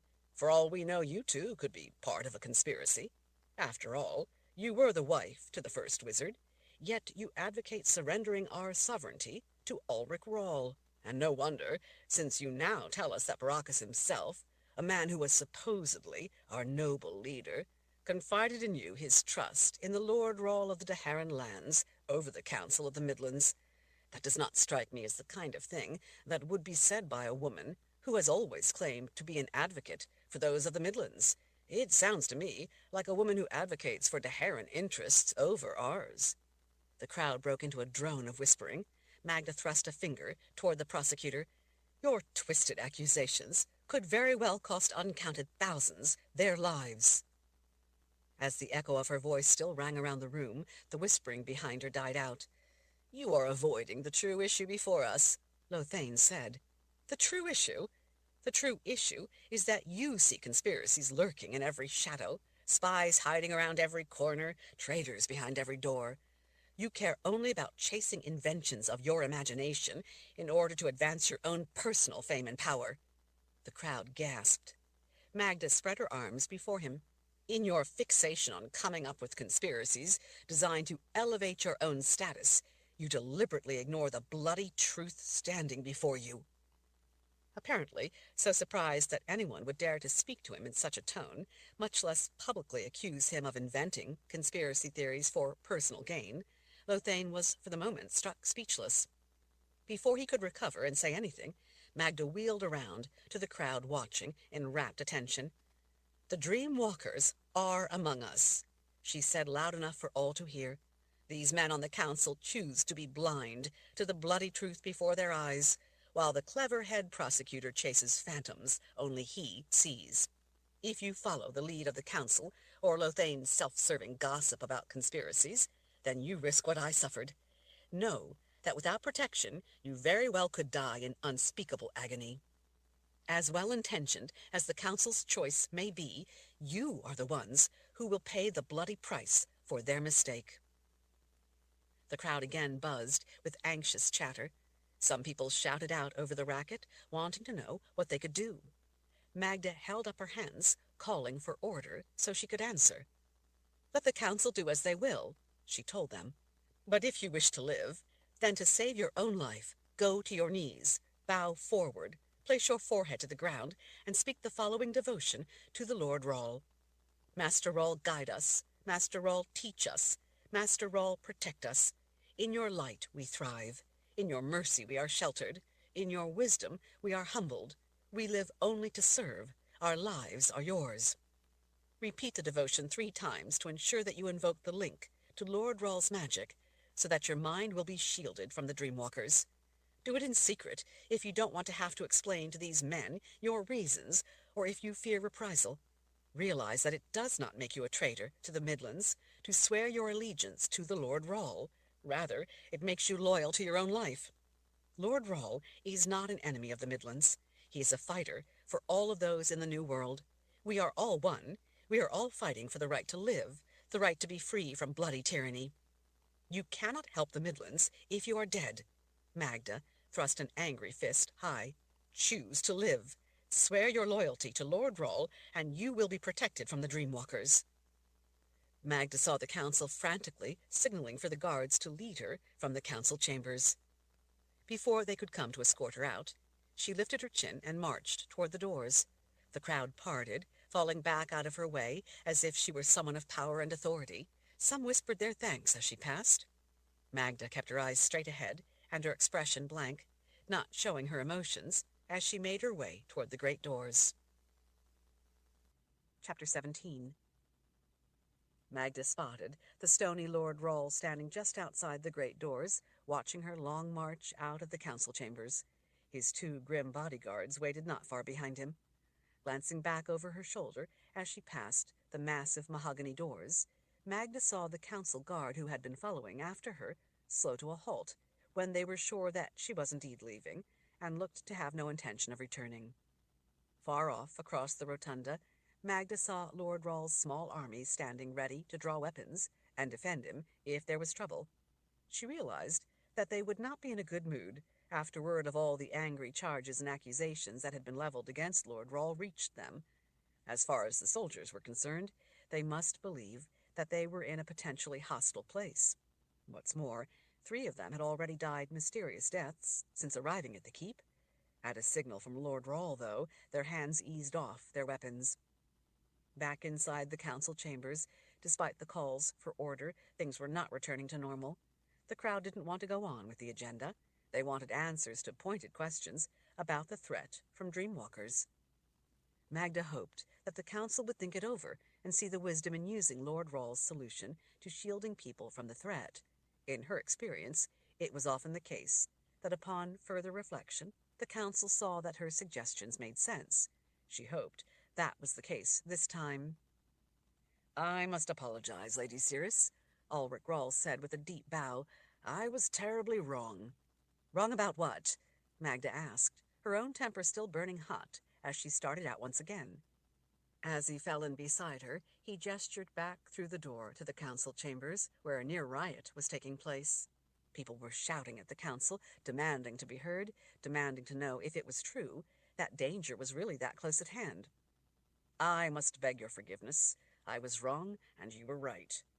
He leaned down toward her a little and arched an eyebrow.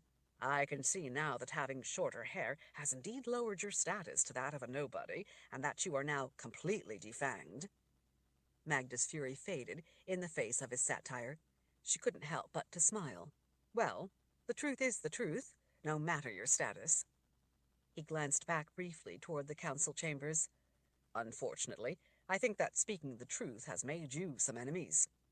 Magda's smile faded. "I almost died twice this day. The second time you brought me back as I was passing through the veil into the world of the dead.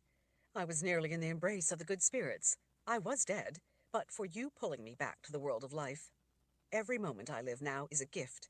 All anyone can do is return me to that place where I should rightfully be. If I am to live, then I will live free of pretense." "You're wrong that you should rightfully be dead, Magda.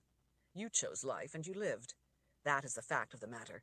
We can't live our lives according to what might have been. We have to live by what is. You're alive, and that is what's important." To Magda, though, life without Baraka seemed dismal and empty.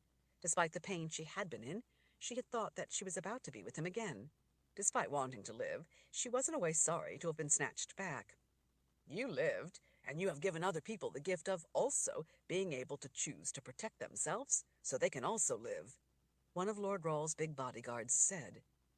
Ulrich Rawle glanced back at the man and nodded. "The choice is now their own, not the council's." He turned his attention back to Magda. "But by helping people make their own choice, you have put yourself in jeopardy. Perhaps you should come back with me to the People's Palace. You will be safer there." With the world at war, Magda wondered if there was such a thing as a safe place. If one place fell, then the next would come under siege until it too fell. Eventually, there would be no safe place left to run to. Either the new world survived together, or all of it would fall under the swords of the invaders. Though he didn't return the stares, people watched Ulrich Rawle as he passed. Their eyes betrayed their fear of the imposing figure of Lord Rawle, a man that few in the keep had ever seen, but they would have heard the stories of him. As they passed through the great rotunda, she noticed others, back in the shadows, a collection of worried people who glanced her way As they talked quietly among themselves, she saw the silent dread in the eyes tracking her. In that moment, she realized that while some feared Lord Rawle, most of the others were not watching him. They were watching her as she passed by. They were looking to her for something, for answers, or salvation, or maybe simply a reason to hold out hope. They weren't seeing her short hair. They were seeing Magda Searus, a woman covered in blood, who had declared that it didn't have to be. Magda finally shook her head. I grew up in Aidendrill. Since I married Baracus, I've lived in the keep. This is my home. We are at war, and my home is under threat. I have to stay and fight for it. These are my people. I have to stay and fight for them. People are accustomed to doing as the council says. I don't know if any will choose to become bonded to you and your protection, but at least I'm shielded from the Dreamwalkers. That means I will be better able to fight for these people. Maybe I can convince others to join in accepting the same protection. Besides, the Dreamwalkers are not the only threat. There are things going on that don't make sense to me. I know that Baracus, too, always thought that there was something wrong here at the keep. Lothain's conspiracies? Magda pursed her lips as she considered. Knowing my husband, I don't think it's that simple. There is something terribly wrong here, something much deeper. What do you mean? Well, for one thing, the temple team was supposed to take the most dangerous things of magic away into the temple for safekeeping. They betrayed us, supposedly, to help protect mankind from the tyranny of magic. But they've all been caught and put to death. Magda was beginning to think that whole story was too simple, too neat and tidy. She was beginning to wonder if they all really were traitors. But how could such men turn against us? How is mankind suffering under a tyranny of magic? Dear spirits, they were wizards, creatures of magic. They weren't tyrants. For the temple team itself, 100 men, to have been working for the enemy was horrifying. No one, not even Baracus, had suspected such a thing. So if no one suspected, do you really think that Lothain managed to catch and execute every last one of the traitors? It is hard to imagine such a widespread conspiracy here at the keep, and especially among such trusted men. But I'm sure that Lothain tortured confessions out of those men before they were executed, and would have rounded up any others if there were any. You told me that 3 of your men died mysteriously since arriving here, she reminded him. There is that, he said. Baracus left me a note. It was his last words to me. He told me that my destiny is here. He asked me to have the courage to find the truth. The truth? The truth about what? Magda let out a deep sigh. I don't know. How do you know that the note really meant anything specific? Maybe Baracus, knowing your nature, simply wanted to let you know that you were in his heart. In that note, he told me to guard my mind. Lord Rawle missed a step. Guard your mind? You mean from the Dreamwalkers? She cast him a sidelong glance. You tell me. Some of his long blonde hair fell forward over his shoulder as he looked over at her. So you think he also wanted you to stay here? Yes. He said that my destiny is here.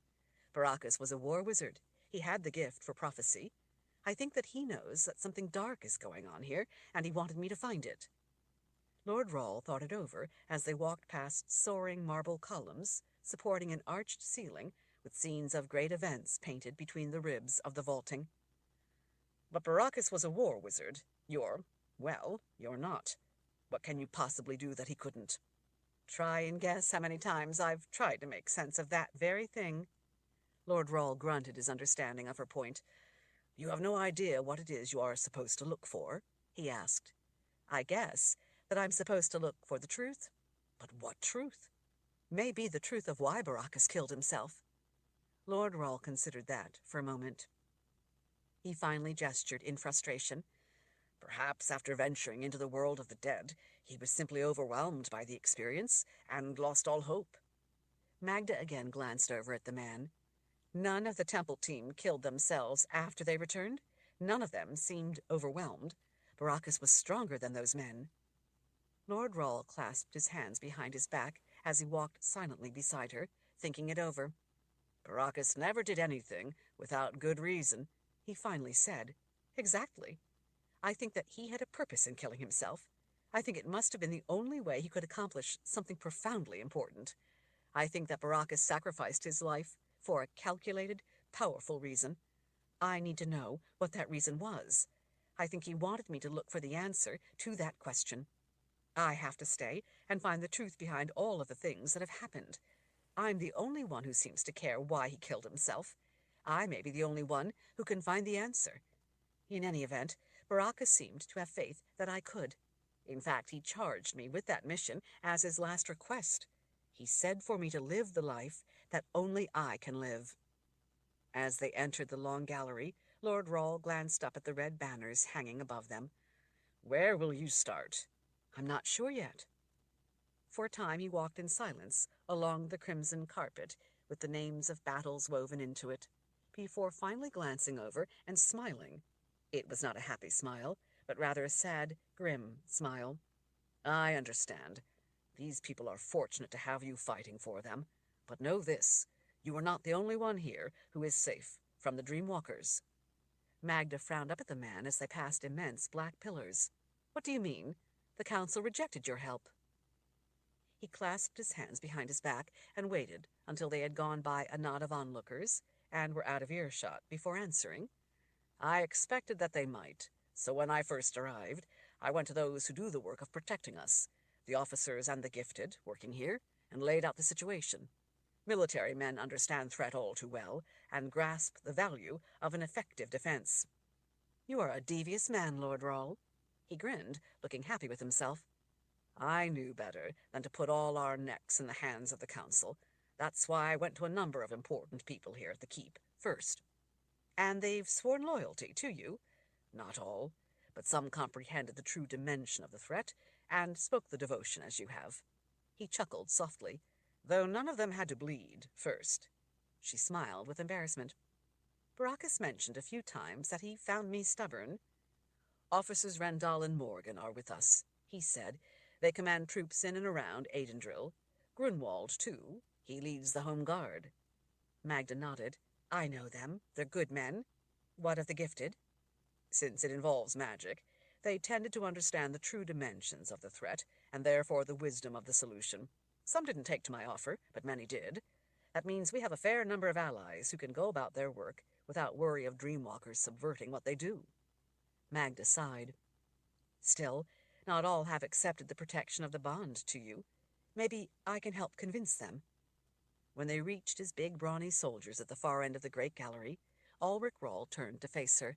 "I have to be on my way. Now that I've done what I can here, there are pressing matters that I must attend to." Magda looked up into his blue eyes. "Before you go, tell me something, if I can. Are the council and prosecutor right? Are you after rule? Is power what you really care about, what drives you? Is that why you created the bond to work in the way it does, so that people must swear loyalty to you? The truth now?" He hooked his thumbs in his weapons belt as he gazed down into her eyes for a time. His intent resolve didn't waver. "Know this, Lady Searus. I have agents in the old world as we speak. They seek out the Dreamwalkers. They are there to hunt down and kill every last one of those bastards. I couldn't tell you before you were sworn to me, because I couldn't risk the Dreamwalkers learning of it. If my purpose was to rule, I would let the Dreamwalkers live, so that people would have to swear loyalty to me. If the men I sent succeed in the mission I've given them, no one will have any need of swearing loyalty to me." Magda smiled. "Thank you, Lord Rawle. In your wisdom I am humbled." Chapter 18. Holding up her small tin lantern, Magda tried to see ahead into the blackness. She thought that she knew where she was, but she wasn't entirely sure. The dank maze of stone passageways beneath the more heavily used portions of the keep was as black as death, making it all the harder to get her bearings. While up above, many of the areas were expansive, elaborately decorated, and comfortable, the little used passageways Tilly led her through resembled cramped caves. Magda could see the vapor from her every breath lifting into the cool, damp air. Water seeping from joints in the rough stone blocks of the walls had, in places over many years, built up spongy, slimy mats across the floor. At times Magda had to hold her breath against the stench of rat carcasses rotting in puddles of stagnant water. The inky pools reflected flickering yellow lantern light in twisting patterns across the low ceiling. Tilly, are you sure that you're not lost? Walking in front, because the passageway was too narrow for them to walk side by side, Tilly looked back over her shoulder and spoke without slowing. I often go this way, mistress. Other routes are sometimes crowded and noisy. I find that this way is faster, and besides, I would rather be alone with my own thoughts.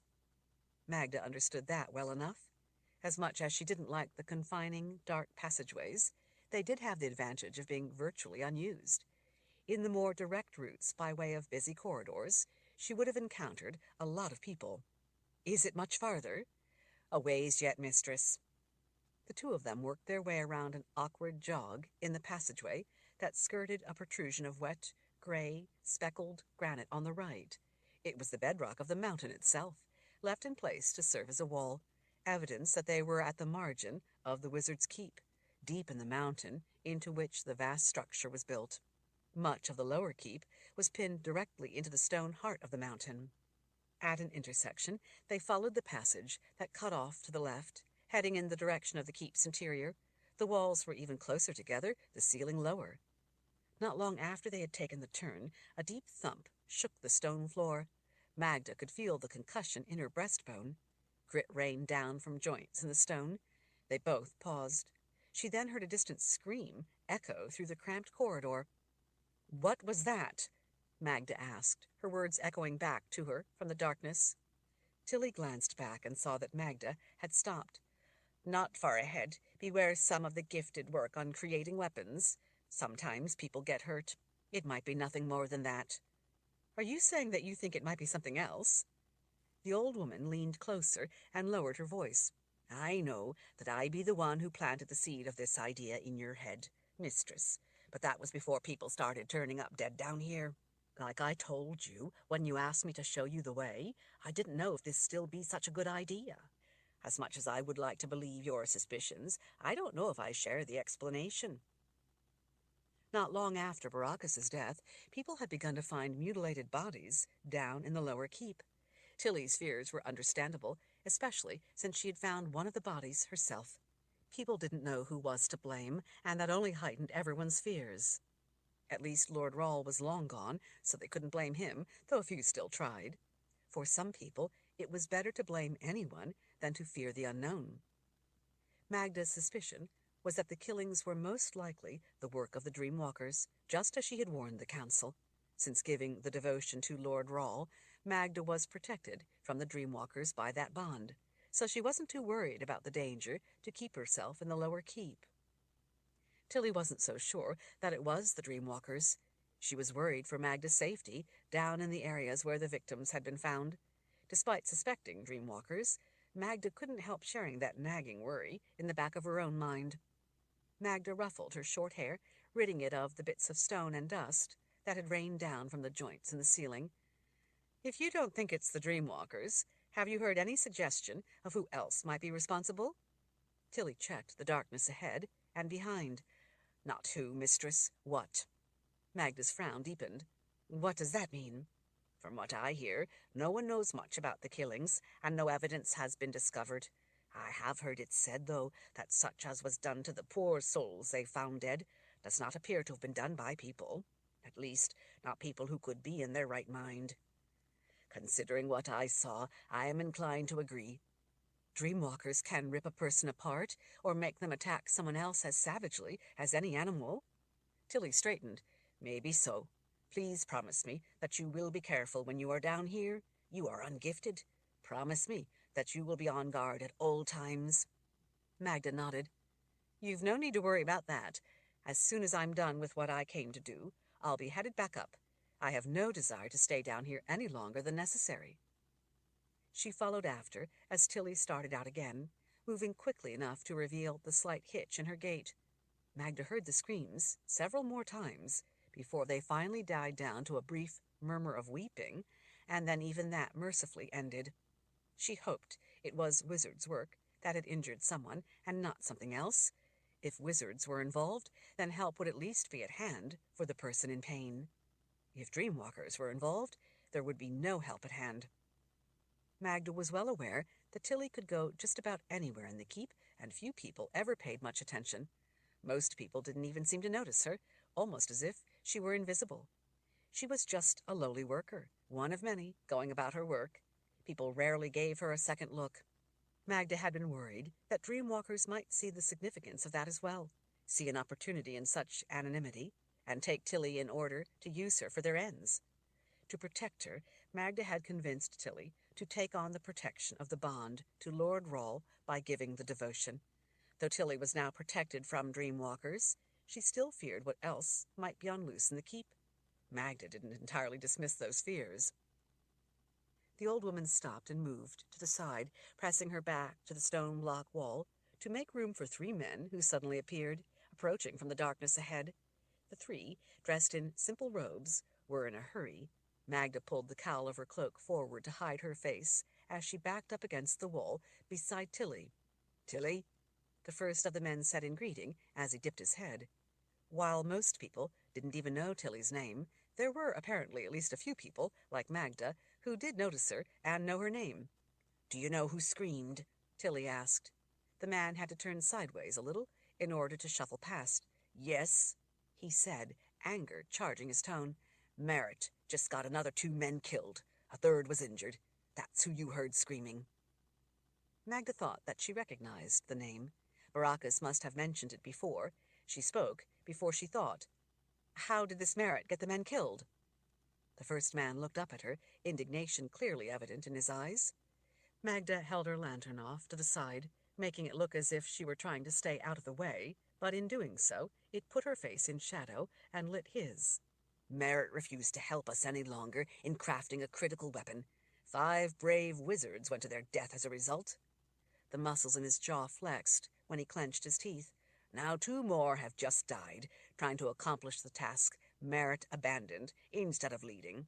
The 3rd man at least will recover, though he may be blinded. I don't know how many more we will lose until, the Creator be willing, we are successful." "I'm sorry," Magda said in a sympathetic tone.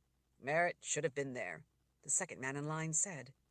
The first man grunted his agreement as he moved on past Magda. She noticed that he smelled of smoke and burned flesh. As he passed close, she saw specks of blood splattered across his robes. Magda lowered her head so that the second 2 men, holding glowing spheres that cast cold greenish light up across their heated expressions, wouldn't recognize her. All 3 swiftly disappeared back into the darkness. Chapter 19. Once the men were out of earshot, Tilly leaned closer. "Wizards," she confided, before starting out once again. Magda had suspected that they were wizards by their simple robes. She had known they were when she had looked into their eyes. While she had no gift for magic, she did have the rare knack of being able to see the gift in the eyes of those who possessed it. She'd always thought of it as merely a form of intuition. Baracus had said that it was more. He had told her that, while she was ungifted in the overt sense, she had latent abilities that set her apart in at least some small ways from others who were ungifted. He'd said that the spark of life was stronger in her than in most people. That, he said, was what he saw in her eyes. That she was not merely beautiful, but intelligent, unusual, rare. He had sometimes looked into her eyes and whispered to himself how bewitching she was, as if she weren't there hearing him, as if he were all alone, looking upon some exceptional specimen rather than his wife. Magda never thought of herself as exceptional, but she did feel lucky that he thought so. She recalled quite clearly the first time she had looked into Baracus's eyes. She remembered feeling momentarily lost for words as she gazed in those gentle, knowing eyes. Looking into his eyes had made her feel safe. She had known that he was gifted, of course, but she'd also seen a handsome older man behind those abilities that she was inexplicably drawn to. Who knew the ways of love? Besides being aware of the presence of the gift in the eyes of all 3 men, Magda was pretty sure that she recognized the first 2. She didn't know their names, but she thought that she had seen both of them before. Magda had occasionally gone with Baracus on some of his frequent visits down into the lower keep to see his wizards.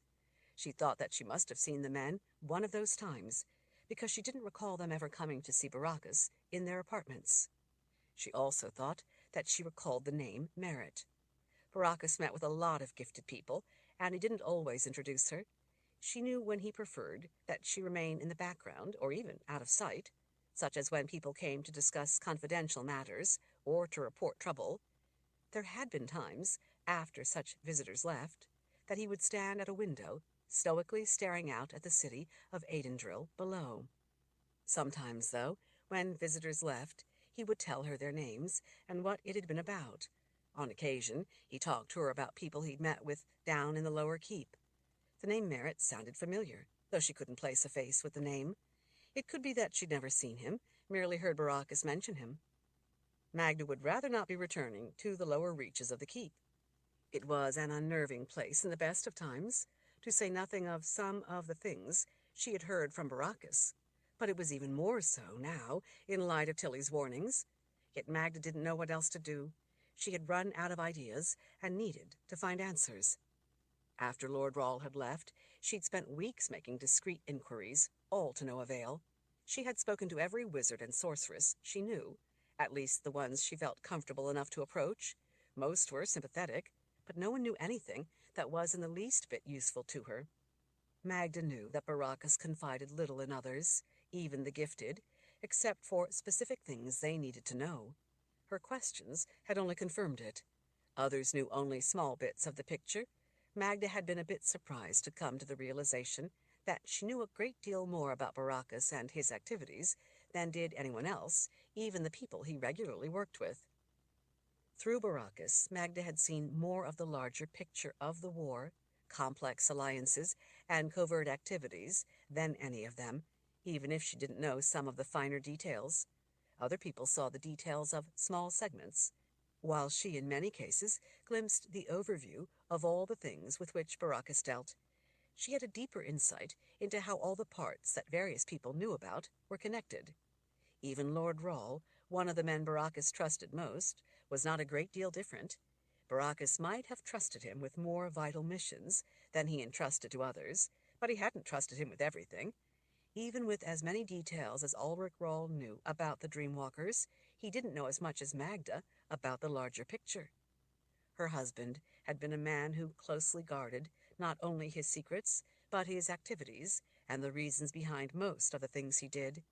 He'd often said that keeping things to himself was a matter of survival. Yet even with as much as she knew, Magda still didn't know nearly enough about the various matters he had been involved in. She still didn't know why he had killed himself. A number of those she had spoken with had been more interested in talking to her than about Baracus. They wanted to know about the Dreamwalkers, and if what they had heard from people who had been at the council meeting the day she had gone before them, covered in blood, was true. When Magda had confirmed that it was, they asked about the devotion that was said to be able to protect people's minds. She had given her counsel to anyone who had wanted it. Some of those people had listened with open minds and had been grateful. Some weren't interested in being allied with Ulrich Rawle. A few of the gifted, she learned, had already met with Lord Rawle and had already taken up the bond to him. At first, after Lord Rawle had left the keep, Magda had been worried about the bond working once he was gone. To her surprise, she had discovered that she could sense him through that bond. It was the strangest feeling, but through that link she could feel her connection to him, tell the direction he was in, and sense the distance. It was a reassuring connection that let her know she was safe from the Dreamwalkers. Now, with the summer wearing on, and the secrets behind Baracus's death haunting her at every turn, the only thing left was to try Tilly's original suggestion. She still didn't like the idea, especially in light of the new dangers down in the keep, but Magda had reached a dead end in her search for answers. In the back of her mind, she also feared to lose the chance should the Dreamwalker get to the woman first. Despite her misgivings, Tilly seemed to understand Magda's need to find answers as to why Baracus had killed himself. Tilly thought that if she went to see the woman, it would at least help bring peace to Magda's heart. Magda was looking for more than peace. She wanted answers. The passageway finally emptied them out into a vast, narrow chamber that rose up like an enormous split inside the mountain. Fine-grained granite blocks lined the soaring walls. The chamber was perhaps half a dozen stories high, yet only as wide as the public corridors up in the keep, where merchants sometimes sold their wares from small carts or stands. The narrow hall was so long that Magda couldn't make out faces of the people at the far end. In some cases, she couldn't even make out their gender. She was able to make out the dots of various colors of robes, denoting rank and duties. Magda found herself somewhat relieved to see people again, relieved not to be alone in the dark passageways. The screams she had heard, and learning that men had just died, made her own loss fresh again. Up near the lofty top of one of the long walls, slits were open to the night sky. Bats up high darted about, chasing bugs. One of the keep's young cats sat on its haunches, peeking around the corner, its big green eyes watching the bats. It was obviously hungry. Feeling sorry for the scrawny black cat, Magda pulled a small bundle of chicken strips from her waist pouch. She unwrapped the meal she had brought along and tossed a small piece down to the hungry cat. As long as she had it out, Magda handed Tilly a strip and took one for herself, before replacing the bundle in her waist pouch. The cat pounced and devoured the unexpected prize, as Magda and Tilly went on their way, each nibbling at her own snack. Magda had been to the enormous room several times, though by a more agreeable route, so she knew that it was a central hub, leading to a number of important areas of the lower keep.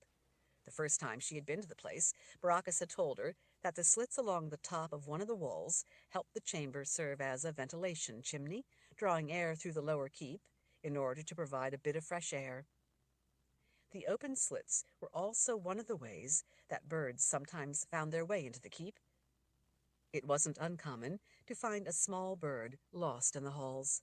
Sometimes grackles found their way into dining halls, where they hopped around on the ground looking for crumbs, or even boldly stole food right off people's plates. Magda could see several sparrows that had obviously found their way in via the high slits, roosting on supports near the tops of the wall. She even spotted a raven perched on a beam, its feathers fluffed up, its black eyes watching the people down below. With it being hotter outside than in, the ventilation openings seemed to be working in reverse this night, letting muggy air sink into the room and leaving the place feeling clammy. A haze of smoke coming from work areas had stratified throughout the room.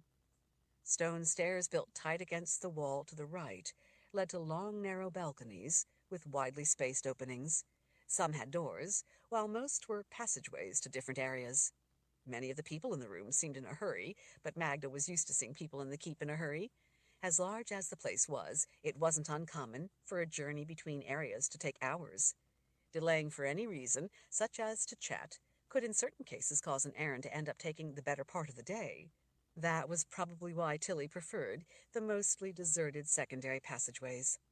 When Tilly saw Magda staring at carts piled high with bloody bandages, parked haphazardly along one wall, she leaned closer and whispered, "Down here, in the matters these people deal in, errors are costly. Even worse, they are frequently punished by death." Magda didn't have to ask what Tilly was talking about. She had escorted Baracus to the place several times when he needed to speak with some of his wizards working on weapons for the war effort. They were entering the area of the keep where some of those weapons were created out of people. While she understood the need, she was still appalled by the very idea of using magic to alter a person's nature, to change who they were, in some cases, to something no longer even human. She found the practice of changing people in such ways to be beyond abhorrent. Chapter 20. Over there, Tilly gestured to an entryway set back into the shadows, some distance down on the far side of the vast chamber. "We must go down that way." Magda nodded. She knew of the place, of course, though she had never had reason to go down there before. She pressed a hand against the pang of anxiety tightening in her stomach. As they made their way along and diagonally across the chamber, she tried as best she could to keep her face concealed by the cowl of her cloak. She wasn't going to go out of her way to prevent people from recognizing her, but she wasn't going to deliberately let people know she was there if she didn't have to. The echo of her every footstep, though, whispered through the cavernous room as if to betray her. Glancing out from the edge of the hood of her cloak, Magda saw gifted people she recognized. Even though she was doing nothing wrong, she didn't want to stop to talk with them or have to explain her purpose. It was nobody's business. She kept the hood pulled forward. Baracus had often told her that if she was doing something important, she shouldn't tell people anything they didn't need to know. He lived his life by that rule. In fact, he often wouldn't even tell Magda about things he thought she didn't need to know, like why he had killed himself. She was certain that what Baracus had done was not the simple suicide it had appeared to be to those who didn't know him as well as she did. Magda knew that it was more complicated than that. Suicide was simply not consistent with his character, so she knew that there must be more to it, that there must be a larger purpose to it. She also knew that for Baracus to sacrifice his life, that purpose had to have been vitally important. She also suspected that this time it was different, in that he really did want her to find the reason behind it. His last words, in the note he had left for her, seemed to say as much. His voice still rang in her head with his words from the note. "Your destiny is to find truth." One way or another, Magda intended to discover the truth behind his death. As they made their way through the immense room, she saw that the series of arched, recessed areas in the wall to the left served as workstations. People stood over the workbenches, filing, hammering, cutting, and shaping metal, but in some cases wood. Back beyond some of those arched work areas were large rooms, most with big rolling doors pushed open to each side, probably to provide fresh air. Reddish light from the fires of a forge deep in one of the dimly lit rooms revealed feverish activity that drew Magda and Tilly's attention. Men yelled instructions as they urgently worked to contain the damage from what appeared to be a serious accident. Through the broad opening, Magda could see that the room was a shambles. The forge had been partially torn open. Broken brick and burning embers lay scattered across the floor. The metal hood that belonged over the forge, along with its chimney, was nowhere in sight. Acrid-smelling smoke and glowing ash, still rising from the remnants of the fire, rolled across the ceiling and out the open doors. Iron bars set into the brick around the forge were twisted and bent outward, as if there had been a violent explosion. Ominous flashes of lightning still flickered around the damaged forge, sparked through the dimly lit room, and arced off through the smoke hugging the ceiling. The twisting strands of lightning crackling through the room all seemed anchored at the forge, evidence of the magic that had been involved in the labor and probably the source of the catastrophe. The shuddering lightning lit the lines of men in spasms of bluish light as they rushed in carrying buckets, heaving water on the fire. Hot coals hissed and steamed. Other men rushed in with glowing spheres to provide more light. Magda saw the body of a man slumped on the floor against a far wall, and another sprawled nearby. Both men were torn and bloody. It was obvious they were dead. One of the men's blackened robes still smoldered. A long, gleaming section from a shattered sword was embedded in his chest.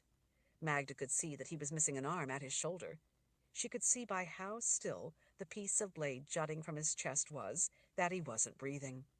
Coals, still glowing red, lay strewn among the abandoned bodies, along with polished fragments of the broken blade. One piece, stuck in a far wall, shined out from the shadows. A small clutch of people surrounded an injured man on the floor.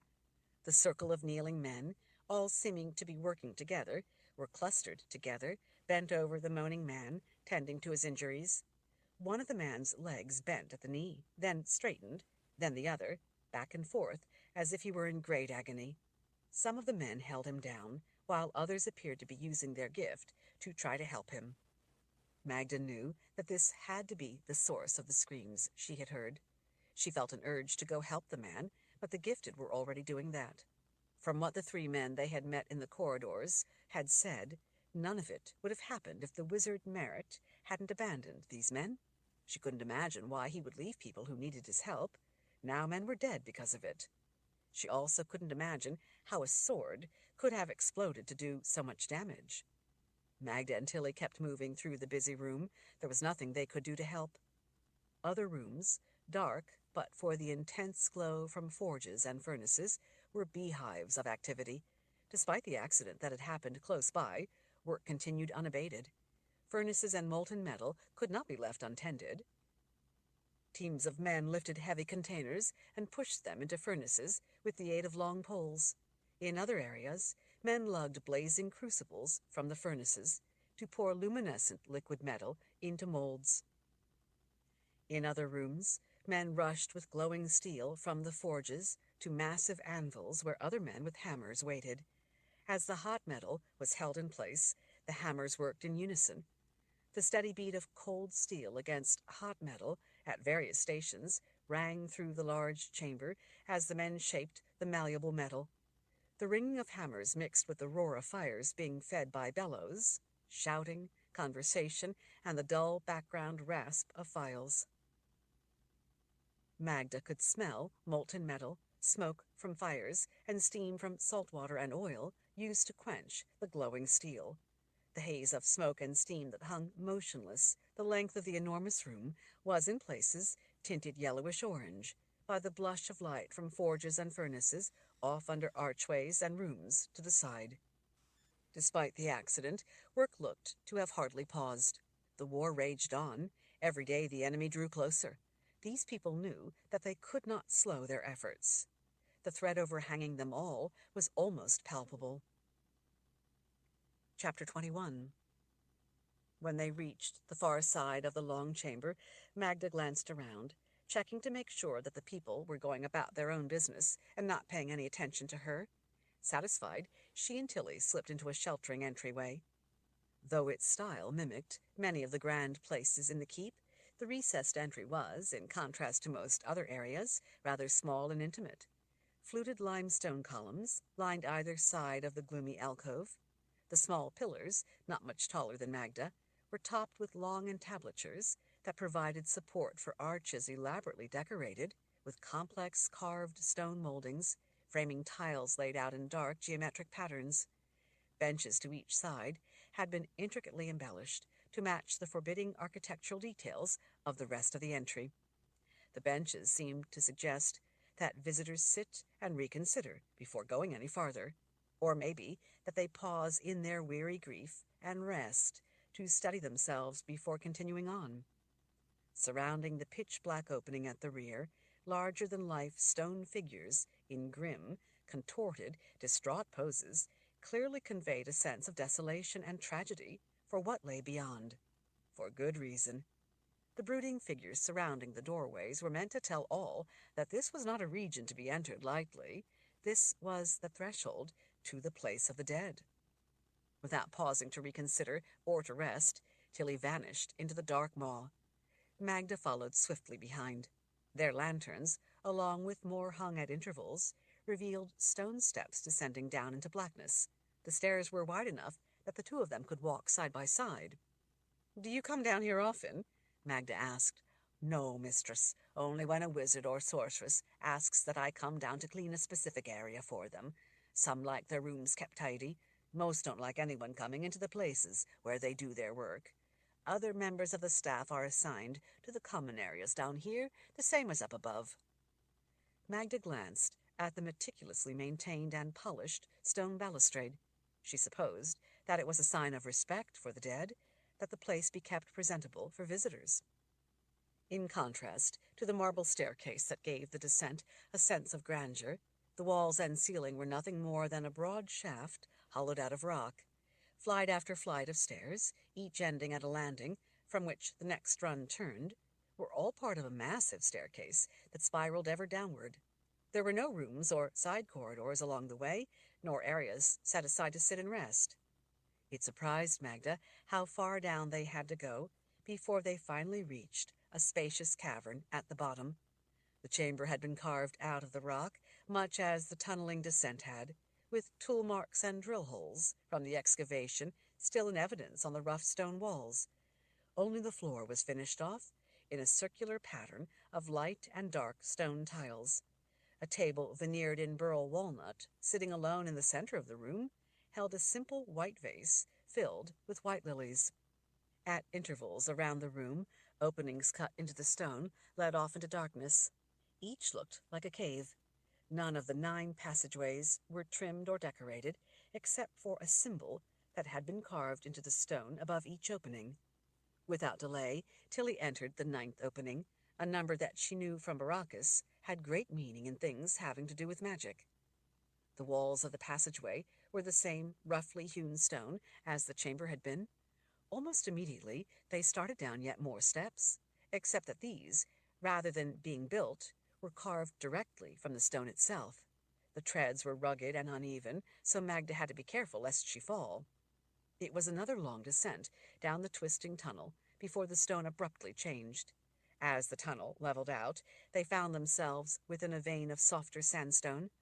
Unlit corridors branched off in every direction, but Tilly led them on through the largest main hallway. Before long, rooms carved out of the sandstone began to appear on both sides. Almost immediately, Magda began seeing the dead. As they passed by room after room, their lantern light revealed niches carved right into the stone walls of the rooms. Each cavity looked to hold at least one body, most held more. Some of the hollowed-out chambers seemed to have entire families laid out beside one another.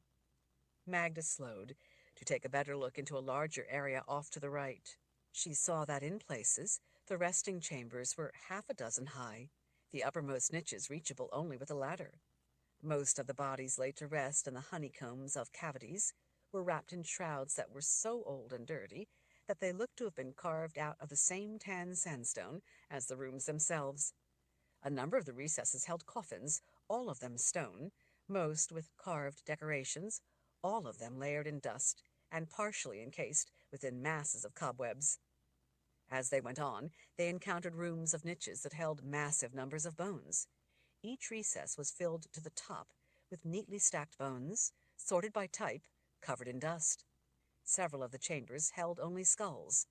Many of the resting places looked untouched for decades, if not centuries. Very few looked tended. "These are the oldest tombs," Tilly said. "As more space was needed, the oldest bones were brought together and stacked here to make room.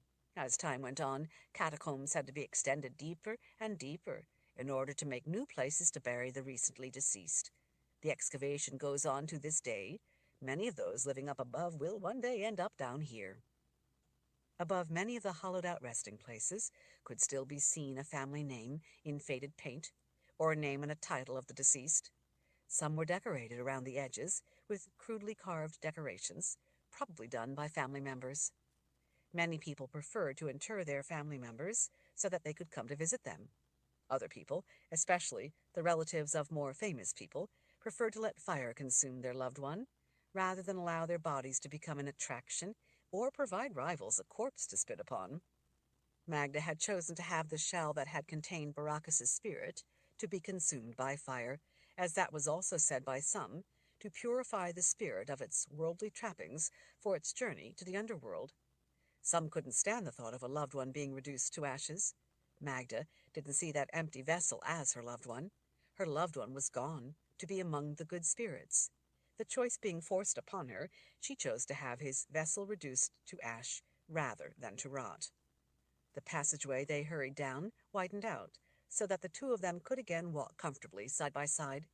As they descended level after level, past the dead numbering in the thousands, they eventually came to newer sections of the catacombs. The bodies Magda saw wrapped in white shrouds were not yet layered in centuries of dust. Torches in rusty iron brackets were lit in these newer sections, providing enough light to see without the need of lanterns. Tilly blew out the flame in hers. "Besides the dead," Tilly said, "here, too, be places where some of the gifted choose to work." Although her guide didn't mention it, Magda recalled Tilly telling her that some of the gifted down here worked with the dead. Magda didn't like to contemplate such a concept, and tried hard not to imagine what such work could entail. Before long, Magda began to hear the whisper of conversation. They soon encountered people coming out of passageways to the sides. Some hurried past in the opposite direction. Most of them were alone. But she also saw groups of 4 or 5 people talking in low voices among themselves, absorbed in debate on formulas or the order of prophecy. Magda finally saw rooms that were something other than burial chambers. They looked like crude work areas, cut out of the sandstone. Some were lit by torches, but a number of the rooms were brightly illuminated by glass spheres. Inside a few darker rooms, Magda saw glowing verification webs surrounded by people studying them, pointing out certain elements to others, or casting in additional branches. Some of the webs hummed. The colors of the webs reflected off faces focused on the work. There were several large libraries, lined with shelves from floor to ceiling, all filled with books. Magda knew from Baracus that these would be valuable and profoundly dangerous books that needed to be kept away from more public areas. Some such books had been taken away to the Temple of the Winds.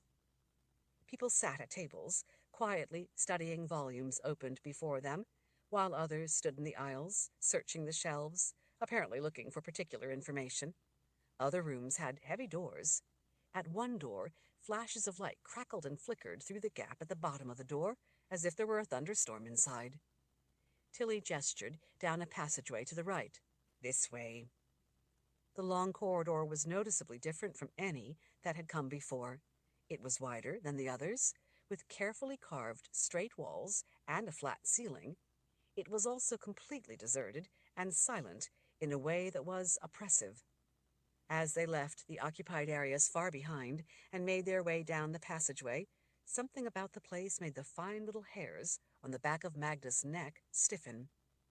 At the far end, they reached a single arched opening, its significance highlighted by the broad corridor that had led up to this lonely archway. A textile with long faded colors in vertical geometric designs hung over the entryway. Tilly paused to the side of the covered opening. Here be where you need to go, mistress. I can take you no farther. Why not? Tilly glanced at the hanging. The gifted who I sometimes work for, and who have told me about the woman, also say that I am not to go beyond these symbols hung here. They say that it is only for the gifted to go beyond. Magda frowned. I'm not gifted. But you are Magda Searus. As the wife of the first wizard, you had to live up to responsibilities others don't have. But with those responsibilities came liberties not always enjoyed by those who are not gifted. Despite Tilly's confidence, Magda wasn't so sure that she would be welcomed. The fact that Tilly wasn't allowed beyond was a troubling sign that Magda hadn't anticipated. Tilly pulled a small piece of paper from her pocket and handed it over. This map was given to me by a friend I trust. It will show you which passageways you must take. Pay close attention so that you don't become lost in the maze. When you reach an archway covered over with red cloth, that be the place. Inside, there's said to be a blind woman named Isidore, who tends the spiritist. I have never met her, but as I hear it told, if the spiritist is willing to see you, Isidore will take you to her. You must understand that the spiritist may not wish to see you. Her purpose is to help the gifted, to see into the world of the dead, not to grant audiences to petitioners. She may choose to turn you away.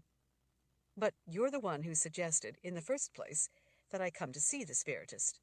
You mean you don't even know that she will see me? You are the wife of the first wizard, now in the world of the dead. Though I can't say for certain, I have believed from the first that you are one she would agree to see. Despite looking somewhat apologetic, Tilly tried to allay the concern by going on with her advice. If you are allowed to speak with the spiritist, she will need to reach into the spirit world to find what you seek. My advice would be to think carefully about what you most need to know. I understand. Magda glanced down at the paper, covered with lines and intersections, unsure if it was all worthwhile. Thank you, Tilly. I appreciate you showing me the way. If she agrees to help you, I have heard that it takes some time. With your permission, I would leave you to your search for answers. I should be back to my work before I am missed.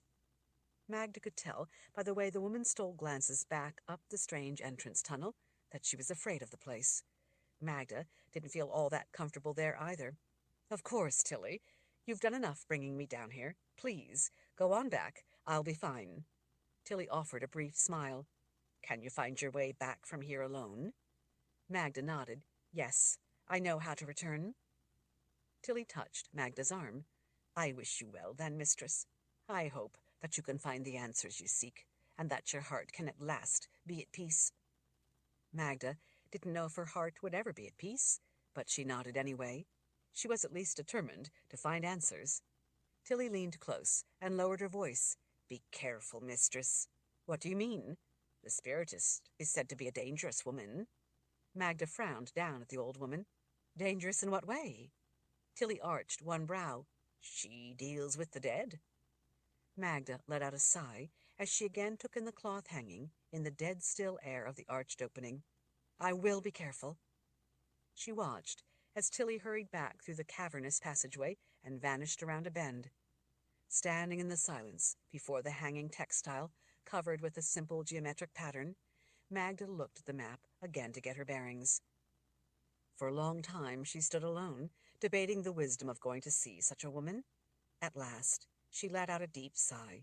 She had no other ideas. She had tried everything else she could think of. It would be foolish to turn back when she was this close. Chapter 22. Magda lifted the rough cloth aside and cautiously entered what the map showed to be a complex maze. She held the lantern out, trying to see into the darkness, but she could see little of what was ahead.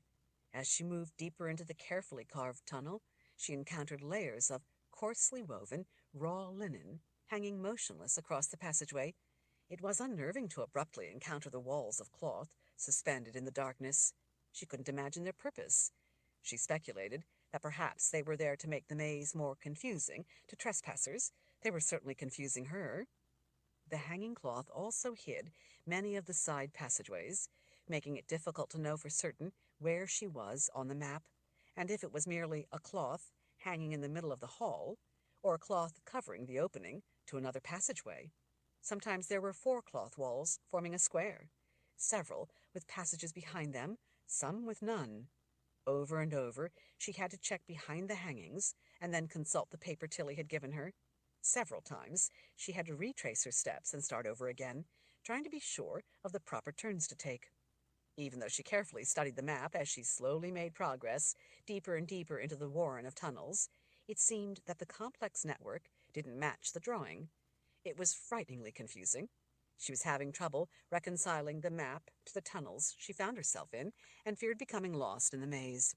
After a time, though, Magda realized that the short marks along the line of the route she was to follow were not side corridors, as she had thought at first. The short lines were actually intended to designate the locations of the layers of cloth that hung across her way. She confirmed her theory by counting the hangings between side tunnels. Once she was properly oriented to Tilly's drawing, she was more confident in selecting the proper turns when she reached intersections. The place was dead quiet. The only sound was the soft swish of her boots on the sandstone floor. She noticed that the floor was relatively rough, while the others they had been in had been worn smooth by foot traffic. Apparently, not many people ever ventured this way. Magda turned when she thought she heard a soft sound from behind. She stood motionless for a time, breathing as slowly as she could while she listened. When she didn't hear it again, she finally moved on, quickening her pace. To the sides, a few of the inky black tunnels didn't have the hangings covering the openings. There were no doors anywhere in the maze, as there had been in the areas where people worked. It was as if doors were not needed, because the oppressive darkness itself barred the way into the side passages. That, or the ominous, dead-still curtains. The place smelled dusty and dry, with little hint of the burning pitch from the torches back in the occupied areas. Magda cautiously checked each room as best she could as she passed by, but she saw no one. Each room was completely bare, without any furniture or indication of purpose. None of them looked to have ever been inhabited. She heard no voices. It was as if she had entered an empty world entirely devoid of life. She paused and turned back when she thought she heard a sound from behind. She stood stone still for a time, holding her breath, listening, but she didn't hear it again. Finally, she let her breath out and continued on, but from time to time, she checked back over her shoulder. She couldn't ever recall being anywhere in the keep that felt so lonely. She had never been down into the catacombs, so she hadn't really known for sure what they were like. Even the resting places of all the dead had seemed less desolate than the passageways leading to the spiritist. She hadn't been aware that such strange, deserted areas existed down below the keep. Every tunnel of every corridor looked the same. It would be all too easy to become lost in the complex network of tunnels. As she checked her map at every intersection, she was thankful that Tilly had obtained it for her. Magda abruptly found herself at the end of the corridor. An archway covered over with a coarse red cloth loomed up before her. This was where the map ended. It was the place Tilly had told her about. She stood stock still for a time, not knowing for certain what to do. There was no door for her to knock on. "Is anyone there?" she finally called out. Her voice echoed back to her from the cold corridor behind. "We are here," came a woman's voice from deep within. "Why are you here?" "I have come to speak with the dead." The only sound was the hiss of Magda's lantern as she stood motionless, watching the vapor of her breath slowly rise into the still air. She glanced back into the darkness as she waited, listening for the sound she'd heard before. "Enter, if you have need enough," the woman finally said. Something about the voice made Magda wonder if she should turn back now, while she had the chance. Chapter 23. Before she lost her courage, Magda pushed the dead-still, faded red cloth aside and ducked under it into a narrow hallway. Under a low, arched ceiling, the hall led back through darkness, toward an area of mellow light. At the end of the entryway, she found a roughly round chamber lit by dozens and dozens of fat candles. The room was hollowed out of the same pale sandstone as the rest of the catacombs. Ledges carved into the walls all the way around held all the candles. The candles gave the whole room a soft, warm amber glow. To the right, Magda saw a dark doorway, presumably leading farther back into the quarters. She suspected that the spiritist would be in that back area. In the middle of the room, a thin young woman sat cross-legged on the floor. She had very short, fine brown hair and wore a dark, loose-fitting wrap of a dress that covered her legs entirely but left her shoulders and slender arms bare. Her hands remained nested in the lap of her dress. A strange, thick leather blindfold fastened around her head covered her eyes. It was a uniform width, except for a notch cut in the middle to fit around her delicate nose. The blindfold went from temple to temple, held in place with a leather thong tied at the back of her head. Magic symbols and spell forms had been carefully tooled into the leather, with some of the lines colored in with paint. By the way the leather edges were worn and smooth, it looked to have been in use for quite some time. It was beautifully made, but covering the young woman's eyes as it did struck Magda as rather foreboding. The woman cocked her head, as if to use an ear to better locate her visitor. "Welcome." "Thank you," Magda said. She glanced into the dark opening to the side, but saw no one. "Are you Isidore?" The young woman smiled, making her bony cheekbones stand out all the more. The smile, while pleasant enough, did not put Magda entirely at ease. The woman's expression and the lines around her mouth had an uncompromising toughness to them that seemed at odds with her young age. It reminded Magda a bit of the look she had seen in the eyes of orphan girls who lived by their wits in the alleyways of Aidendrill. Those girls were tough beyond their years. "I am Isidore. Strangers are most uncommon down here. Who would you be, then?" "Magda Searus." "Ah, wife to Baracus. I have heard of you." Magda didn't know if that was a good thing or not. She glanced again to the dark doorway, wondering if the spiritist could hear the conversation. While most people had heard of Magda, and a number of people knew her and genuinely liked her, she knew that there were also those who didn't like her. Some women had been jealous of her, resentful that she had somehow attracted and married the first wizard. Some men thought marriage in general, and to an attractive younger wife in particular, was a distraction that the first wizard didn't need. A number of people simply resented her for marrying such a great man when she herself was ungifted. They thought it improper. She also knew that a few people, besides some on the council, had come to loathe her after that bloody day in the council chambers. They didn't like to have trouble come into their lives at the keep. It was as if by warning them of the danger she had personally brought the threat into their midst. As frustrating as such an attitude was the truth. "I'm sorry for your loss," Isidore said. "The first wizard was a great man." "Thank you. I am here about that great man. I would like to speak with the spiritist, if I may." "I'm afraid not. You see, the sole purpose of the spiritist is to serve the wizards in their work here. I don't know what you've been told, but she does not give spirit consultations for either the solace or the pleasure of others. She has instructed me to tell people that her work is vital and consumes all her effort and strength, so she can see no one else. I am sorry." Magda knew what was being implied. "I was told only that it might be possible for an ungifted person to see her." Isidore considered Magda's words. "Is it important?" "It is to me," Magda said, "and I can assure you it would not be for either my solace or my pleasure. I would just as soon leave the dead to their eternal peace." The young woman smiled vacantly for a time. "I meant, is it important to us?"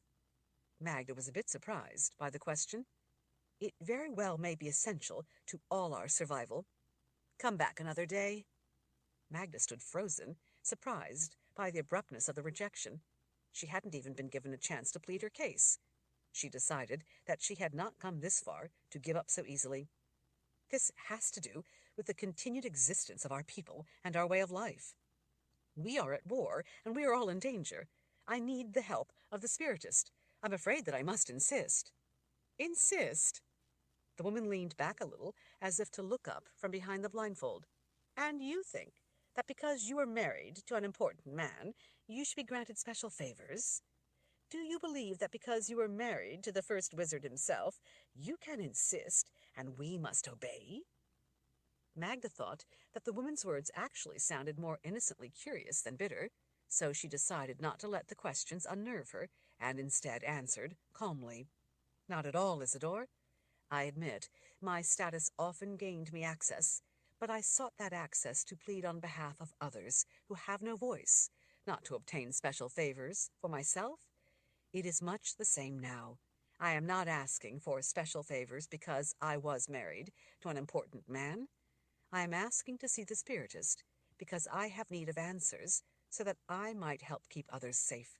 I admit that my safety is at stake along with theirs.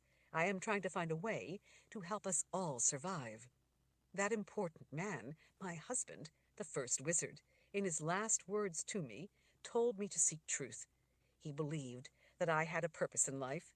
That is why I'm here, and why I must insist, not because of who I am, but because I have been charged with finding the truth." "What truth?" "For starters, the truth behind my husband's death. Baracus was not the kind of man who would kill himself out of despondency. He would have had a crucial reason for what he did. Something happened when he went to the Temple of the Winds. I know that there was a purpose behind him leaping to his death, a purpose meant to help us all. It was not a suicide. It was a compassionate sacrifice of his life to give ours a chance to go on in safety. I need to find out what was behind that act, so that his sacrifice will not be in vain." Isidore smiled to herself. It was a curious smile that softened her angular face. "I am sorry." The woman lifted her hand toward the entryway where Magda had come in, inviting her to leave. "As I said, the spiritist has her job to do and cannot see others. That job is also to help us all. Admirable as your effort may be, it is not our problem." Magda took a deep breath and let it out, as she reminded herself to be patient. "It very well might become your problem sooner than you think, and then it will be too late." Isidore's hand lowered, and then nested back in her lap. For the first time, the woman's brow wrinkled with a hint of worry. "What do you mean?" "All is not right in the Wizard's Keep. We are at war, and the enemy is already here, among us." The woman showed no emotion, but she lost a bit of color. "The enemy is inside the walls of the keep?" "Yes." "What are you talking about?" "Have you heard of the Dreamwalkers?" Isidore sat silently for a moment. It was clear by her expression that she had. "I have heard of them, but they are distant, down in the old world. The Council thinks so as well, but the Council is wrong. The Dreamwalkers are slipping into the minds of people right here in the keep. I fear that they may have help from spies or traitors inside the keep. A number of strange murders point to the enemy. I am all too aware of murders taking place down here in the catacombs. For that reason, surely you must realize that it could be dangerous for you to be down here. But Dreamwalkers, here, in the keep, are you really so sure?" "Yes, they attacked me." Isidore seemed surprised and fell silent. She finally gathered her thoughts. "If that were true, you would be dead. Yet you seem unharmed." "I was very nearly killed. I thought for certain that I was about to die. I was, in fact, at the Veil, very near to passing forever into the spirit world. But I was able to obtain a defense against the Dreamwalker in time to save my life. that same defense can also protect your mind being taken by a dreamwalker. The smile returned. Ah, so you wish to bargain. You wish to offer me this protection if I can get the spiritist to agree to see you. It was not a question, it was an accusation. Not at all, Magda said. I would offer you the protection without any precondition, before we go on with anything of substance, and before you agree to anything. In fact, I intend to insist, even if you refuse to help me. The frown returned. You think that if you are kind by offering this help freely, then we will relent and be inclined to indulge you? No, Magda said. Make no mistake. It is not a kindness at all, but an act of self-interest on my part. Dreamwalkers can invade an unprotected mind, and that person can be completely unaware of it. The spiritist is at great risk of being taken because she is valuable. I believe that there are traitors in the keep.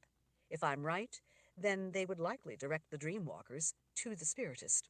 Once so identified, the dreamwalkers would obviously want to control her so as to spy on important matters, or they might simply choose to eliminate her so that she could no longer help our cause.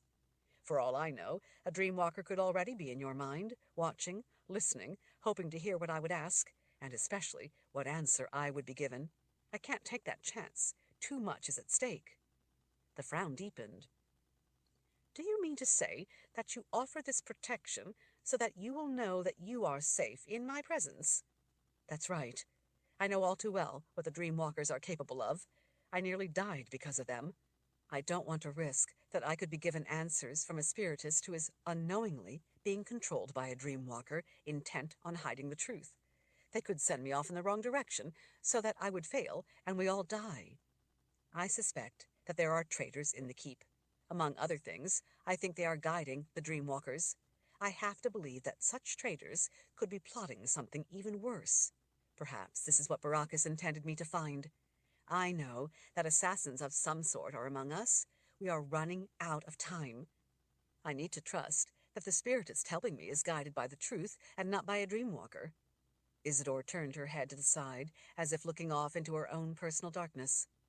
More than that, Magda said, I fear that if a dreamwalker is secretly lurking in your mind, he might tear you apart from the inside to prevent me from having the chance to get the answers I need. So you see, while I would not want to see you harmed, I am more concerned for myself and everyone else than I am just for you. Isidore had lost even more of her color. She looked ashen. Magda could see goosebumps prickle up on her bare arms. Her head turned up toward Magda. I value my mind, Isidore said. She reached a hand out. Please, sit with me, Magda Searus. I would very much like to be protected, for the reasons you give, and for my own reasons. Isidore had just confirmed Magda's suspicion. Chapter 24. Once Isidore had completed the 3 devotions, she pushed herself up from the floor and folded her legs under her as she sat back down. Thank you, Magda Searus, for teaching me how to be bonded to the Lord Rawle in order to be protected from the dreamwalkers. Magda noted what Isidore did not say. She bowed her head, but then remembered that the woman couldn't see. You are very welcome, and Magda is name enough for a friend. Isidore smiled. You have a shadow, Magda? Magda leaned in. Excuse me? Isidore's smile widened as she pointed back toward the entrance. Your shadow walks on nearly silent feet. Magda turned and saw a pair of big green eyes looking at her. The skinny black cat arched its back and rubbed bashfully against the side of the hallway opening. It looked like the cat Magda had seen before, the one she had fed a scrap of food. It must have followed her, hoping for more. It was a relief to realize that the sound she had heard before hadn't been something more sinister. Magda couldn't help smiling. It's a cat, she told Isidore. What color? She's black. Isidore nodded, knowingly. That's why she's not afraid to come in here. Magda frowned. What do you mean? People fear black cats, thinking that they are evil. They are not evil. It's just that they have some small ability to see between worlds. Black cats catch glimpses of the spirit world. That's why people fear them, and why she wasn't afraid to follow you into this place. This place is not entirely alien to her, as it is to those who only see the world of life. The catacombs filled with the dead certainly did seem to be nearer the spirit world than anywhere else Magda had ever visited.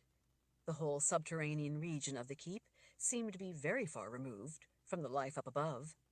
When the cat again voiced a small cry, Magda asked, "Are you hungry, little one?" The cat meowed, almost as if she were answering, and rubbed the side of her face against the doorway, fearing to come close, but at the same time aching to approach. Magda pulled the small bundle from her waist pouch and unwrapped the chicken strips. She knew that the temptation of a meal would overcome the cat's caution. She asked Isidore if she was hungry. When Isidore nodded, Magda held the woman's hand out and placed a piece of chicken in it. The cat sidled up to Magda and rubbed against her leg. Magda pulled off a small strip and held it out for the cat. "Here you go, little one. Have something to eat." As Magda ate the rest of the strip, the cat hunched forward and devoured the welcome tidbit. "She seems to shadow you," Isidore said. "You should name her Shadow."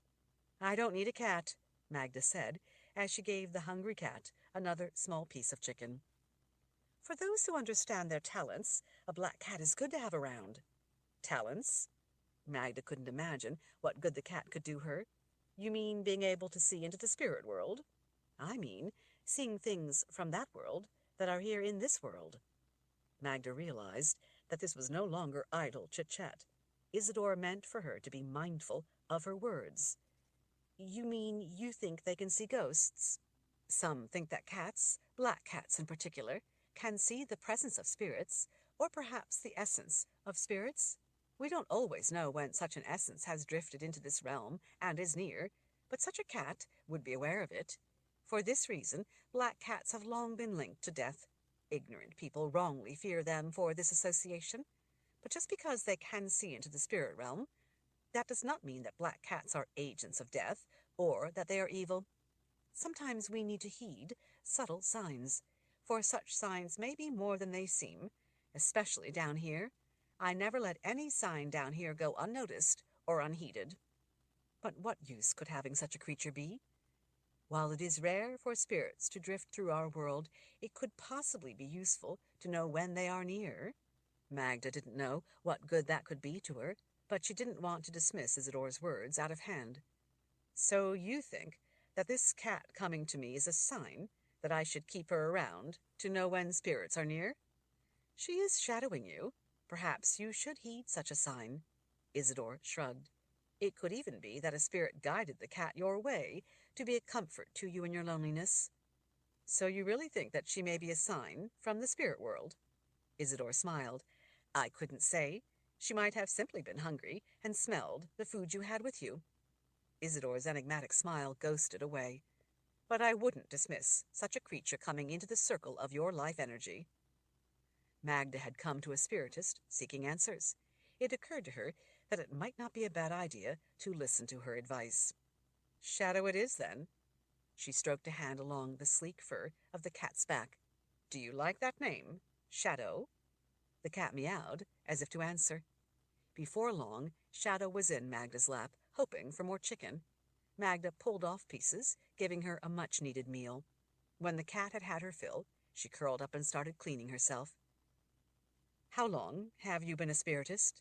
Magda asked, as she stroked the warm little cat. Shadow purred in appreciation. Isidore feigned shock. "Me? A spiritist? No, I am only—" "You are the spiritist, Isidore." Isidore had wanted to be protected herself, but had not asked for protection for the spiritist. In her alarm at hearing about the threat, and then with the distraction of the cat showing up, she had forgotten to keep up the pretense. That told Magda what she had suspected all along, that there was no one else. Isidore was the spiritist.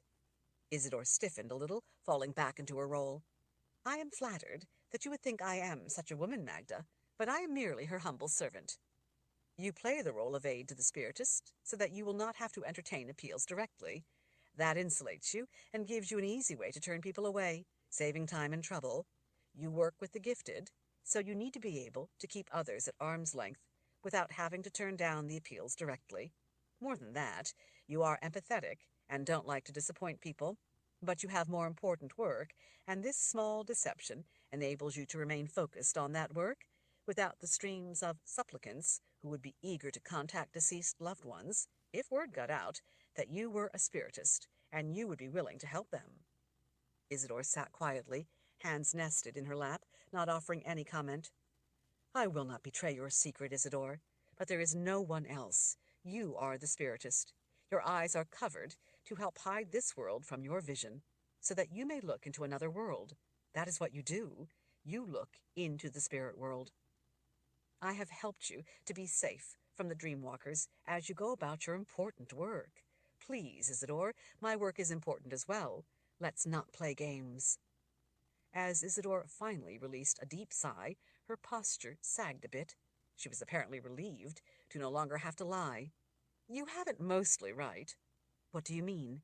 It is more than a blindfold keeping me from seeing this world. Magda reached out and laid a hand over Isidore's. Show me. As the cat curled up for a warm nap in Magda's lap, Isidore nodded, then reached up behind her head to the leather thongs holding on the blindfold. When at last it was untied, she slipped it away and sat a bit stiffer, nesting her hands again, letting Magda look at her face. Isidore's eyelids were closed over sunken sockets where her eyes should have been. They were not sewn shut. There were no eyelashes. It looked as if she had never had eyes, or as if they had been injured and healed over. Magda knew better.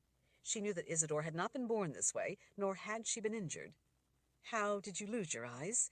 Magda asked, fearing that she already knew the answer, fearing that this was wizard's work. Is that the question you have come to ask the spiritist? No. It is a question I would ask from one woman to another, because the reason for it greatly concerns me. Isidore thought a moment, her head turning blindly, as if trying to see Magda. My eyes were taken from me so that I could see. You were altered by wizards. Yes. I am sorry for your loss, Magda said in soft sincerity. The woman's brow bunched with the ache of tears that could not flow. She cleared her throat. No one has ever been sorry for my loss. That makes it even worse, then, doesn't it? The young woman nodded. In a way, but the loss is far greater than you could suspect. Tell me why you would allow this to be done to you. I did not allow it, the way you may think. I sought to have it done, asked to have it done, so that I could see into the spirit world. Magda was incredulous. Why would you do such a thing? I had need enough. Need enough? Why would you request wizards to alter you in such a way? Why would you have him take away your eyes? It's not a pretty story, either to tell or to hear. I imagine not, Magda steeled herself, but I would hear it, if you are willing. Chapter 25. Isidore nodded, then started to reach up as if to wipe away tears. Her hand paused when she realized that she could no longer make tears any more than she could see. The hand sank to her lap. I lived in Grandengart. The name means guardian at the gates. It's an old name that signifies Grandengart's place at the southern fringe of the New World, and long-standing as an outpost in the trackless lands of the wilds. The Old World lies beyond the south. Because of its location, it has long been a crossroads of trade routes in the New World. Rare trade goods also came up from a few distant places down in the Old World. Grandengart had for ages been an outpost as well, the place where people first come over from the Old World. Trade relations with peoples of the wilds and distant places to the south had always been good. The several thousand people who lived there mostly made their living in one way or another because of the trade. For many of the peoples who inhabit vast stretches of inhospitable land of the wilds, and the merchants who dealt with them, we were a trusted place to do business. As a result, with all the different kinds of people and goods passing through, it was an exciting, vibrant place to live, with different cultures and beliefs, as well as plenty of fascinating stories of far-off places from all the travelers. A while back we began to see the first signs of trouble. Rare spices, foodstuffs, and other commodities from the south began to slow and then halted altogether. Everyone considered that a worrisome sign in and of itself. For a time there was no word. Then trickles of people fleeing the new rule down in the Old World began to come through, headed north. When trade stopped, timber coming down from the north, a scarce commodity down in that part of the world, began piling up, awaiting transport to arrive from buyers in the south. That transport never arrived. Foods, waiting to be moved, rotted.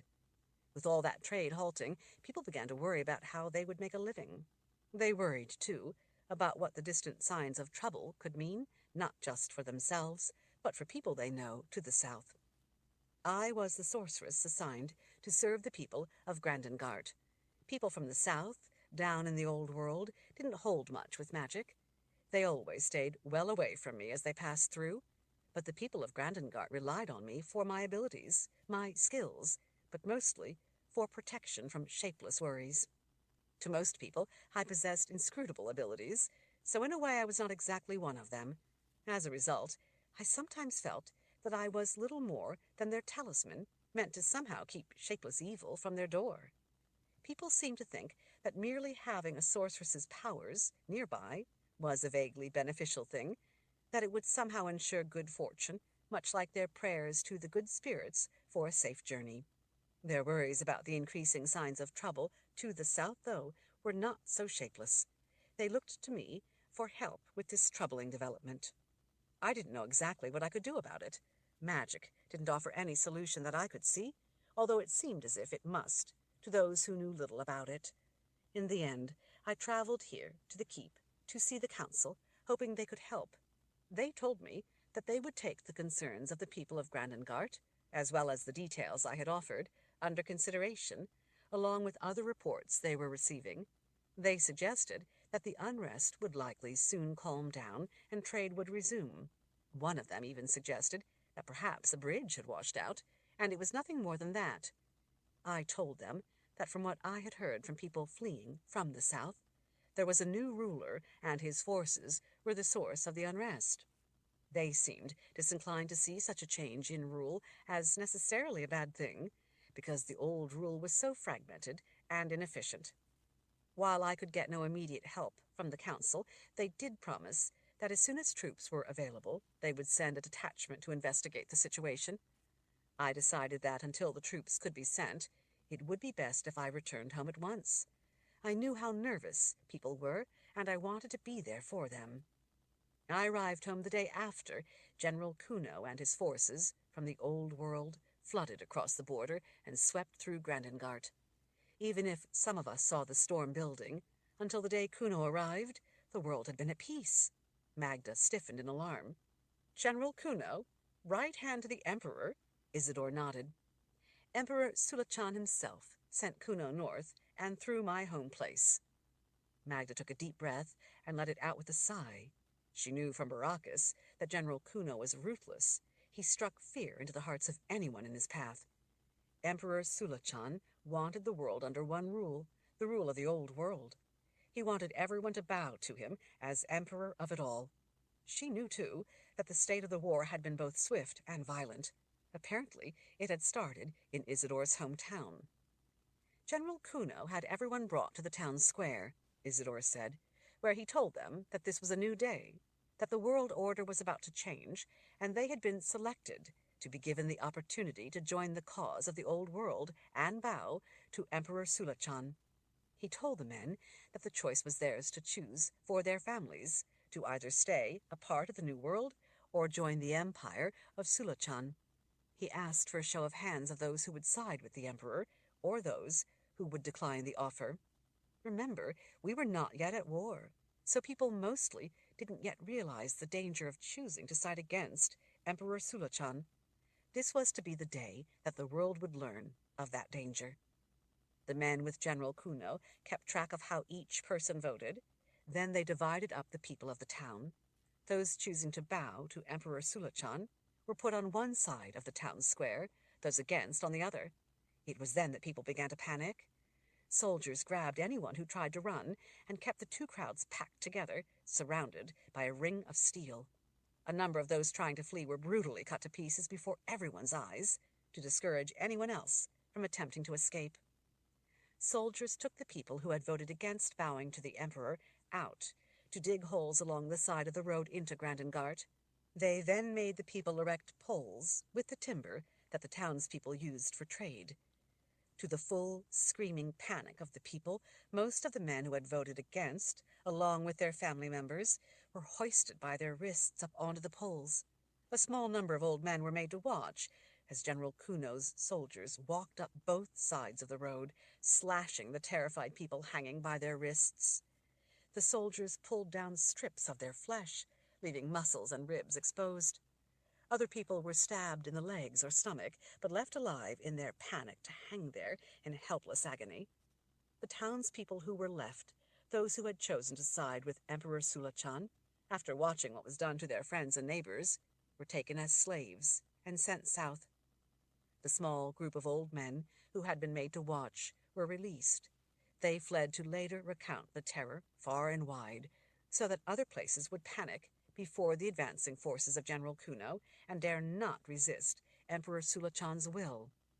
When I arrived the next day after Kuno's forces had left, the road into Grandengart was lined on each side with poles, each holding a victim. Men, women, children, all were treated the same. There were over 1,500 poles, each holding a person, each person alone in their agony, but close enough to their neighbors, friends, and family to see them suffering and dying. Mothers, watching their children screaming in terror and pain, blamed husbands for voting against joining the side of the old world. Husbands had to endure the dying hatred of their wives and unimaginable suffering of their children for the decision they had made. Beyond the poles, at the end of the road, smoke from the smoldering ruins of the town rose in the still air high into the blue sky. Not one building was left standing. Everything had been burned to the ground by Kuno's men. Dogs and coyotes hounded the condemned, pulling and tearing at the strips of skin still attached to them. They set upon the already dead. I threw sparking flashes of fire to chase them away. Flocks of birds had come to feast as well. I used booming bolts of air and scattered most of those as well. In the bright sun, exposed rib bones of the victims stood out white against the red meat still left on them. Many of the bones had been picked clean. Most of the people were clearly dead, their middles torn open so that scavengers could get at their organs. Between the blood, the fluids, and all those who had lost control of their bodily functions, the stench was staggering. While a number had died over the course of the night, many of the victims, perhaps 1 in every 4 people, were still alive. Most of those had long since lost their voice from screaming, but they moaned, they cried, and they whispered prayers that went unanswered. I walked up that road, between those poles, as those still alive watched me, hoping that I, their trusted sorceress, could do something for them. Some cried out with their last breath for help. Inky black ravens perched on the poles, warily watching me as I came up the road, waited for me to pass before they resumed the feast. Some cawed loudly, hoping to drive me away from what they had claimed as theirs. Isidore's head turned to the side a bit, as if she was staring off into another place in her mind's eye. Her breathing was ragged and labored. "What did you do about the people on the poles, who were still alive?" Magda finally asked. "Could anything be done to help them? Could you use your gift to save some of them at least?" Isidore sat motionless for a time, staring at nothing in her lonely blindness, as if reliving the vision of what she had seen that terrible day. "They were beyond healing," she whispered at last. "Those still alive used all their strength to beg me to deliver them from the unendurable pain. They begged for death. Could you heal none of them?" "All but 1 were well beyond healing of any kind, even from wizards far more talented than me. There was nothing I could do to save their lives. Nothing." Magda leaned in. "So what did you do then?" Isidore turned blindly toward Magda. "All I could do was spare them their remaining suffering, so as to ease their soul's final journey into the spirit world. As I hurried up the road, I first used a slash of my power to sever the ropes holding each of them up on the poles. Hanging there like that had made it difficult to breathe. Many of the dead had suffocated. Each person, in turn, collapsed to the ground as I parted the ropes. Then I went from one of those still alive to the next and held their hand for a moment, as I offered each a few quiet words of comfort, sympathy, and a promise of a gentle end to their agony. It felt as if I were outside my own body, watching myself moving from one person to the next, holding their hand, offering words of comfort, and then stopping their heart. I couldn't believe I was doing such things.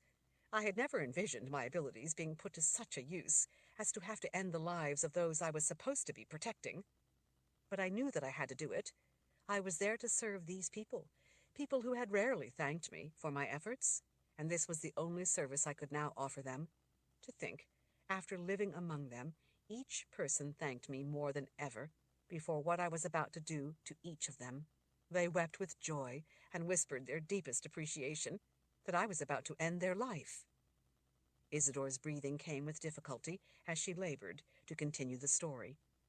Then I used my gift to stop their hearts, each one in turn, one at a time, over and over. I had to do it more than 400 times in all. It took until long after nightfall before I had delivered all but one of the people of Grandengart from their agony. I was not quite through with my work. I had silenced the moans and stopped all but one heart. Chapter 26. It was long after the moon should have been high in the sky when I finally reached the last man, Isidore said, but there was no moon because a thick overcast had gradually covered the sky like a shroud of gray darkness pulled over the dead. I knew that it would soon begin to rain. The last man alive was trembling and having difficulty breathing. His name was Joel. He was a baker. Every day he had used to bring me a small loaf of bread. He would never accept payment. Joel said that it was his small part to make sure that Grandengart's sorceress did not want for a meal. Truth be told, Joel had feelings for me, though he never spoke of those feelings or acted on them, except to bring me that loaf of bread. I think it was an excuse for him to see me. Joel's wife had died in childbirth before I came to Grandengart. He was lonely and terribly sad.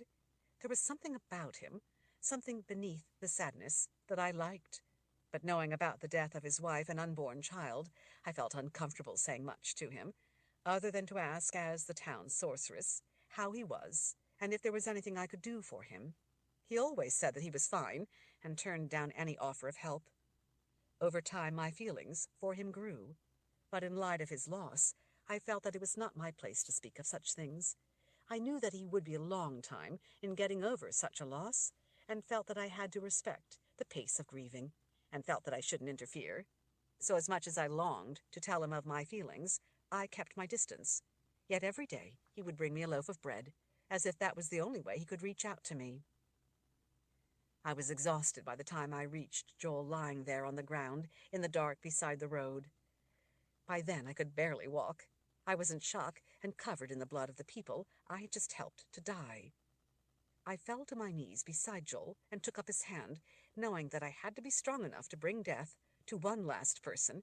I held his hand to my own heart and put all my strength into sending as much comfort as I could into him.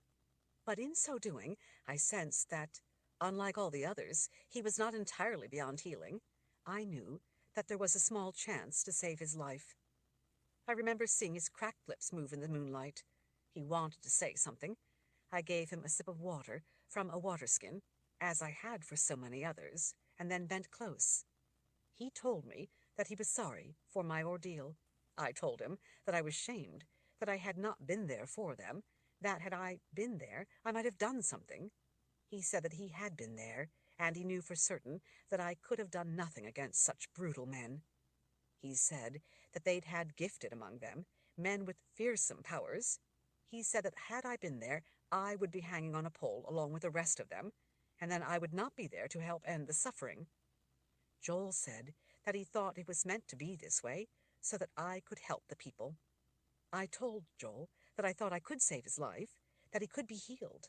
I told him to hold on, to be strong. I spent several hours hunched over him in the dark, healing what I could. I knew, though, that he needed more than I could provide. I knew that Whitney, a town to the north, would have the healers needed. I helped him onto my horse, and we started riding north to Whitney. I rode as hard as I dared push the horse. We rode the rest of the night and the next day. I often had to use my gift, not only to give the poor animal endurance to continue, but to give Joel the strength to hold on to life. We almost made it to Whitney. Joel cried out in pain. I tried to hold him up, to keep going, but he couldn't ride any farther, and begged me to help him to the ground. As I knelt beside Joel, I realized then that the one person I thought I might be able to save was now beyond help. I knew through my gift that despite how desperately I had worked to help him, his internal injuries were too severe. I could sense his life slipping away. It was a cruel blow after such hope I could save him. In that moment, there wasn't anything I could do to prevent Joel from dying. As I bent close, clutching his hands in mine, tears running down my face, he said that he was sorry for what he had done. I asked him what he meant. Joel said he had clung to the memory of his dead wife to the exclusion of everything else. He said that he had loved her, but she had passed. He should have gone on and embraced the life he had left to live. He said that he knew I was remaining silent out of respect. He said that if he had told me of his feelings, maybe I would have been open to him, and then we both could have had happiness for that time. Instead, he had clung to the dead rather than turning to the living. He said he should have lived his life, but now it was over, and it was too late. He wept as he told me that he was sorry that he had never given himself or me the chance to seek that happiness, and now it was too late, and he was so sorry. His life was over without having lived what was right there all the time. I sobbed uncontrollably as I confessed that I, too, had lived for the dead, fearing to reach out to him. I told him that I should have known better, that I should have sought to comfort him while encouraging him to use the time he had to live his own life. He said that he wished he had known that I would not have pushed him away. He said he should have tried to get closer to me than to just bringing me a loaf of bread every day. I laughed through the tears at that. He said that by respecting his feelings for his dead wife, I had shown true compassion, and that he wished he had returned it. Joel knew that the others of the town would be with the good spirits. He told me that he would soon see his wife again in the spirit world, and regretted only that he had not lived the last couple years of his own life. He told me that one day, when my time too was done in this life, I would be back with them, with the people of Grandengart, where I belonged and would be welcomed. He promised to be waiting for me, where we would all be safe in the light of the Creator among the good spirits. Joel's last words were for me to pray on the behalf of all those who had died that terrible night. He asked me to pray that the good spirits welcome them all and give them peace at last. I promised that I would use my abilities to help guide them all into the spirit world. He smiled, and as he thanked me and squeezed my hand, his last breath of life left him, and he was gone. On my knees, as the gentle rain began, I hunched over him and rained my own tears down on this poor man for all that he and the others had suffered, wept for what might have been had we each had the courage to let the past go and embraced what life still had to offer. Magda understood all too well that desolate agony of loss. So there I was beside the road to Whitney, with the dead body of my friend, while back in Grandengart lay the corpses of my charges, my town, the corpses of the people I had failed. Magda laid a hand on Isidore's arm. "You did not fail them, Isidore. Emperor Sulachan's minions are as powerful as they are ruthless. Joel was right. You could have done nothing to stop it. Don't take on the guilt that rightly belongs to the killers. Not many would have shown the courage you did in such a difficult situation. You did your people the greatest kindness possible. You were there for them to end their suffering when there was nothing else that could have been done. I thought so too, but as it turns out, after reaching Whitney and burying Joel, that was only the beginning of the nightmare." Chapter 27. Magda stroked a hand along the silky back of the sleeping cat curled up in her lap. The cat's contented purring served to emphasize the stretch of empty silence. "The beginning of the nightmare?" Magda finally asked. "What do you mean?" Isidore took a deep breath. Her shoulders slumped as she let out a weary sigh. "After Joel died, I managed to lift him up and over the back of the horse." She flicked a hand in an aside. "I used to be stronger than I am as you see me now. I've lost weight and muscle since then. I find that I rarely have much of an appetite. Anyway, I rode most of that night, stopping only for a brief nap, when neither I nor the horse could go on. It was the first sleep I'd had since arriving home to Grandengart. It was also the first of the terrible dreams that haunt me to this day. The short rest was at least enough for me to be able to resume the journey. By late the next afternoon, I finally reached the wheat fields and scattered farms at the outskirts of Whitney. A man and his wife working a field saw me and must have realized that I was having trouble. They both rushed out to the road to help. When they saw the body slung over the back of the horse, they said that he needed to be buried at once. They were kind enough to lead me to a small graveyard beside a clutch of oaks, the only trees in sight out on the plains of the southern reaches of the New World. There they helped me lift Joel down and then bury him. I was in a numb daze from the whole ordeal, from traveling so long and hard with the dead body of my friend, with tormented thoughts of what might have been between us, and worse, what I might have done to stop the madness had I returned home from seeing the council just a little sooner. I hadn't eaten in days, and I was near delirious with exhaustion. Even so, I knelt beside Joel's fresh grave and prayed earnestly to the good spirits to welcome him and all the others into their arms. Hunched over his grave, I again promised Joel that I would keep my word, given just before he died, that I would use my abilities to help make sure that they all made it safely into the embracing shelter of the good spirits. After that, the man and his wife, feeling sympathy for me, gave me some food and water, and then escorted me the rest of the way into Whitney. I think they thought that I might not make it on my own.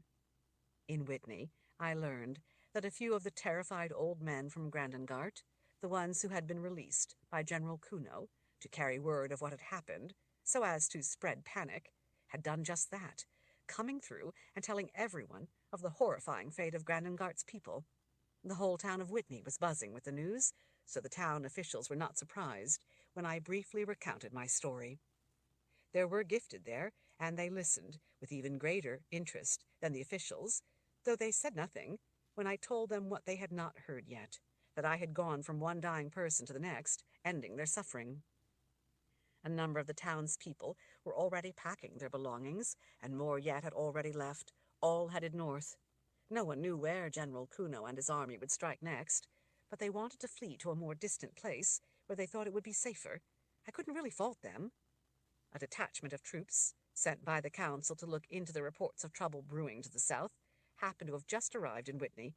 I talked with the commander and reported what had happened. I told him that I couldn't bury well over 1,000 bodies by myself, and I needed help. I didn't want my people to lie there and rot in the open or be scavenged by animals. All I could think of was that it was my duty to at least see them buried. Fortunately, the commander was an understanding man. He and his troops took me with them. We rode hard all the way back to Grandengart to attend to the dead as swiftly as possible. When we got there, the dead were missing. Magda blinked, not sure she had heard correctly. Missing? What do you mean? They were missing? Isidore lifted a hand in frustration and then let it drop back into her lap. They were gone. Not a single corpse was there by the road where I'd left them. The town had been burned down. The rain had since doused the smoldering rubble. There were no bodies in the town, nor were there any beside the road where the poles had been erected, where I had delivered them from their suffering. Did the troops believe you? Believe your story? Isidore grunted bitter confirmation. The ground was soaked with clotted blood. They believed me. The poles, each with the rope still attached, were covered with blood as well. There were some remains still scattered about, the viscera of those that animals had ripped open. After inspecting the remains, the commander confirmed that they were human. Isidore again weakly lifted a hand, but there were no bodies, none. Magda hooked a lock of her short hair behind her ear, at first having expected it to be long. She still wasn't used to it being short. I don't understand. How could there be no bodies? What could have become of them? Well, I saw tracks that hadn't been there before, so my first thought was that maybe General Kuno's army had decided to turn back to the safety of the old world, and they had come back through Grandengart. I thought that maybe, on the way back through, they had decided to bury the dead, rather than let them decay out in the open. No, Magda said. That doesn't sound at all like what I know about Kuno. Baracus told me that Sulachan personally selected Kuno to lead their forces because he was so ruthless. Kuno wouldn't care about any such decency as burying his enemy's dead. Like Sulachan himself, he's the kind who would have deliberately left the bodies there in the open as a ghastly warning to anyone who had thoughts of resisting. He uses tactics of terror to sap the will of those who will eventually have to face him. Isidore was nodding as she listened. Though it was the beginning of the war, before we had learned how truly brutal Emperor Sulachan and his forces were, the commander I was with harbored no delusions. He said that any army that would come in and torture and murder innocent people like that would not care about burying them. And then his men, as they searched, found evidence that the bodies had been taken. Taken? What do you mean, taken? Magda asked. The whole thing was not making any sense to her. The soldier said that there were a lot of tracks showing that an army had come back through and crossed over the road, headed south. There were drag marks on the ground where it looked like the bodies had been collected into piles. The ground there was covered with even more of the gore. The drag marks ended at wagon tracks. Lots of wagon tracks. Magda frowned. You're saying that Kuno's army came back through and took them? They came back and harvested the dead, Isidore confirmed in an icy tone. Magda's hand paused on the cat's back. Harvested the dead? She tilted her head toward the woman. For what purpose? Isidore shrugged one shoulder. The officer was only able to say that it appeared that they had taken the dead with them, south, back to the old world. Magda pressed her fingertips to her forehead as she tried to make sense of it. But why would they do such a thing? What would they want with the bodies? Isidore's hands opened a little in a vague, non-committal gesture. Magda could only imagine the grisly state the bodies would have been in. Collecting hundreds and hundreds of days' dead corpses and taking them away in wagons would have been a sickening task. No one would have done such a thing without a powerful reason. Isidore offered no immediate insight into the mystery of what that reason might be. Magda thought that maybe it was simply such an outrage that the woman didn't want to think about it, much less discuss it. By Isidore's guarded response, though, Magda suspected that she knew more than she was revealing.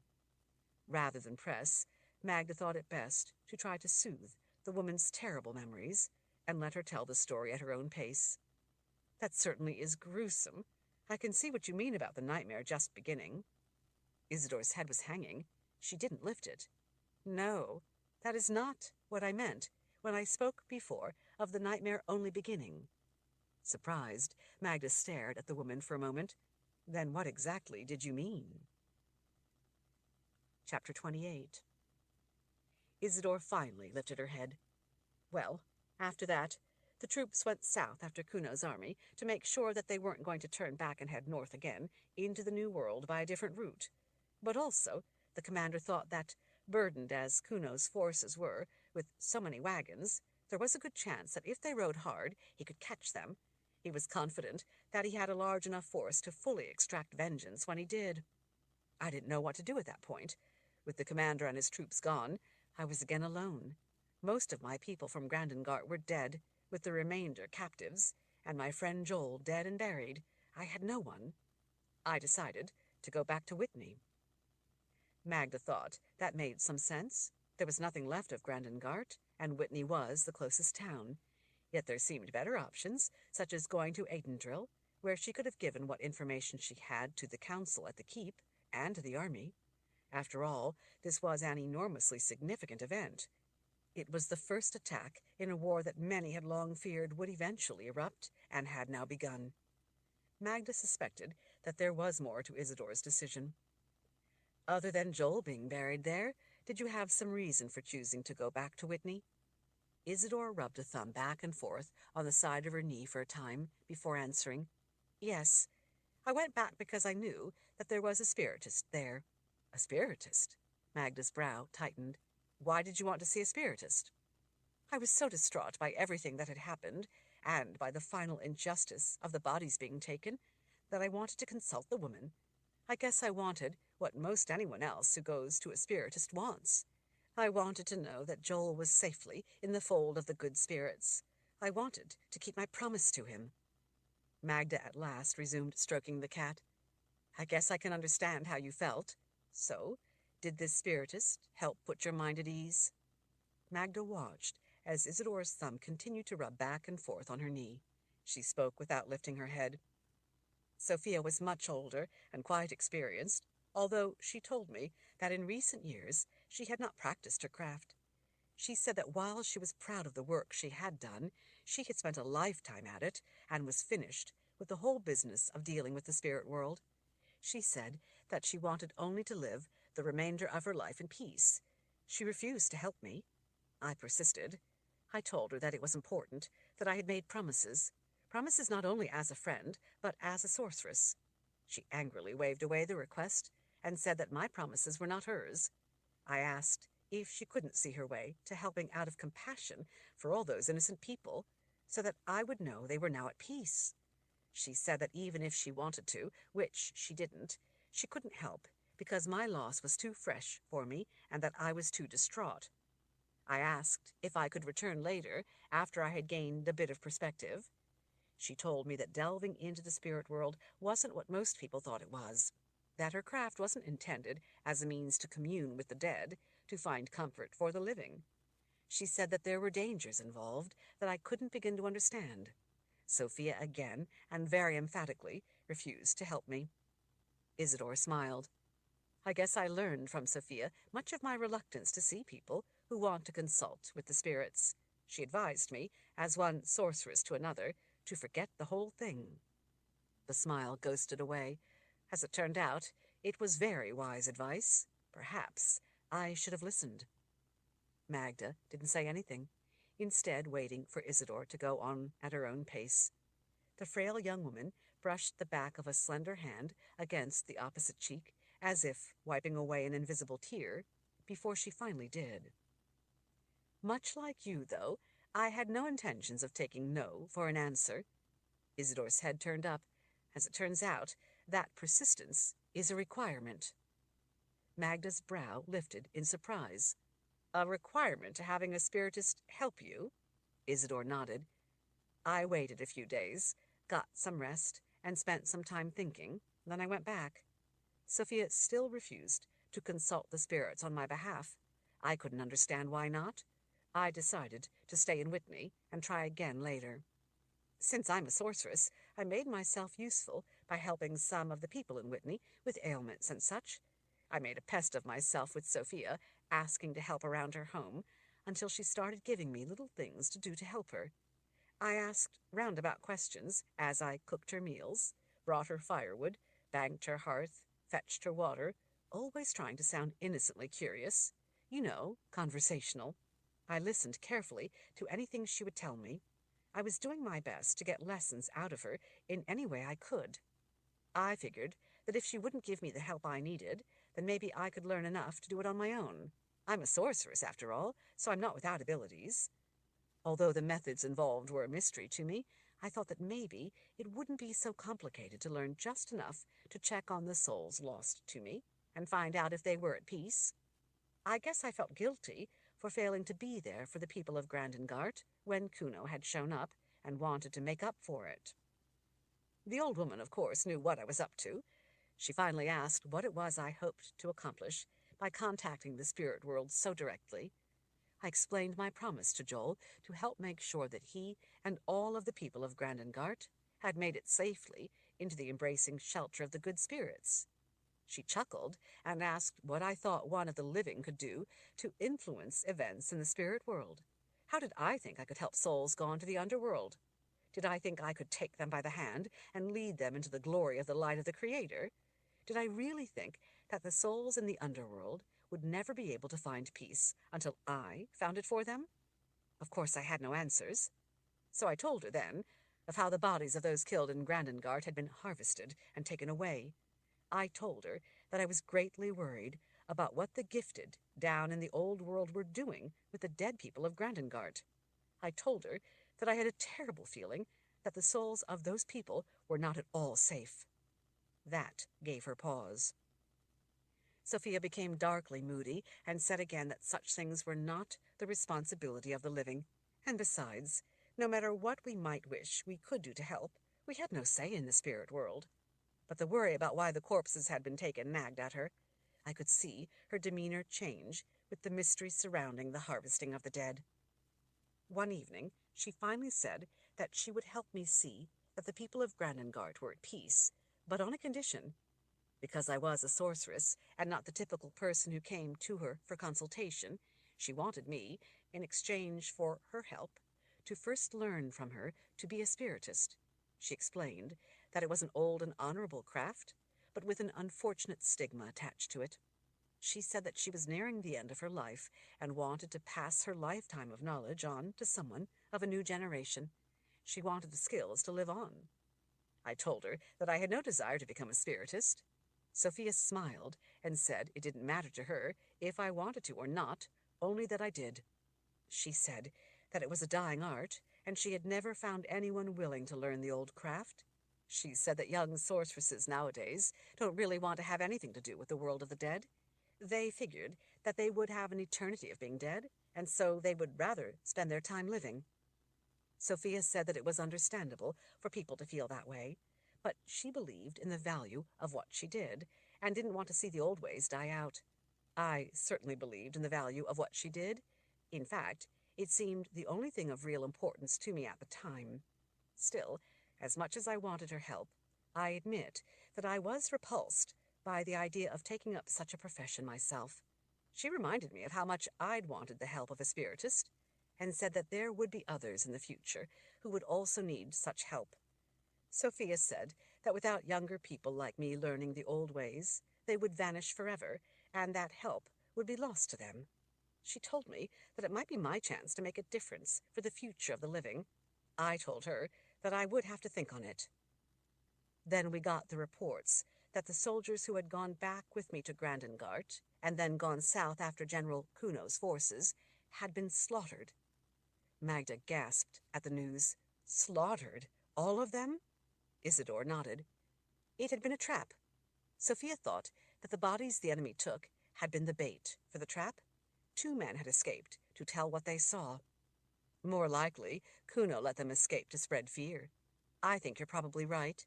The men said that they were charging south and thought they were getting close when they were ambushed. All of our men, other than the 2 who had escaped, were killed or gravely injured. After the battle, Kuno's men tied all of our fallen soldiers together into bundles of a dozen or so, tied them by their wrists, and then fastened groups of them to the wagons of the dead from Grandengart. One of the 2 men said that it reminded him of stringers of dead fish. Kuno's army dragged all the dead and dying soldiers away with them, some of them still alive and screaming in pain or moaning in mortal agony. Magda was incredulous. I've never heard of an army hauling away the soldiers they'd killed. They harvested the dead, Isidore confirmed, as I have since heard they have done in other places as well. At the time, I thought that maybe it was yet more bait to entice others to chase after them. In a way, I was right. After hearing about them taking the dead soldiers, I knew that I had to get Sophia to help. Something was going on that no one understood, but we all feared. I thought that the spiritist might be the way to discover the truth. Sophia told me then that if I agreed to learn the craft, then I would be able to draw more from the experience than simply having her report on what she saw. She said I would be able to see the truth I needed to know for myself, the truth that only I could grasp, the truth that only I could understand. Though the idea frightened me, I could no longer shy away from what I needed to do, so I agreed. Sophia then told me that the spirits had surely sent me to her for a reason, that there was a purpose, that I was meant for something. She began teaching me that very night. Chapter 29. How long did these lessons take? Magda asked. Less time than I had thought they would. Being the daughter of a sorceress and a wizard, I had a good start on what I needed to know. My father, in particular, had a lifelong fascination with the underworld. He had learned a lot in his adventuring, as he called it. Adventures dealing in where we all eventually had to end up, he would say. My mother would say that adventure was just another name for trouble. Some people whispered that my father had a death wish. I knew that wasn't true, but I was fascinated by the fearless way he liked to challenge death. At the same time, I shared my mother's worry about it being trouble. His adventures were mostly experiments with spell forms, learning how the interplay with additive and subtractive magic worked. That was how he had learned so much. It was how he learned to balance on the cusp between worlds. That, and racing horses on overland courses through dangerous countryside.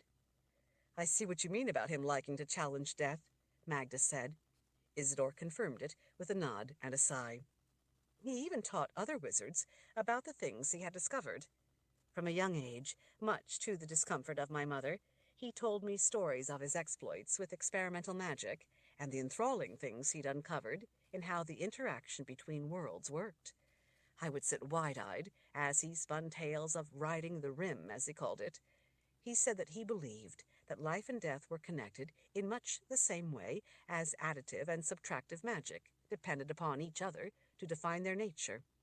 He saw that connection in everything, even in something as elemental as light and dark. Consequently, he also saw such interdependence in simple things as well. Simple things? Magda asked. Like what? Isidore lifted one shoulder in a matter-of-fact shrug. Where I saw a shadow cast across the ground, he saw the shadow, but also what he called the negative shape created by the shadow. He said they were inextricably linked, locked together, the positive shape and the negative shape, each depending on the other to exist. He said that to truly appreciate one, you had to at least recognize the contribution of the other. Thus, he would tell me, you need the dark to show light, so you shouldn't curse the darkness. You needed death to define life. Hence, the delight he found in his adventuring into areas others found terrifying. I guess you could say that his quest for understanding of the world of the dead contributed to a greater appreciation for life. My mother would roll her eyes when he would tell me about such things, but sometimes, out of the corner of my eye, I would see her flash him a private smile. So perhaps more than most, I already had a pretty good working knowledge of the grace, how it is drawn and how it functions, how magic itself is connected to creation and death through additive and subtractive magic, and how spell forms can draw on these elements for power. My father did not view different aspects of the world, such as life and the underworld beyond the veil of life, as independent things, but rather as interdependent elements that were all part of a great, unified whole.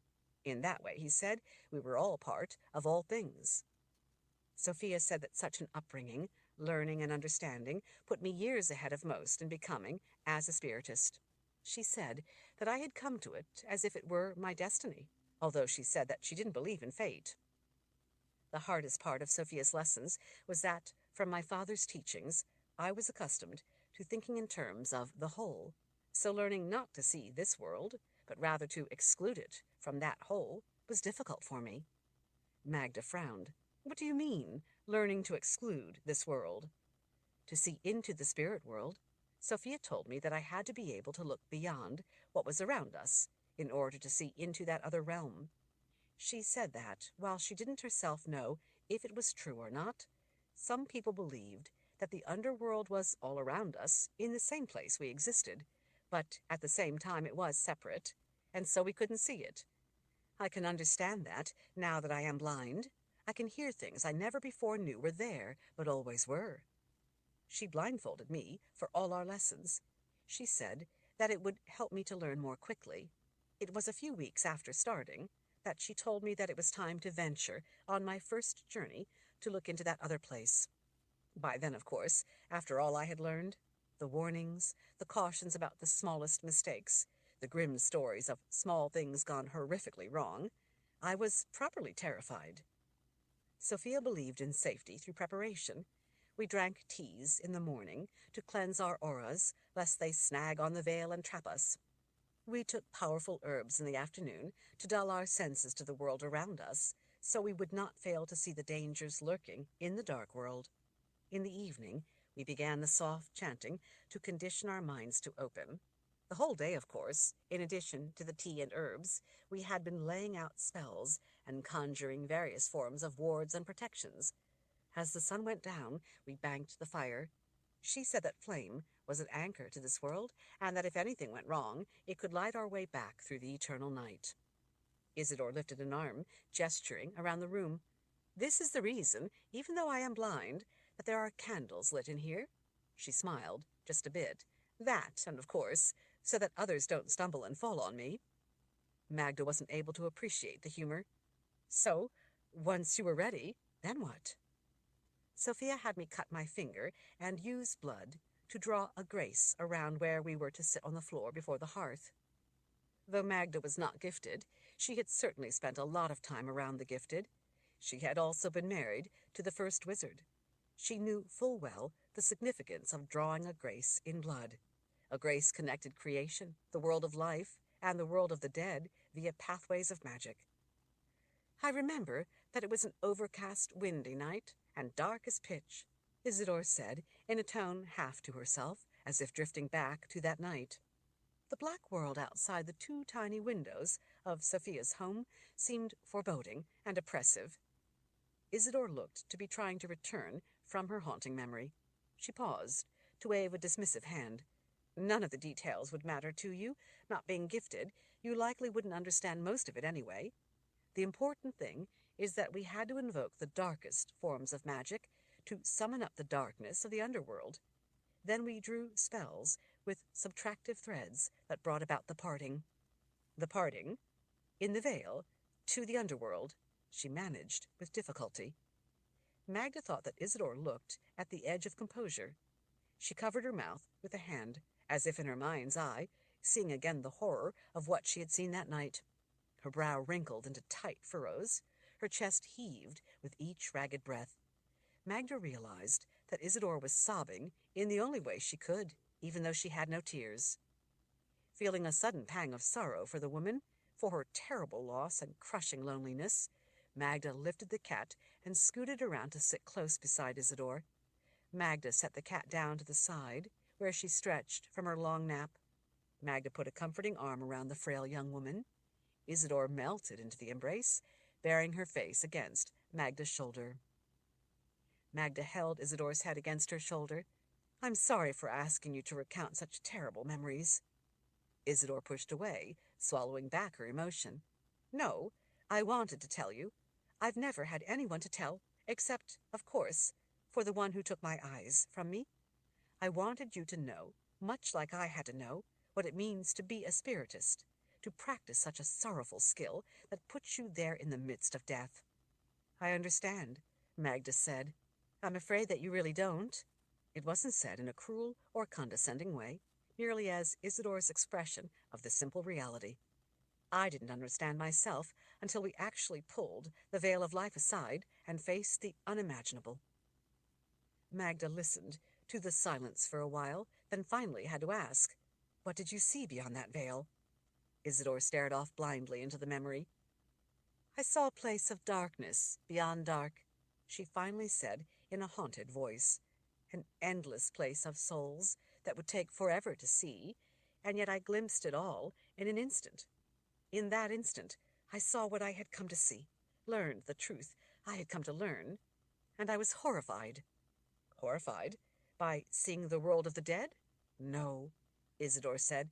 "Horrified by the truth." Chapter 30. "I don't understand," Magda said. "What truth did you see?" For a time, the only sound was the sputtering of a few of the candles glowing around the room. The cat sat silently on her haunches, as if waiting to hear what Isidore would say. "I saw Joel there," Isidore finally said. "His spirit, anyway. That much of it was a comfort, seeing the light of his soul there at peace." Magda, her arm around the woman, squeezed Isidore's opposite shoulder. She didn't want to sound suspicious or disbelieving, but she found it hard to imagine. "How is it possible, Isidore, considering how many millions upon millions of souls there are in the underworld, the souls of everyone who has ever lived, and are all now there in the world of the dead, for you to be able to immediately see the one you were looking for out of the multitude?" "Well, it's rather hard to explain." Isidore considered the question briefly. She frowned as she tilted her head up in thought.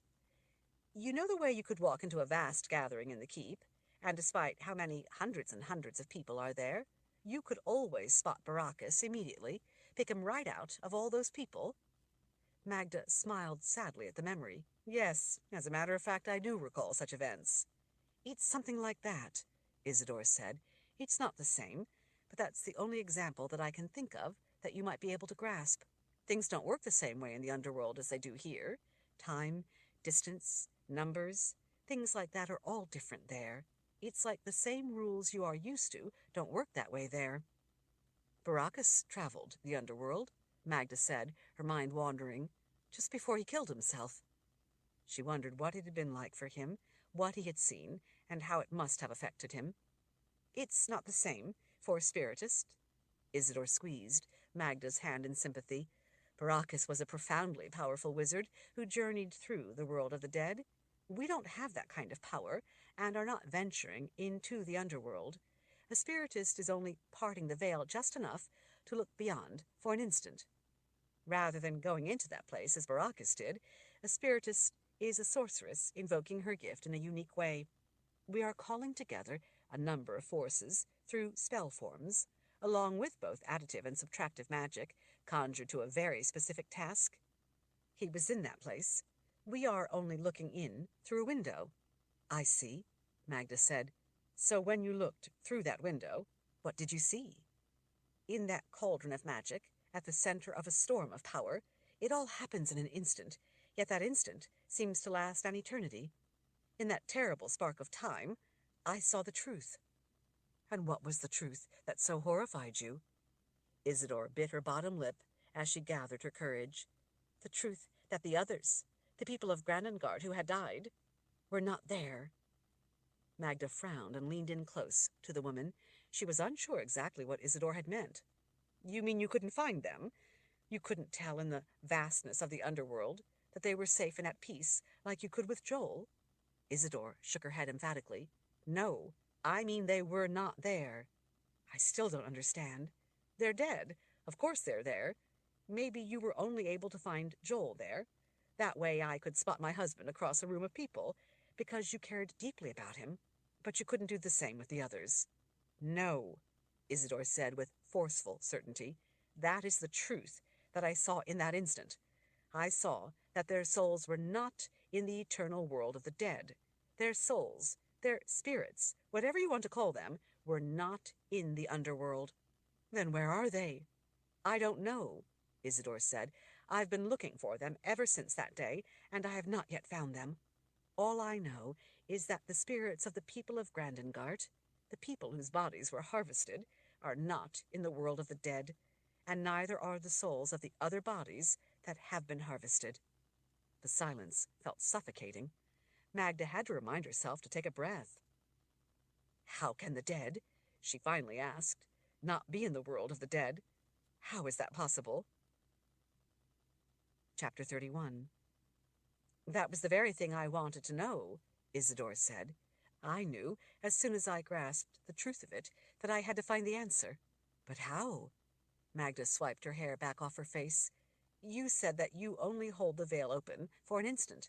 Yes, but in that moment, where all that magic, all that power, comes together, that spark of time seems to last an eternity. In a way, it isn't an instant at all.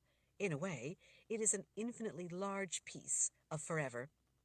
Magda felt as if she were getting lost. How can that be? The reason, as I had learned from my father, is that there is no time in the eternity of death. Because there is no beginning, no end, there is no way to measure how long you're there. But there has to be a way to measure how long an event lasts. Time still exists. A day is still a day. Here, but not in the underworld. Here, time is finite. Days start and end. There, it's eternal night. I still don't understand, Magda said. Imagine encountering a rope stretched across your path. There is no beginning to your left and no end to your right. The rope is infinitely long. It started forever ago and runs on forever. How could you take a measured portion of it? A portion of infinity is a contradiction. How could you, for example, measure out a fourth of forever? If you tried to cut a section out of such an eternal rope, it too would be eternal, because the rope has no ends, so you cannot create them in something that does not have them as part of its nature. Just because you want a beginning and an end for your convenience, that does not mean that they exist. While they certainly exist here, in the underworld, those beginnings and ends do not exist. In the center of that vortex of power, time itself does not exist. A minute, a day, a year, they are all the same. So in that eternity of time, that instant I was there in eternity, I had all the time I needed to search. In a way, I had forever. I searched forever. I tried to ask Joel's spirit where they were, but before I even began to form the question, he told me that they were not there. I saw people I knew from Grandengart, people who had died in the past, before that terrible day Kuna's army arrived, people who had been old or sick, even a boy I had tried to help, but who had died of fever. None of them knew where the rest of the people were, the people of Grandengart who had died out on the road that day. Everyone I knew could only tell me that the others were not there. They were not in the underworld. "How is that possible?" Magda asked. "How can they be dead, but not dead?"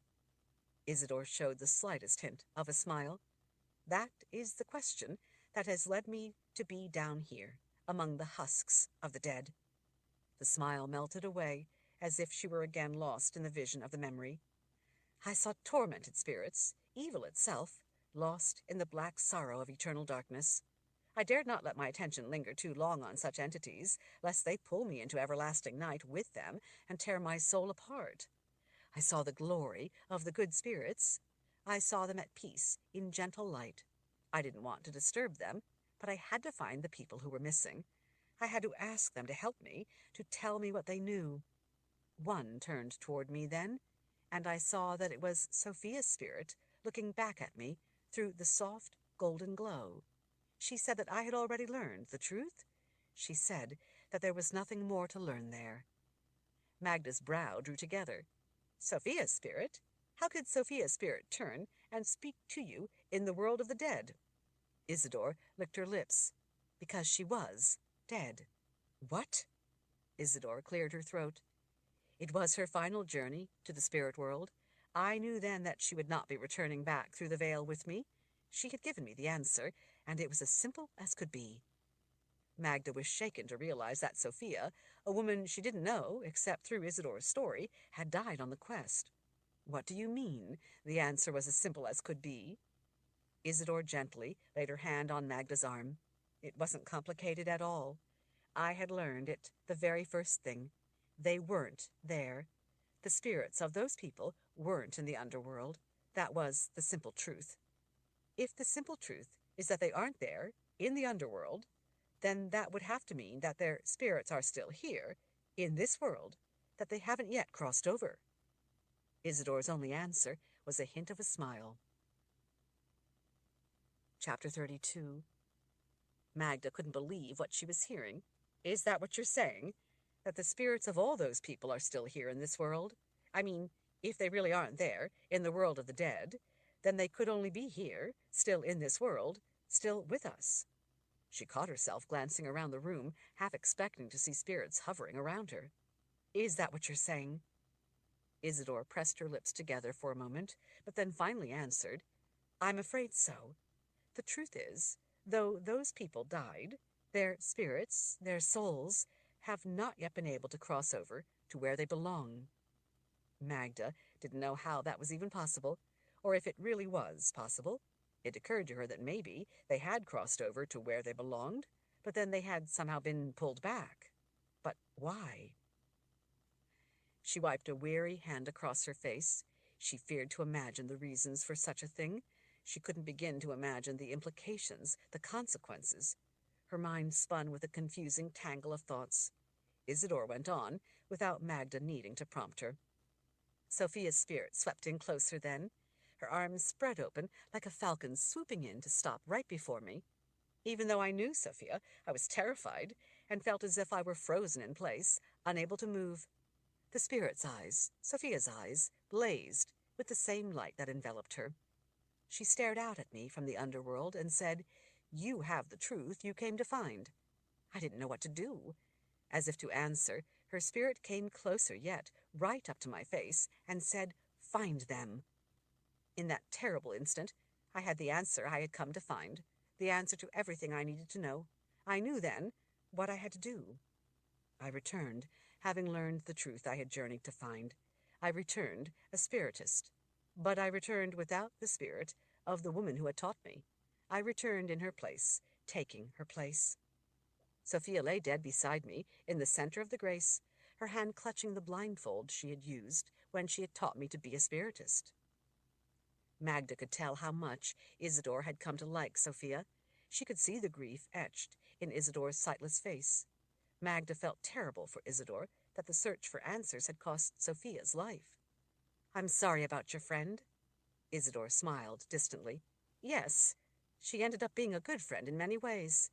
She helped me learn what it was that I needed to do to help my people." Magda cocked her head. "Are you saying that in making this discovery, that you thought it had become your duty to what? Somehow escort missing ghosts to the world beyond?" "I am saying that I knew then that the battle wasn't over just because I had gone to the underworld and found part of the truth. The war that had started with the murder of the people of my town had only just begun. I realized then that I am a warrior in this struggle." "But you, the same as you are here, because you too have become a warrior. Me?" Isidore turned to Magda, almost as if she were able to look right into her eyes, the way Magda imagined that the spirit of Sophia had looked into Isidore's eyes. "You were wife to Baracus, but since he died, you too have been searching for answers to troubling questions. You too came here to a spiritist because you need to learn the truth. You too want answers from beyond the grave, not unlike your husband had done. You do these things because you have the spirit of a warrior. Though you are not gifted, you have knowledge, abilities, and heart that make you a uniquely capable individual. You may think that anyone would do the things you do, such as confronting the council, but in fact they wouldn't. They couldn't. Only you could do the things that you have done, and you may be the only one now able to uncover the terrible truth. Make no mistake, Magda Searus, the enemy fears you, and with good reason, even if you don't know it." "Fears me?" "Yes, that is the mantle you have taken up. By coming here, seeking a way to find the truth, you too have shown yourself to be a warrior. You have also shown yourself to be dangerous to them." Magda remembered all too well then how the dream walker had been there, lurking in her mind, and then had tried to kill her. "I guess I have. I hadn't thought of it in that way, but I guess I have. I'm not even gifted, but they, for some reason, don't want me looking for the truth. The journey to reveal the truth sometimes takes us to places we never expected to go," Isidore said. "But it is vital that the right person walks that path, because we are fighting against those who can enter our minds and steal our souls. Perhaps they see somehow that you are the right person, and so they fear you. Because they fear you, they will come after you." Magda couldn't argue. From the day up on the outer keep wall, when she decided that she wanted to live, she knew that she was seeking something essential. Chapter 33. "So where did your journey to discover the truth take you after you returned and found Sophia dead?" Magda asked. Isidore gently ran a hand along the silky back of the cat curled up between them. "After I buried Sophia, I stayed at her house for a time, making several more journeys to the spirit world. In doing so, I came to realize that my battle was not there in the world of spirits, but here, in the world of the living. I knew that I had to find help where our fight is centered." "You came to see the council," Magda guessed. Isidore confirmed it with a nod. "I came to report what I had learned. I requested to speak before session closed to the general public. I felt that my information, if spread among people who didn't understand such things, might cause a panic. I wanted to speak only to other gifted, only to those who had some understanding of the work of a spiritist. I finally found myself in the council chambers, standing in line in a closed session, waiting my turn to speak. I had thought that such a closed session would be more private than it actually turned out to be. Even a closed session had a sizable crowd of important people. All of them, it seemed, were there with news, reports, or concerns about the war. A number of army officers started out with confidential reports on battles, along with the details of intelligence that had been gathered. I could hear only bits and pieces, but I grasped the general nature of their reports. A number of wizards then brought forth information on what was being discovered about new weapons of magic we are up against. I could only hear bits of that as well, but what I could hear was frightening enough.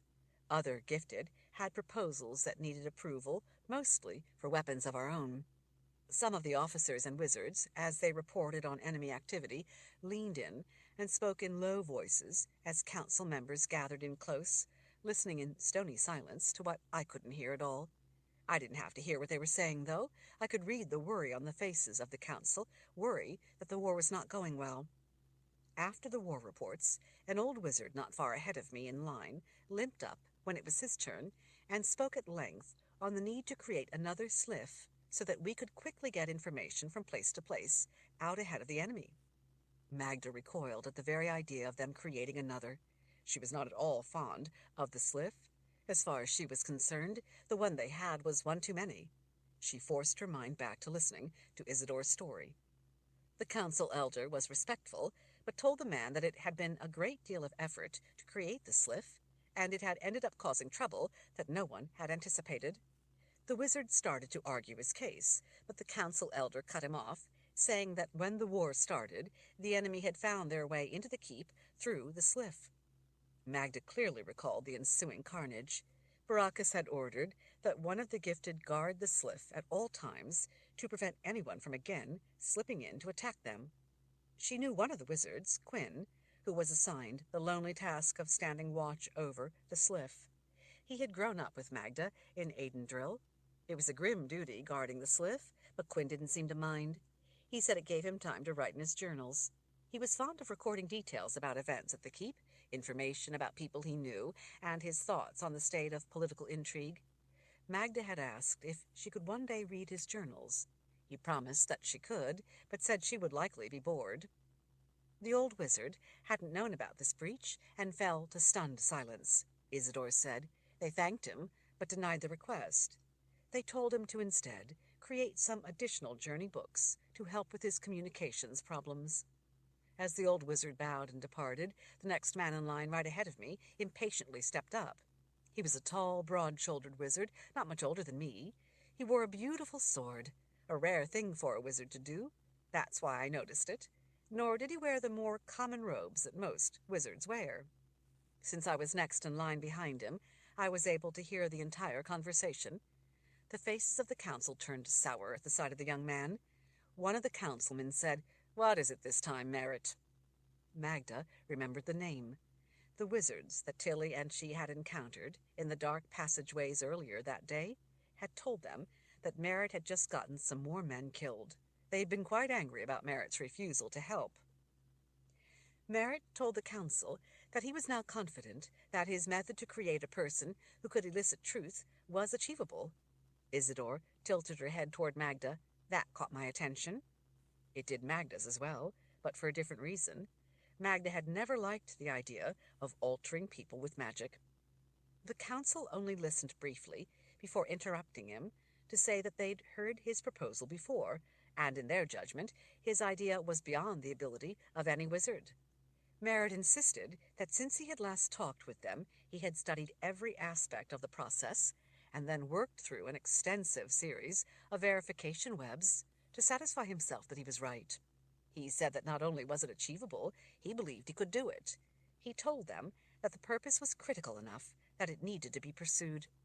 They agreed about the theoretical value of the objective, but asked, if he thought it was possible, why hadn't he done it?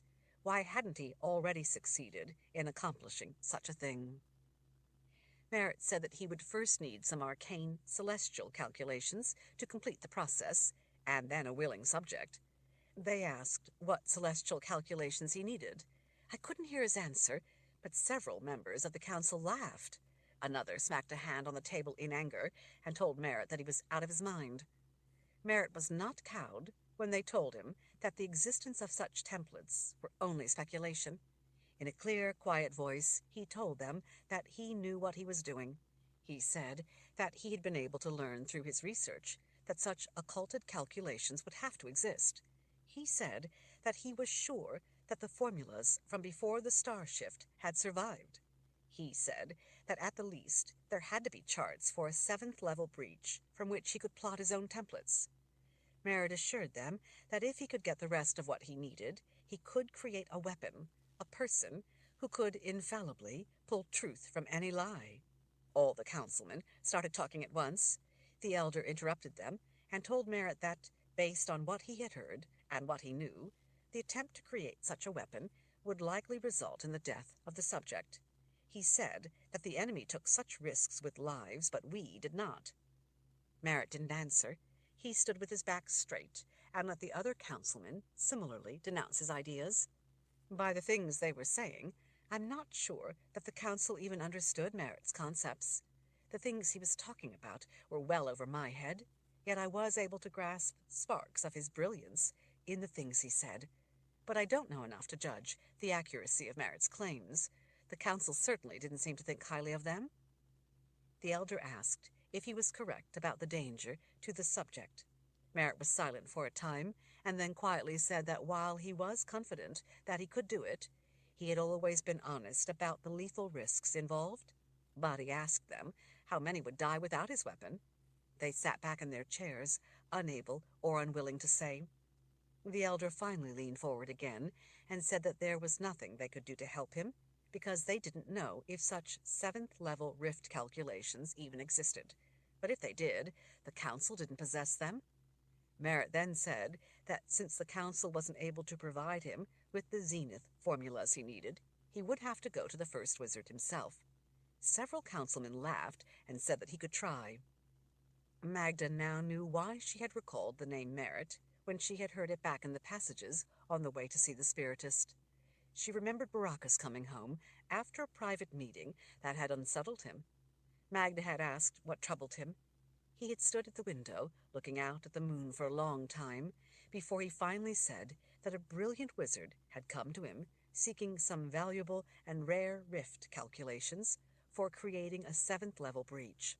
Magda hadn't known what that meant, but there was no doubt in her mind as to the seriousness of the issue. She asked if Baracus had given the man what he needed. Baracus had said, I couldn't give Merritt the formulas he needs. I wish I could, but all the breach calculations are locked away in the Temple of the Winds, out of reach in the underworld. Magda knew, in Isidore's story, that Merritt was not destined to get what he needed by visiting the first wizard. Finally, Isidore went on, the elder suggested to Merritt that he go back to work on lesser tasks until he could come up with something worthwhile, something not outside the realm of possibility. When Merritt passed me on his way out, I could see that his jaw was set and his teeth were clenched. His fist was tightly gripped around the wire-wound hilt of his sword. I felt sorry for him because I heard something in his voice that I liked. Magda came out of her thoughts and glanced over at the woman. What do you mean? Isidore shrugged. I don't know. Sincerity, competence. I could tell that he knew what he was talking about, even though the council wasn't taking him seriously. And his eyes. What about his eyes? Isidore shrugged self-consciously. I don't know. They were an unusual color, for one thing, on the green side of hazel. But it was what I could see in his eyes that caught me up.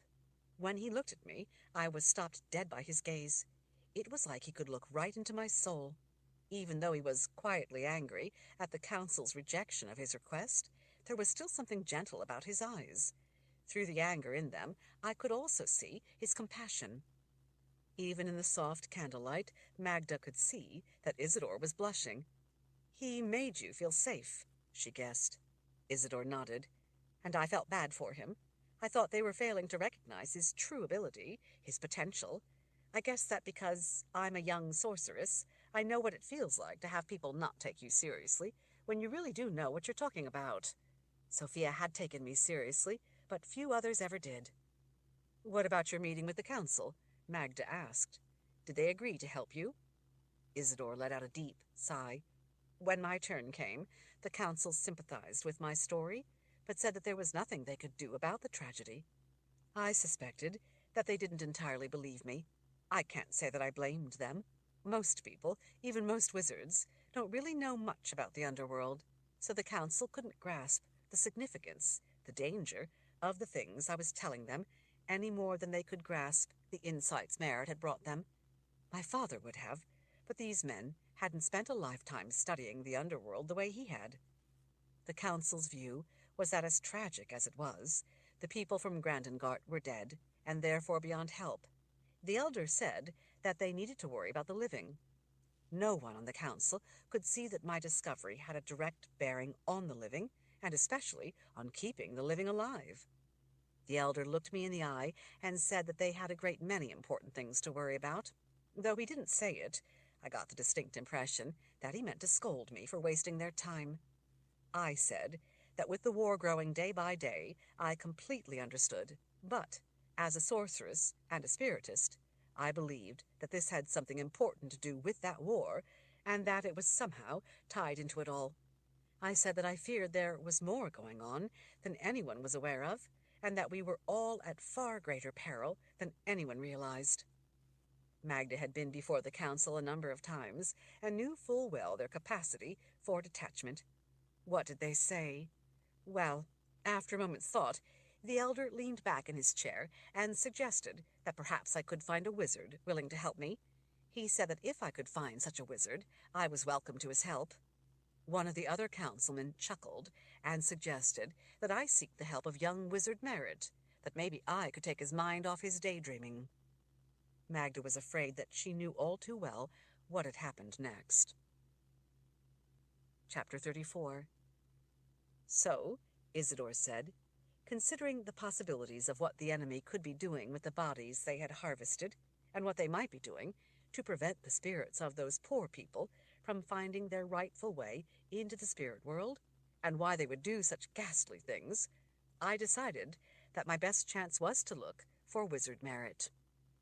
Magda was not liking where the story was going, especially since she already knew that a wizard had taken Isidore's eyes, and it seemed that Merritt was a man already engaged in the secretive business of altering people with magic into something other than the way they were born.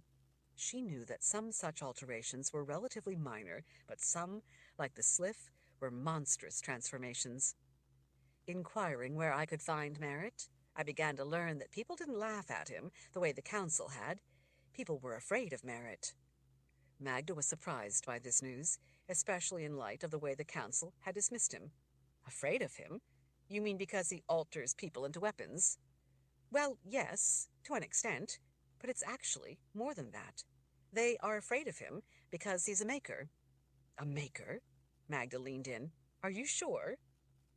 She knew that the things made by such wizards often frightened people, and with good reason. She also knew that true makers were exceedingly rare, and opinions of them tended to be contentious. She was beginning to better understand why the council hadn't wanted to deal with Merritt. Isidore nodded. That's one of his gifted talents. He makes all sorts of things, everything from exquisite leather bindings, heavily invested with wards for books of magic, to piles of edged weapons that cut in ways that steel alone can't, to complex metal creations I couldn't even begin to describe, and could only wonder at. He even carves beautiful statues from marble. His place was littered with an array of metal objects left all over the floor, sitting around the statues and piled in corners. There were knives stacked on some tables, and swords neatly arranged on others. I'd never seen the likes of it in my life. It reminded me a bit of the blacksmith places I've seen, except cleaner and, I don't know, more refined, I guess. Magda smiled. I'm familiar with strange objects left in corners. My husband was a maker, though I rarely heard that name applied to him. Really? Isidore asked. Baracus was a maker, as well as a war wizard. Magda nodded. When I met him, he was already first wizard, so that's the way people referred to him, the way they thought of him. In fact, people were hesitant about calling him a maker, so they were eager to refer to him as first wizard. Despite his duties and responsibilities, Magda said, Baracus was always making things. He would often sit at a work table late at night and craft the most intricate things I've ever seen.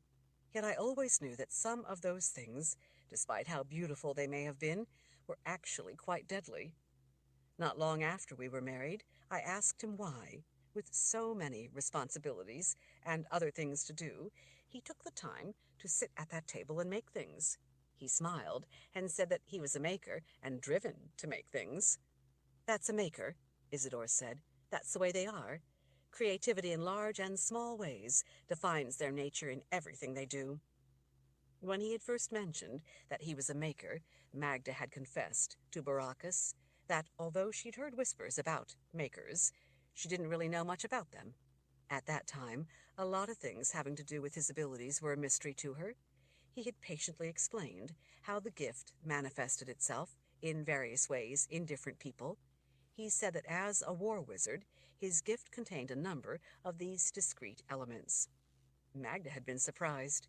She'd always thought that being a war wizard was a unique talent in and of itself. She remembered him smiling and saying that a war wizard's power was not a singular ability, but its strength actually came from a combination of components. He explained that prophecy sometimes guided a war wizard. If combat was called for, such a man could envision a battle plan or wield a blade, or sometimes focus the force of his rage into destructive power, or do the opposite and call forth his ability to heal the gravely injured. He said that in his case, if a stronghold and defenses were needed to protect people, he also knew how to build them because he was a maker. All of those things and more, added together, he said, made up his unique ability as a war wizard. She recalled how his eyes lit up when he explained that makers were more, though. They were actually artists, he said, and true artistic ability was as rare among wizards as it was among those without the gift. And, like true artistic ability, a lot of people thought they had it, but few actually did. According to Baracus, this genuine artistic ability enabled exceptional makers to use magic in creative ways that others had never imagined. He said that all new spells, all new forms of magic, all new uses for spells, were first envisioned by these kinds of makers. Baracus had told her that while a number of wizards could make things, the same as the ungifted could make things, it was this component of artistic ability in creating new things that took it to another level and made true makers more rare than true prophets. That was also part of the reason the people feared them. They could conceive of and conjure what had never before been done. New things were frequently treated with suspicion, while new things having to do with magic were usually treated with great suspicion. Baracus held that without makers, magic would stagnate, its scope left to accidental discoveries, and those who learned what to do through rules, formulas, and methods. Without that element of imaginative artistic ability, the gifted couldn't expand on magic or build it into new forms. Without makers to show them new ways, show them new forms of magic, the gifted were left with doing only that which had been done before. Magda had always heard that there were rules and procedures that had to be followed in order to make magic work properly. She thought it must be rather like baking bread, that it had to be done correctly. She asked Baracus how a maker could get magic to work properly if they weren't following rules, formulas, and methods. He laughed and asked how she thought all those things arose in the first place. Where did the rules originate? Where did the formulas come from? How were the methods first discovered? Who created the first shield? Who first used the gift to mend a broken bone? Who first cast wizard's fire? Makers, Baracus told her, first conceived of all those things and more. They created forms of magic that others then went on to mimic and copy and use. What was at first remarkable in this way became common, eventually acquiring rules and formulas and methods. But it was the creativity of makers that first showed the way. Makers created new recipes, as it were. Those who couldn't yield magic creatively had to follow the recipe someone gave them. Magda remembered the passion in his voice as he told her about such things. Making things was in his soul. Creating new things seemed to be his spark of life. Baracus told me that without makers there would be no new conjuring, and magic would be forever confined to simple things that were endlessly copied. He said that it takes makers to think up and create what never before existed. Isidore smiled as she nodded. That's the secret about magic that most people, even most of the gifted, don't really understand. The things created by a maker are endlessly imitated and copied to the point where people cease to think about where such things originated. People who have lived with a particular form of magic their entire life tend to assume that it always existed. I guess that's because true makers, such as my husband, are so exceedingly rare. You are a rare person as well, Magda Searus. You seem to know more on the subject than even most of the gifted I've ever encountered. I would never have understood about makers either, had it not been for Baracus teaching me about them. It was a subject close to his heart. Magda shook her head as she remembered some of the things Baracus had done. He made such beautiful things. I still have all his tools. Since he died, I sometimes go to his work table and pick them up, trying to feel a bit of him. Isidore was smiling as she listened. I wish I could have known him. Magda's own smile ghosted away. Some of the things he made, I feared. Isidore frowned. Really? Like what? Magda stared off into her memories. At the start of the war, Baracus created an achingly handsome amulet of precious metals surrounding a blood-red ruby. Despite its mastery, its beauty, its intricacy, that amulet was at the same time invested with meaning I couldn't begin to understand. Yet I knew how important its meaning had to be to Baracus because he always wore it. One night, after a particularly disturbing report from some of his wizards, I found him again at the window, staring out at the moon. I knew that he was thinking, as he often did, about the Temple of the Winds off in the underworld. He was clutching that amulet in his fist. I asked him what the amulet meant to him, what its meaning was. At first I thought he wasn't going to answer, but then, in a haunting voice, he said that it represented the dance with death. I was rather horrified by that. He said the dance with death was the way of a war wizard. I sat on the floor beside him that night, him standing, staring out the window, me with my back leaning against the wall beneath it, while I held his hand, as he held his private thoughts close, and that amulet in his other hand.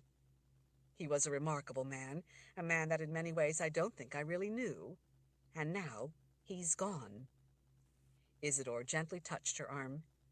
Magda came out of her thoughts to look over at the spiritist.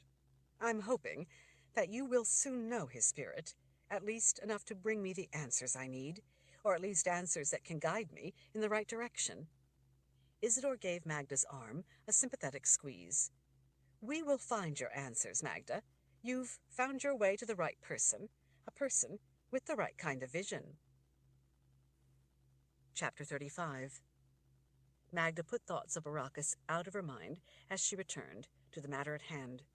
She couldn't bring herself to ask Isidore if Merritt had been the one to take her eyes. She skirted the subject and asked something else instead, to steer the conversation back to the subject at hand. So, what about you? What happened with Merritt? Was he able to help you with your efforts to find the lost souls of Grandengard?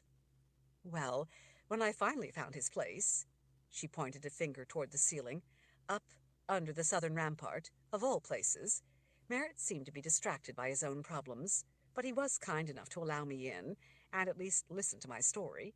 He listened as you have, and far more seriously than the council had. I guess people closer to your own age are more inclined to take you seriously. He didn't say much as I told him what had happened. He stared down at that beautiful sword of his, lying on a table, as he listened. He asked a few questions, though, and I got the sense from those questions that, perhaps, even more than me, he considered the implications of bodies being taken, and worse, their spirits missing from the underworld, to be quite ominous. In a way, his concern made me worry even more and served to reinforce my conviction in what I knew I had to do. When I finished with my story, he asked what it was I thought he could do to help. I told him that I believed that there was a threat that everyone was ignoring. He didn't argue the point. I told him that because of my abilities as a sorceress and a spiritist, I thought I had a unique understanding of the problem, an understanding that the council was not taking seriously. He seemed in harmony with that as well. I told him that while I believed the enemy was somehow meddling with the world of the dead, I at first had not been able to come up with any solution to finding the truth, until I finally began to consider how I could use my ability to do what I had never needed doing before. I told him how I had eventually come to understand that I needed to search the world of life for the dead, and for that I needed a new way to use my abilities, a way that had never been conceived of before. Up until that moment, he had listened with great interest to the things I was telling him, but now he was even more intently focused. Magda had no doubt of that. Isidore smiled self-consciously. I guess that I was trying to appeal to his nature as a maker, trying to talk to him in a language he would understand and appreciate. It seemed to be working, as he was acutely interested in what I was telling him. Finally, I told him that I had come at last to understand what was needed. I told him that I needed to have a new way to see, a way to see what no other could, and to do that, I needed to have my vision of this world removed. To see, I had to first be blinded. I said that I wanted him to do it. Merritt was shocked and angered by my unexpected request. He refused to listen to anything else I had to say. He ushered me to the door and sent me away. Magda for the first time thought better of Merritt. Over the course of time, I had gradually become used to the idea of trading one kind of sight for another, and had accepted its necessity. I was used to the idea, but I realized that it was a shocking request to make of Merritt, so for a while I left him alone to think about the things I had told him. I knew that he needed time to absorb it all. After a while, I went back to see him. I would have liked to have given him more time to consider the situation, but I knew that time was working against me, against all of us. Before he could say anything or send me away, I asked him to first tell me one thing. He folded his arms and looked down at me, waiting for me to pose the question. He's a tall man. You are more his size than me. For a moment, I had trouble summoning my voice under the scrutiny of his hazel eyes. I finally did, of course, and asked him to tell me why General Kuno's forces would take the corpses of our people. He stared down at me for a long time. Finally, he told me, in a quiet voice, that he feared to imagine. I told him that I did as well, and asked him to allow me to explain. He at last stepped aside from his doorway and allowed me in. I again told him that I needed to be blind. Anticipating what he might say, and before he had a chance, I told him that I needed to be really blind, not blindfolded, in order to see what I needed to discover. I explained that I was searching for the answers to real problems, and I couldn't use pretend methods. Merritt told me that if I wanted to be blind so bad, all I had to do was stab out my own eyes. I remember him pacing around his room, gesturing with his arms, as he told me that he would be cursed with a lifetime of nightmares if he were to do such a dreadful thing. He said that it was a cruel request for me to make of someone.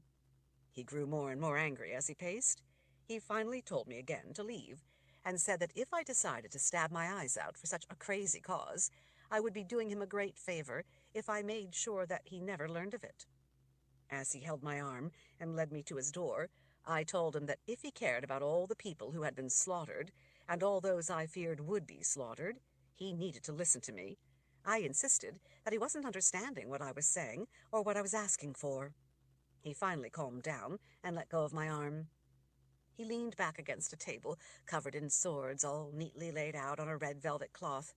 He picked out one particularly stunning sword from a raised place at the center and held the wire-wound hilt tightly in both fists as he rested the sword's point firmly on the floor. He then looked up at me and said he was listening. It was a warning that it was my last chance. I told him that it was not actual blindness that I sought. I was actually seeking vision.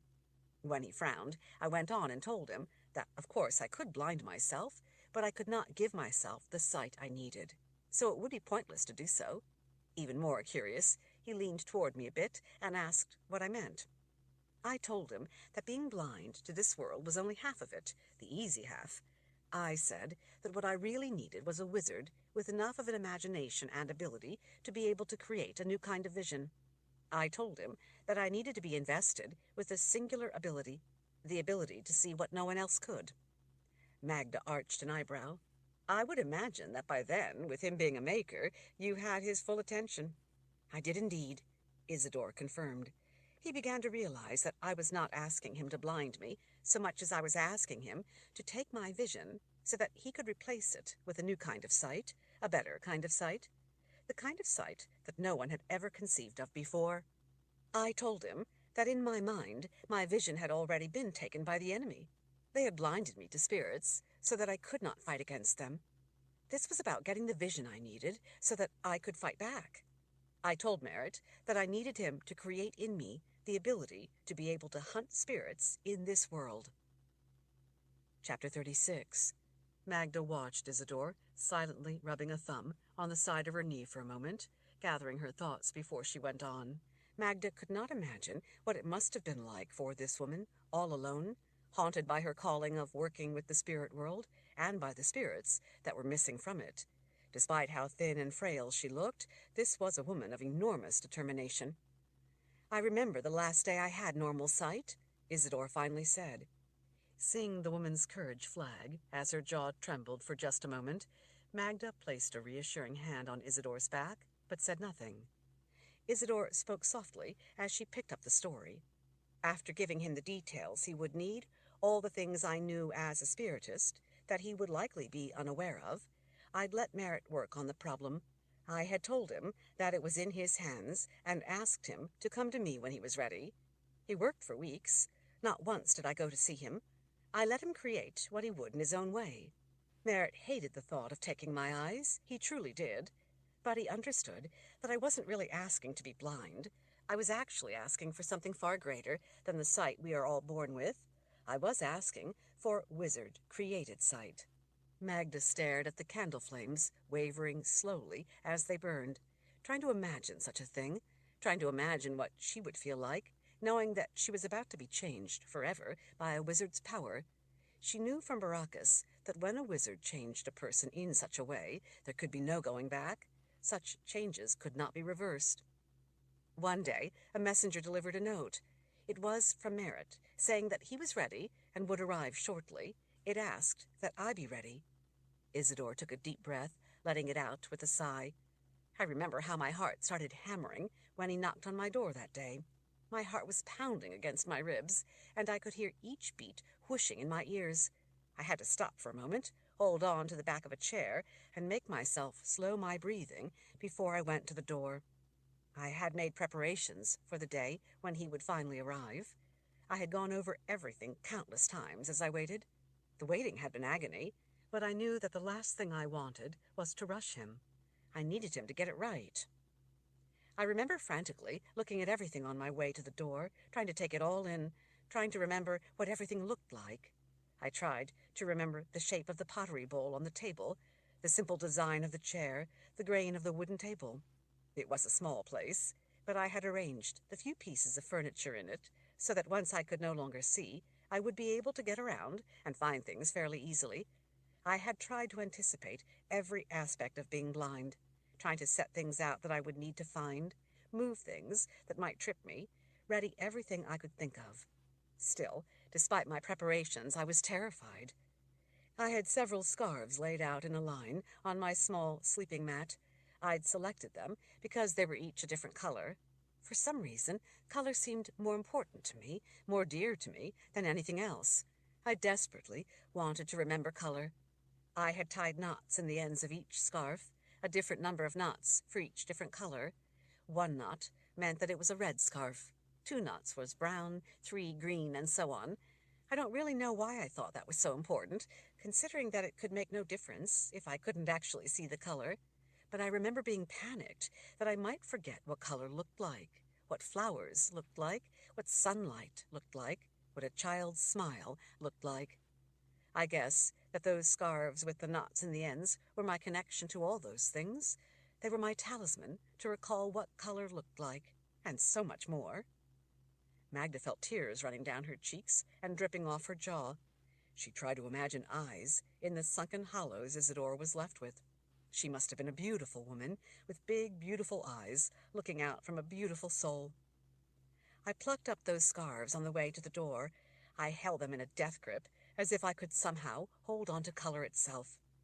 Isidore cocked her head, as if recalling the scene. When I opened the door, I was surprised to see that Merritt's eyes were red. To this day, that, and not the scarf with 1 knot, is my memory of red. He told me in a quiet voice that he had figured out how to do what it was I wanted. He asked if I was sure, if I still wanted to go through with it. In answer, I took up his hand, kissed it, and held it to my cheek for a moment as I thanked him for what he was about to do. He nodded without saying anything. I was joyous for the lost souls that I hoped to be able to find. Merritt was miserable. He had a roll of papers he'd brought along with him. He unfurled them on the table, and I saw then that each one had some kind of drawings all over it. He arranged them just so, putting various pieces where they belonged, so that together they became parts of a larger drawing. When it was all arranged, I could see that he had drawn what looked to be a complex maze, with odd symbols at various places. A maze? Magda managed to ask, without the tears surfacing in her voice. Isidore nodded. I asked him what he thought he was doing. I told him that drawings for a maze had nothing to do with the new kind of sight that I needed. He straightened then, he is an imposing man, and asked what I thought I was going to do. Walk all over the new world looking for ghosts, look in dark corners and under beds. He said that it wasn't enough to be able to see such spirits as I was hunting. He said that I needed something more to help me find them. He said that he had not merely thought of a way to create a new kind of sight so that I could see them, but a way that might attract them, draw them to me. I was stunned. It was brilliant. I hadn't thought it through, thought about how I would actually search, but Merritt had. He had considered the entirety of the problem, and he'd come up with a way for me not only to see spirits, but to draw the dead to me. Magda glanced around the circular room, imagining what was out beyond, remembering the way she had come in through the maze to find Isidore's place. You mean to say that Merritt designed this maze down here, that maze out there, that confusing place with all the dead ends, all the twists and turns, all the confusing passageways, all the hanging cloth, and the empty rooms? That's right. I don't understand. How can it help you? Why the passageways to nowhere that dead end? The hanging panels of cloth? The empty rooms? What's the purpose? To make them feel safe, Isidore said. Magda blinked in surprise. To make the spirits feel safe? That's right. The dead ends make them feel a sense of safety, feel that others can't sneak up on them. The cloth gives them the comforting sense of being shrouded. Did you notice that the cloth panels have protection spells, either painted on them or woven into the fabric? Most of it is very faint, but spirits can see them, or maybe they are aware of the spells in their own way. I guess I hadn't noticed, Magda said. Some of those spells on the hanging fabric are my own creation, born of my work as a spiritist. They're powerful and significant. Isidore leaned toward Magda a bit. The dead must be there. And the empty rooms? The rooms are refuges that give the dead a sense of place. It has to be hard for them, not knowing where they belong. The rooms are empty, so that the spirits don't feel like they are intruding into someone else's place. You see, the whole maze is a sanctuary for the spirits who find themselves trapped in this world. That day in my room, standing over the papers, Merritt said that he knew the right place to build such a sanctuary. He said that it would be down in the lower reaches of the keep, below the crypts, where there were countless dead laid to rest. The crypts, he said, were a place of such specific energy that spirits trapped in this world would already tend to haunt that area. He said that the refuge he would build below would then draw them into me. He said then that he would personally oversee the construction. Isidore swallowed. I knew what he meant. He meant that it was time for him to first take my sight. I don't see how you could allow a wizard to alter you in such a way, Magda said, unable to contain her emotion any longer. Sometimes it is necessary to step beyond what you have known and to reach for something more. Magda had intended not to bring her own views into the conversation. After all, what was done, but she couldn't help herself. I'm sorry, Isidore, but I can't see how you could allow it. How could you stand to give up so much? How could you allow a wizard to alter you from the way you were born? Isidore smiled then. It's not that way at all, Magda. You were born unable to speak a language. Without people changing you from that natural, unaltered state, you would to this day not understand the spoken word or be able to communicate. That's different, Magda said. A person is born with that potential. A person is born with the potential to change, to learn, to grow. It's not always an easy step to take. You were changed by being taught to read and write. Reading and writing aren't natural abilities. They were instilled in you. Aren't you happy that people cared enough to change you so that you would be better than you were born, and thus have a better life? Aren't you better for it? Didn't the struggle make you stronger? Magda swiped back her short hair. But, Isidore, he took your sight. How could you stand to lose? No, Isidore said, holding up a finger to cut Magda off. It's not that way at all. Yes, I lost something, but I gained something truly remarkable. I gained far more than I lost. Do you know that I've never again bothered to hold those scarves with the knots? Why not? Because I don't need them. That memory is the past. I can see so much more now. Magda frowned. What do you mean? See what? Isidore lifted an arm, slowly sweeping it around the room. Well, I can see. The cat hissed as she suddenly jumped to her feet and rose up onto her toes. Isidore's arm halted in place. The cat arched her back high. Her black hair stood on end as her mouth opened wide. Her muzzle drew back, exposing her teeth as she hissed. Magda blinked at the cat. Shadow, what's the matter with you? You should run, Isidore whispered. Magda looked up. What? Run. Chapter 37. Magda sprang to her feet, following Isidore up. Shadow's black fur stood out straight, making her look bigger than she really was. Her tail puffed out to twice as fat as normal. Hissing with her fangs bared, she looked ferocious. Isidore swept her arm out, pushing Magda behind her. It's too late to run. It's in the hallway. Magda thought that her own hair might stand on end along with the cat's. What's in the hall? A gust of wind swept in low along the floor and then up through the room, swirling around the wall, extinguishing all the candles. The air turned icy, as if someone had opened the door into the dead of winter. The cat growled in a way that Magda had never before heard a cat growl. It was a ferocious, feral sound. The frigid, whirling breeze died away, leaving the room to settle into murky stillness. Fortunately, the shield door on Magda's lantern had been closed. The flame hadn't been blown out by the strange gust of wind, so it was still providing some light. But sitting off to the side as it was, and with the shield door closed, it wasn't much help at lighting the uncomfortably dark room. Magda squinted, trying her best to see in the dim light, looking for any sign of movement, something out of place, something that didn't belong. She didn't see anything that would have Isidore and the cat in such a state of alarm, but it was so difficult to see in the near darkness that she couldn't be sure there wasn't something she might be missing. Using an outstretched arm, Isidore began backing Magda through the room, following the curve of the circular wall. The blind woman was obviously able to tell quite well where she was in the darkness. Now it was Magda who was at the disadvantage. Magda pulled her knife. With her other hand, she clutched Isidore's arm, so if she had to, she could pull the spiritist back out of harm's way. Even though Magda knew how to use the weapon to defend herself, with the unseen nature of the threat, the knife offered less comfort than she would have hoped. Not seeing anything, Magda leaned close and whispered, "Maybe we should go into the back room." Isidore had both arms out, crouched a bit, as if she too was readying herself to fight the invisible opponent. "No," Isidore said. "If we go back there, we'll be even farther from the way out. We would be trapped." "Trapped by what?" Magda asked, holding her knife out as she scanned the room to both sides. "I don't see anything." Isidore came to a slow, fluid stop as she crossed her lips with a finger, urging silence. Slowly, quietly, each step taken with care, Isidore began ushering Magda closer to the side of the room, all the while facing the entrance. For the first time, Magda heard something coming from the entry hall.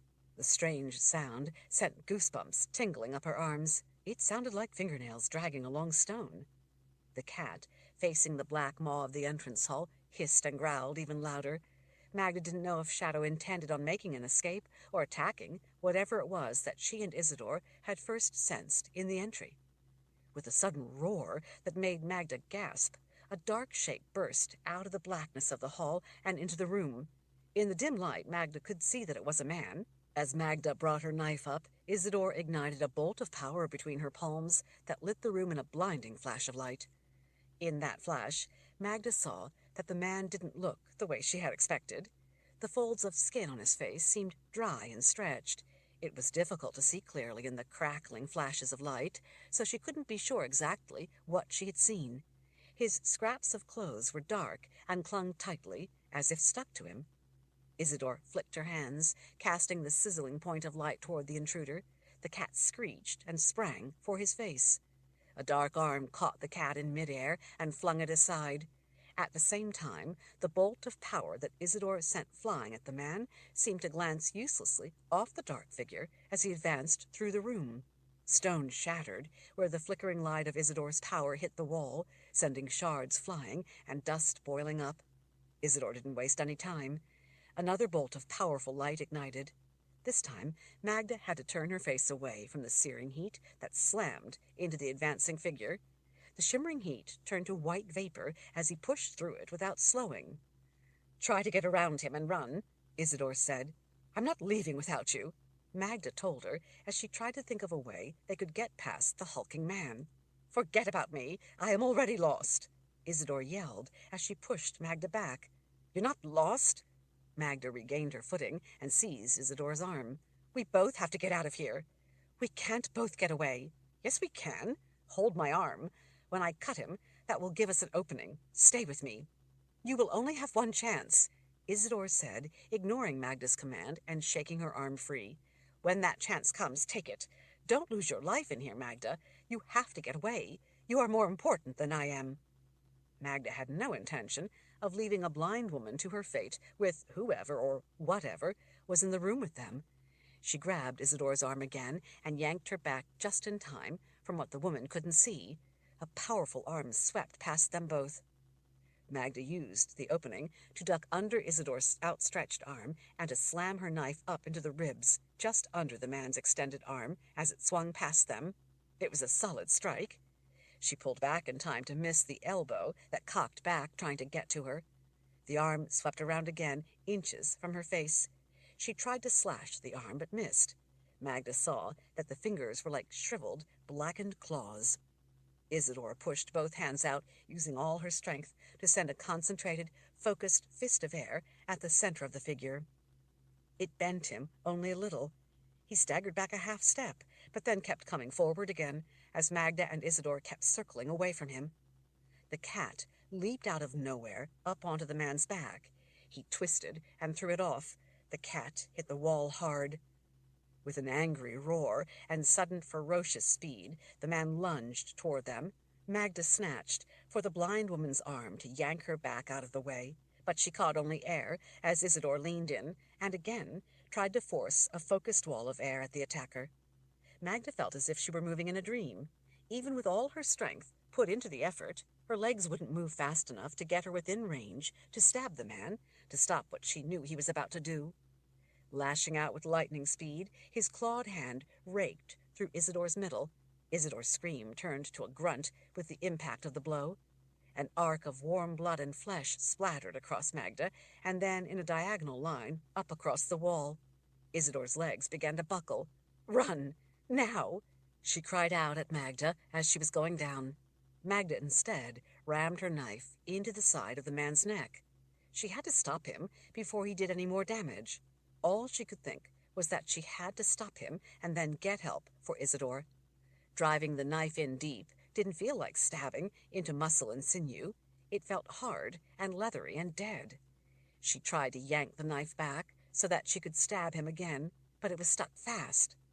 She gripped the handle with both hands, trying to pull the blade back out of his neck. It was then, when she was close enough, that she saw in the dim light that the man, though he moved with impossible speed and power, didn't look like a man. He looked like a corpse.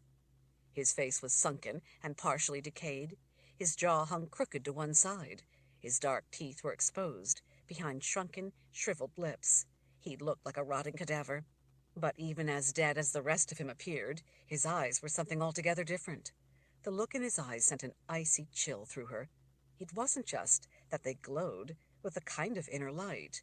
It was that the glow was fired by the gift, yet unlike any light of the gift she had ever seen before. It was at once dead and empty, but alive with menace. Magda was so shocked by what she saw that it stopped her cold for an instant. Then that frozen instant shattered with a crack that made her ears ring. The room suddenly spun in her vision. Her back smacked the wall, driving the air from her lungs. Her head hit the stone so hard that it knocked her senseless. Through the pall of pain, she only dimly heard the terrible roar of the thing, only dimly saw blurry movement in the swirling room. Magda could taste dry stone dust and blood. She realized then that the man had struck her with a blow so powerful it had lifted her from her feet and thrown her back across the room.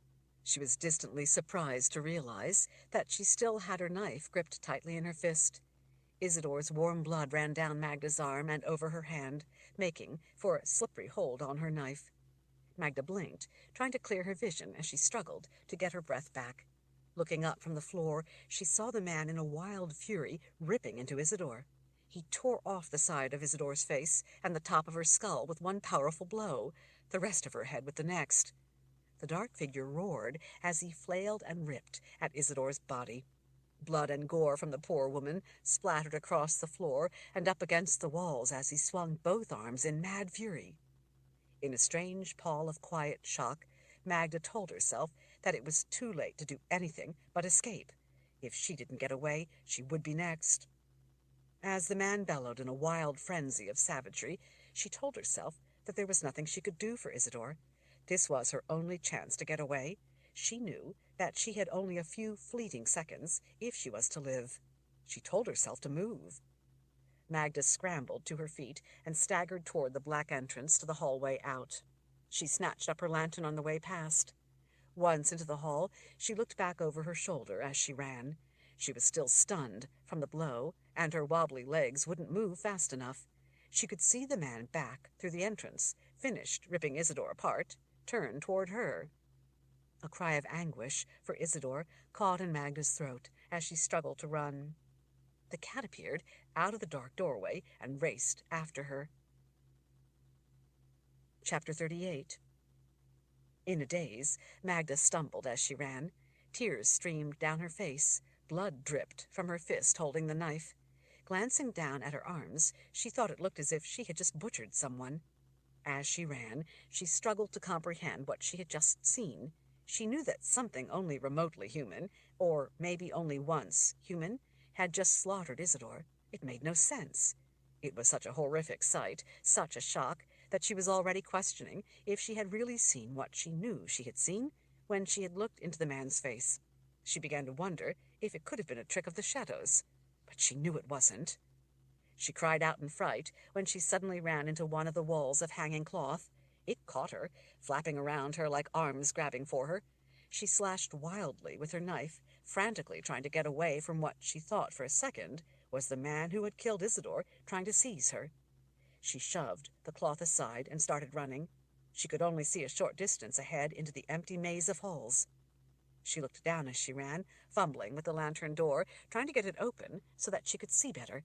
It finally sprang open, casting a bit of useful light into the passageway. She realized that, lost in the maze as she would soon be the next victim of the thing that had killed Isidore. It was coming for her. If she was wandering around aimlessly, it would likely be able to catch her in short order. Magda thrust a hand into her pocket, frantically searching for the map that Tilly had given her. She dug around with trembling fingers, but couldn't find the map. She didn't know if she'd dropped it as she was running, or if she'd lost it in the fight. All she knew for sure was that the map wasn't in her pocket. She turned back the way she had come, holding the lantern up, trying to see if she had dropped the map when she had fought her way out of the embrace of the hanging cloth. She didn't see it on the ground anywhere. She heard a sound. She thought she saw a dark shape move back in the direction she'd come from. Then she saw the glow of his eyes off in the darkness, like some goblin from her childhood nightmares come to life. Magda abandoned the search for the map and started running. She knew that it was foolish to run in a maze without knowing where she was going, but she was too panicked to stop herself. Besides, what choice did she have? She ran with wild abandon, taking random passageways at intersections. From time to time she could hear the dead man in the distance behind her. He let out a growl of rage as he came, his feet sometimes dragging on the floor. Magda ran all the faster, imagining the goblin from her nightmares hot on her heels. She knew that she didn't stand a chance fighting against him. She had to get away. She was suddenly brought up short in a dead end. She spun around and saw the man step into the passageway from a side hall, blocking her way back. Magda stood panting, knife clenched tightly in her fist, trying to decide what to do. His glowing eyes watched her, and then he started toward her.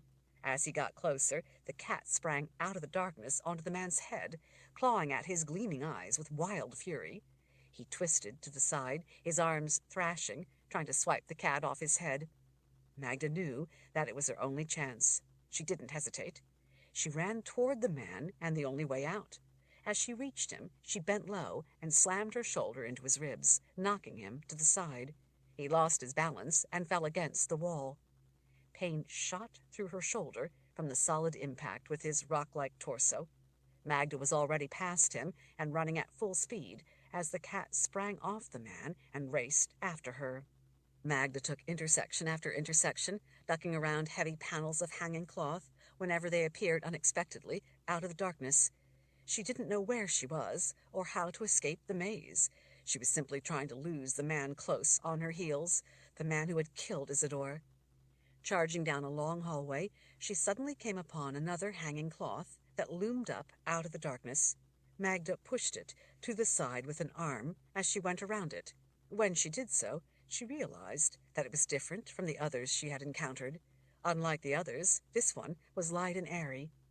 Almost immediately, before she could wonder at the silken nature of the cloth, she saw in the weak lantern light that it was a dead end. She couldn't go any farther. Magda spun around. The man had already reached the other side of the cloth wall blocking the passageway. It was too late to go back the way she had come. The man slowed. He had her trapped in a dead end. Magda stood frozen in panic, gulping air. She could see the reddish glow of his eyes through the gauzy cloth. She had nowhere to run. Chapter 39. Magda could see his boots just on the other side of the hanging cloth. Her back was to the wall at the dead end of the corridor. The delicate cloth hung perfectly still, not 3 paces away from her. She tried to think what to do, how she could get away.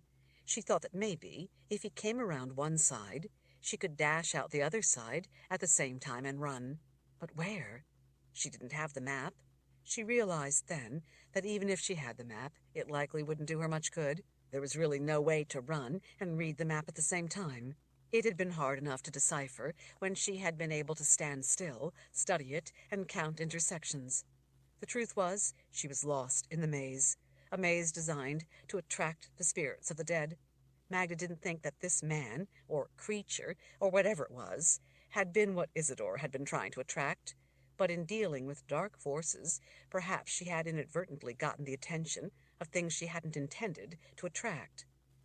An arm thrust around the cloth, clawing at the air as if trying to feel around to find her, hoping to snag flesh. Magda pressed her back against the wall behind, trying to stay as far away from the sweep of the clawed hand as possible. The cloth was sheer enough that, had there been light beyond in the tunnel, she would probably have been able to see the man through it. With her lantern, she thought that he could probably see her. She turned the lantern window aside, hoping not to illuminate herself for him. She leaned to the side away from the arm reaching blindly for her and carefully peered through the small gap between the wall and the other end of the cloth. The hall wasn't as wide as some. She could see that if she went for the gap opposite the man, he would likely be able to reach over and grab her. Again, he swung the arm, groping into the dead end, trying to catch her up. She was far enough away from where he was standing, though, that he couldn't reach her. But as soon as he came around the flimsy hanging cloth, he would be able to snatch her, unless she could somehow get past him as he came for her. She was fast, but from what she had seen back in Isidore's place, he was faster. Making it worse, the hall wasn't very wide. There was no maneuvering room. Magda wondered how long it would be until he came around and had her. She kept imagining being ripped open the way he had ripped open Isidore. She knew that the end was going to come at any moment. But instead, he moved to the other side of the cloth, reaching around with his other hand, clawing the air on that side. He didn't even lean over and look around, probably because his glowing eyes could see her on the other side of the cloth.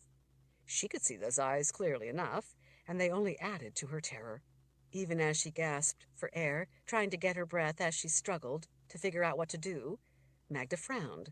Why didn't he simply come around the cloth to get her? It was obvious that he knew she was back there. He roared in frustration, slashing wildly, blindly, around the side of the cloth. He raced over to the other side, trying again to reach back and snag her. But he wasn't leaning in far enough to get to her. She couldn't imagine why not. It seemed like the silky cloth was somehow keeping him back. Magda wondered, could it be?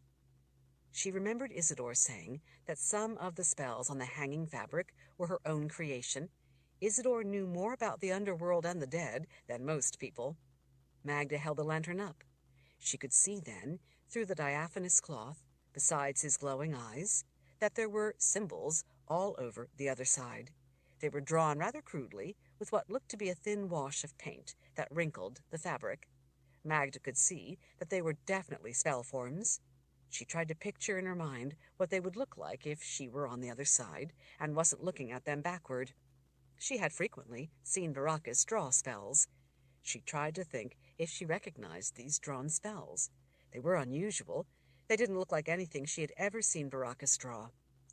The man lunged, reaching around the side, grasping empty air with his clawed fingers. Magda ducked in and jabbed at the filmy cloth, pushing it toward him. He stepped back with a surprised, angry growl, then raced to the other side to try again to reach around and get her while she was close. Magda remembered Isidore saying that the spells she had drawn were born of her work as a spiritist, and that they were both powerful and significant. Magda remembered Isidore saying, "The dead must heed them." The man on the other side hadn't yet tried to come past the cloth, but he showed no signs of giving up. She knew that he would not leave until he had her. If anything, he was getting ever more frantic to reach her. There was no telling when or if someone like a wizard, would be coming down to the maze to see Isidore. But even if someone did come to visit the spiritist, it was possible that they wouldn't come this way. The maze was a sprawling complex. For all Magda knew, she could be far off the regular route in. Even if someone did come to see Isidore, they might never come this way and happen across Magda. Worse, even if someone did come this way, they very likely would be killed just as swiftly as Isidore had been murdered.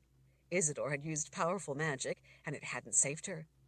Magda could be stuck down in the deserted tunnels forever, with the crazed killer ready to strike at any moment. For all she knew, it was possible that his fear of the symbols on the cloth might only be a stopgap measure that wouldn't hold him back for long. Once he got past that thin piece of cloth, it would be a horrific, painful death. Magda realized that if she was going to escape certain death, she was going to have to get away on her own. She had an idea she didn't like one bit. With her heart pounding nearly out of control, she clutched the knife tighter in her fist. She didn't see that she had a choice. Chapter 40. As the man beyond the hanging cloth moved from one side to the other, when he was about in the middle, Magda shoved the cloth toward him as hard as she could. Through the cloth, she could feel his body on the other side. His middle didn't feel at all soft, like a living person's. It felt more like a tree trunk. He roared at the contact with the thin cloth and stepped back. Recovering quickly, he lunged to one side, his arm coming around, trying to grab her as she was still pushing at the cloth. His clawed hand caught a few strands of her short hair. Magda jerked her head away before he could get a better grasp. As he reached, sweeping the air, trying for more of her hair, Magda used all her strength to stab the blade deep into his hand. The blade pierced through his palm, coming out the back of his hand. He didn't cry out in pain, but instead yanked the hand back, pulling it off the blade to free it. He shoved the hand back toward her, sure that she was close, and he would get her when she stabbed at him again.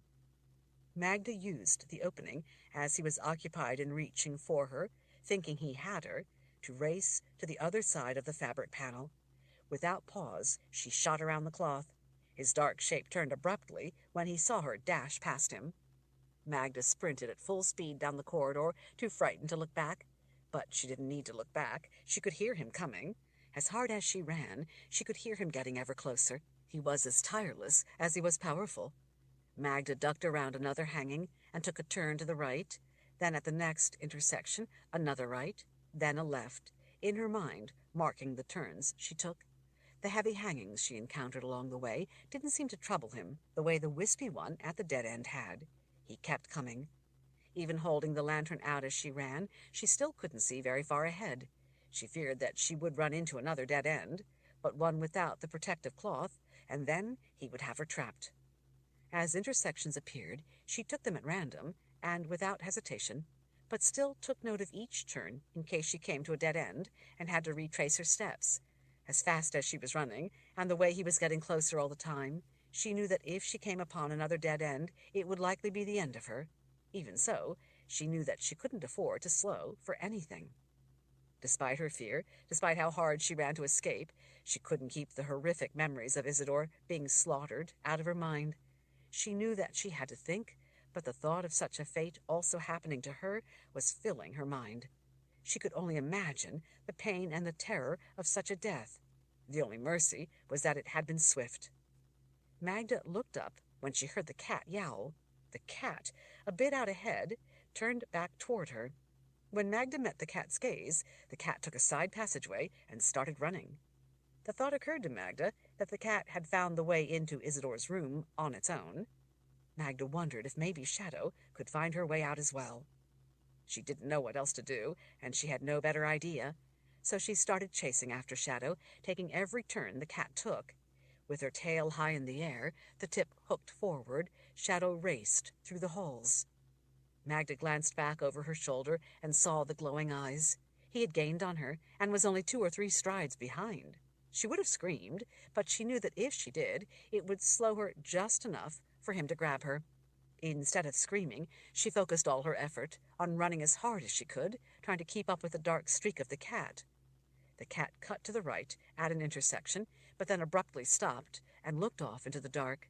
It reversed direction and took to the left instead. Magda hesitated for just an instant, not knowing if she should keep up her momentum to stay out of the reach of the man or follow Shadow.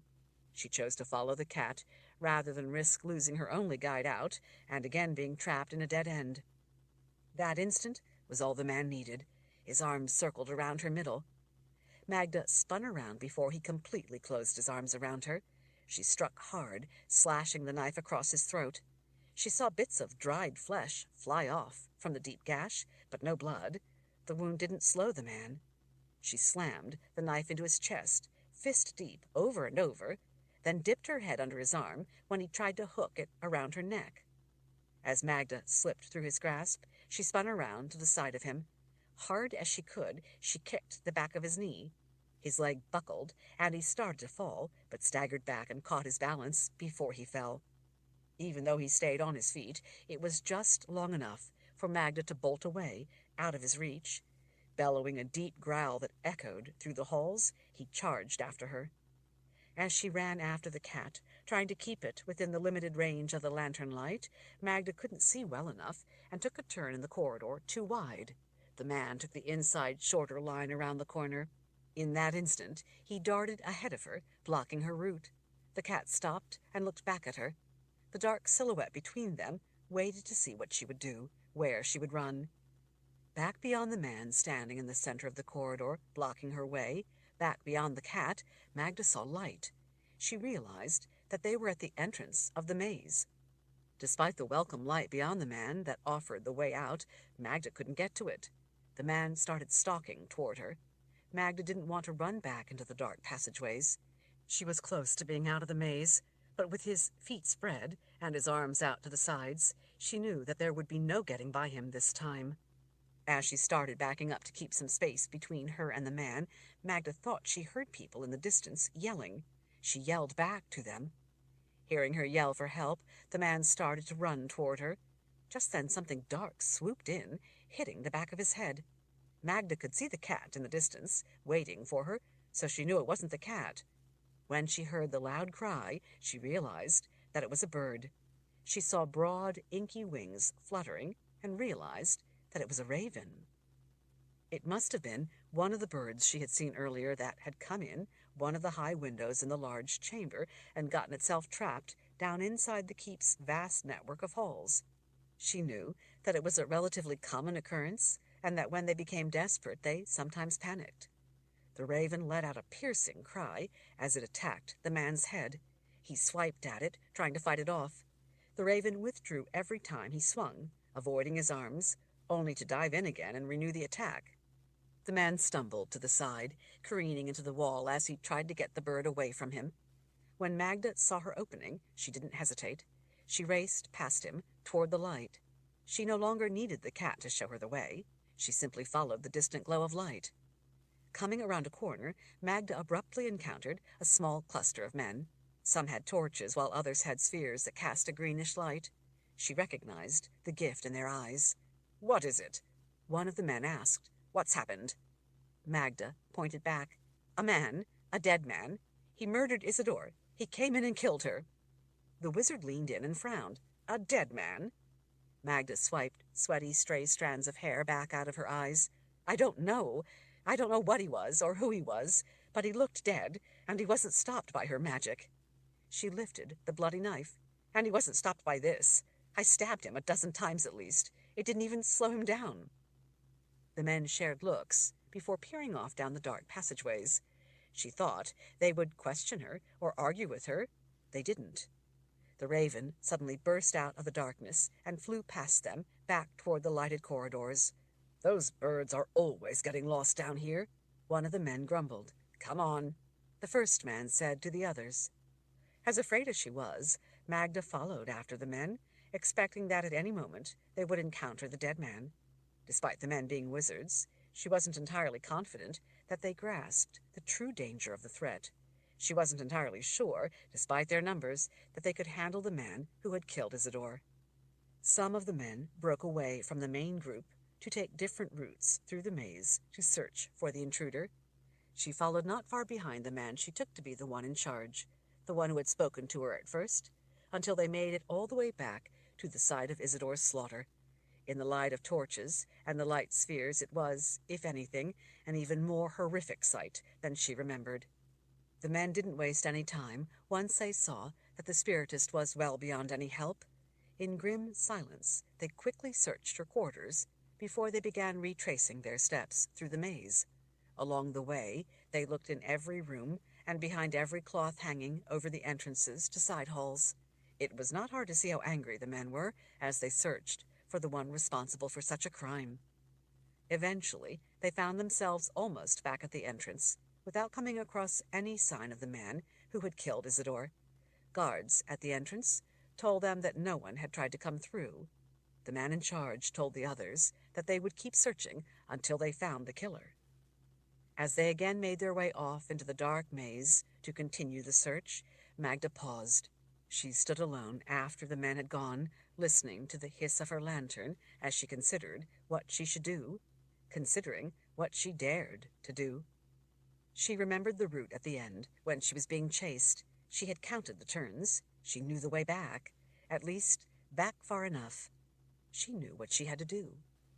Magda scooped up the cat and started back into the darkness. Chapter 41. Magda stood when the 6 men filed into the quiet room. A row of small, high windows let in glowing streamers of early sunlight that cut diagonally across the gloomy space. Elder Cattle gestured without looking up at her before pulling out his own tall-backed chair. "Please have a seat." Magda did as he asked, sitting in the single, simple, and rather uncomfortable wooden chair set before a highly polished mahogany table in the council's private chambers. Though her chair was simple, the 6 chairs on the other side with Elder Cattle and Councilman Sadler, Clay, Hambrook, Weston, and Guimere were quite elaborate, as were the 3 walls of floor-to-ceiling bookcases packed tightly with faded leather-bound volumes. The furniture was intended to emphasize to people the difference in status between any of the council and those coming before them.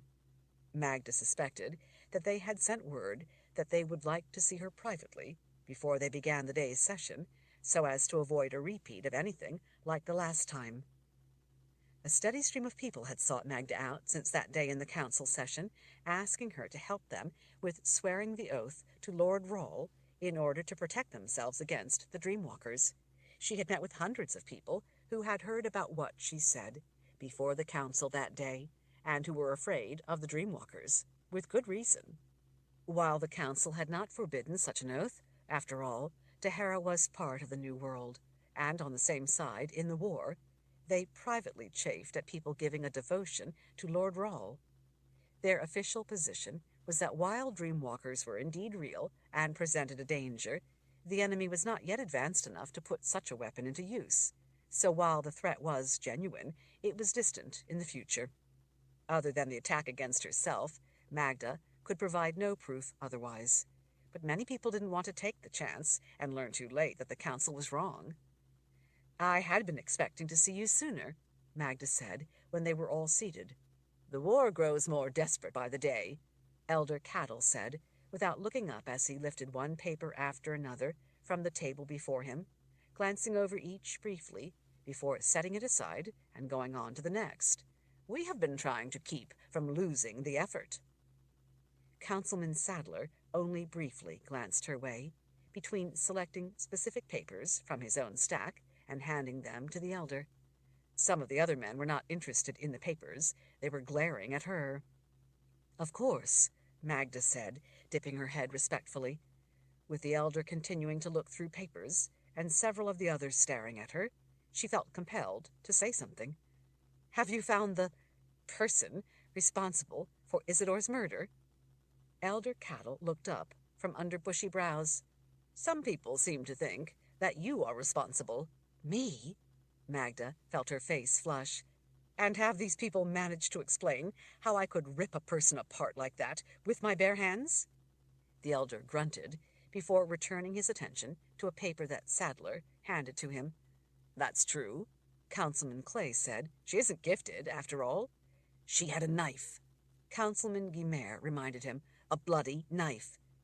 "Isidore's skull was torn in half," Magda said. "An axe could do such damage, but not a mere knife, especially not one wielded by me." "I didn't say that we believed you are responsible," Elder Cattle intoned. He looked up and lifted an eyebrow. "I said some people think you are."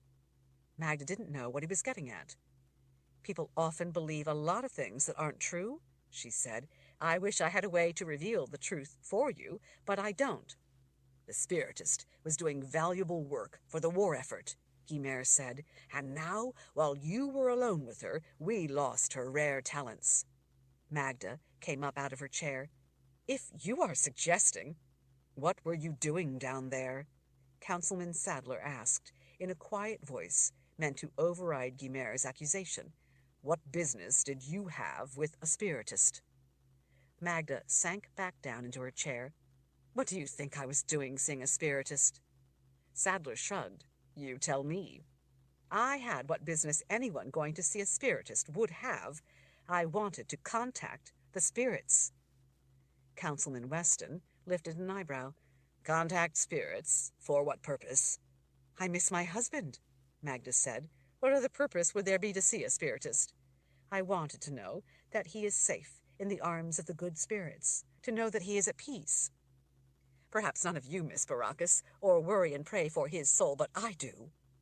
Looking rather uncomfortable for the first time, some of the men leaned back. "You are not the only one who misses him," Sadler said. Magda thought that he sounded sincere. "And was the Spiritist able to help you?" Weston asked. "Did you find out what you needed in order to put your mind at ease about Baracus?" "No. She was killed before." Magda turned away and swallowed at the terrible memory. She cleared her throat and looked back to the men watching her. "So, has the murderer been found?" she asked. Elder Cattle switched a hand back and forth just above the table, as if he wished he could brush the problem away. "The lower reaches of the keep have been searched extensively. Nothing has been found. There is no trace of the killer." Magda looked from one face to the next. "But how is that possible? How could he have gotten away?" "This dead man?" Guimert asked, in a mocking tone. "The one you say killed our Spiritist?" "I reported what I saw," Magda said. "Are you suggesting that I lied?" "No," Guimert said with a smirk. "Only that in the heat of panic you may have imagined him to be more fearsome than he actually was. Imagined that a killer would have had to be a monster. Your description was hardly useful. How would anyone searching know what he really looked like, so as to know who to look for?" Magda returned the glare in kind. "I told you what I saw." Councilman Clay leaned forward. "And what you say you saw was not of any help in identifying the person responsible so that we could find him now, was it? There have been several such murders in the Lower Keep. You are the only one who has actually seen the killer. Or, should I say, you are the only one who has survived the encounter? It was an invaluable opportunity to help us catch the killer," Guimard said. "We need to stop him before he kills again. But because you didn't keep your head and imagined a monster, we have lost the chance to identify the attacker and capture him. Because of your emotional reaction, we still have a killer loose in the keep, and we don't know his identity, much less what he looks like. He is undoubtedly a traitor or an infiltrator sent to kill important people. We might have had him if you could have kept your wits about you so that you could tell us what he looked like. Because you couldn't do that simple thing, we missed our chance, and as a result, we don't have a clue who it could be." "We are left to wonder why," Clay added. "She can't be faulted for being afraid," Sadler said. Magda sat quietly, refusing to allow herself to rise to the bait. There were more important things at stake than proving herself to these men. It was not only the lives of the people in the keep that were at stake, but all the people of the New World. She didn't know why the council had summoned her, but it wasn't to get at the truth. There was no point in defending herself when they had already decided that it was more convenient to blame her than to listen to her. They didn't want the truth. She did. Elder Cattle waved his hand again. "That's not why we called you here, Magda. We called you in because Councilman Weston had a valuable suggestion." "And what would that be?" she asked, without looking over at Weston's smug expression. "That we appoint you as a representative of the council for the people in outlying lands. It's an important post. We value your experience with such distant lands. You would be our contact with these remote peoples of the Midlands, as you often were on an informal basis in the past. As Councilman Weston pointed out, there is simply no one better suited to the post." Chapter 42. Magda frowned as she looked from one grim face to the next. "You want to appoint me to a post to advise you on the peoples of the smaller lands?" "No, not advise us." Weston leaned an elbow on the polished table. "You would travel to these far-flung lands and represent the views and decrees of the council to the peoples who inhabit those distant places. They are, after all, part of the Midlands. They need to know what is happening here at the keep, what is being decided. They need to know about the war and such. After all," Sadler added, "should we lose this war, they, too, would fall under the merciless rule of Emperor Sulachan. You know as well as we do that if they win this struggle, they will slaughter any who possess magic. The forces of the old world are ruthless in their objective to wipe magic from the world.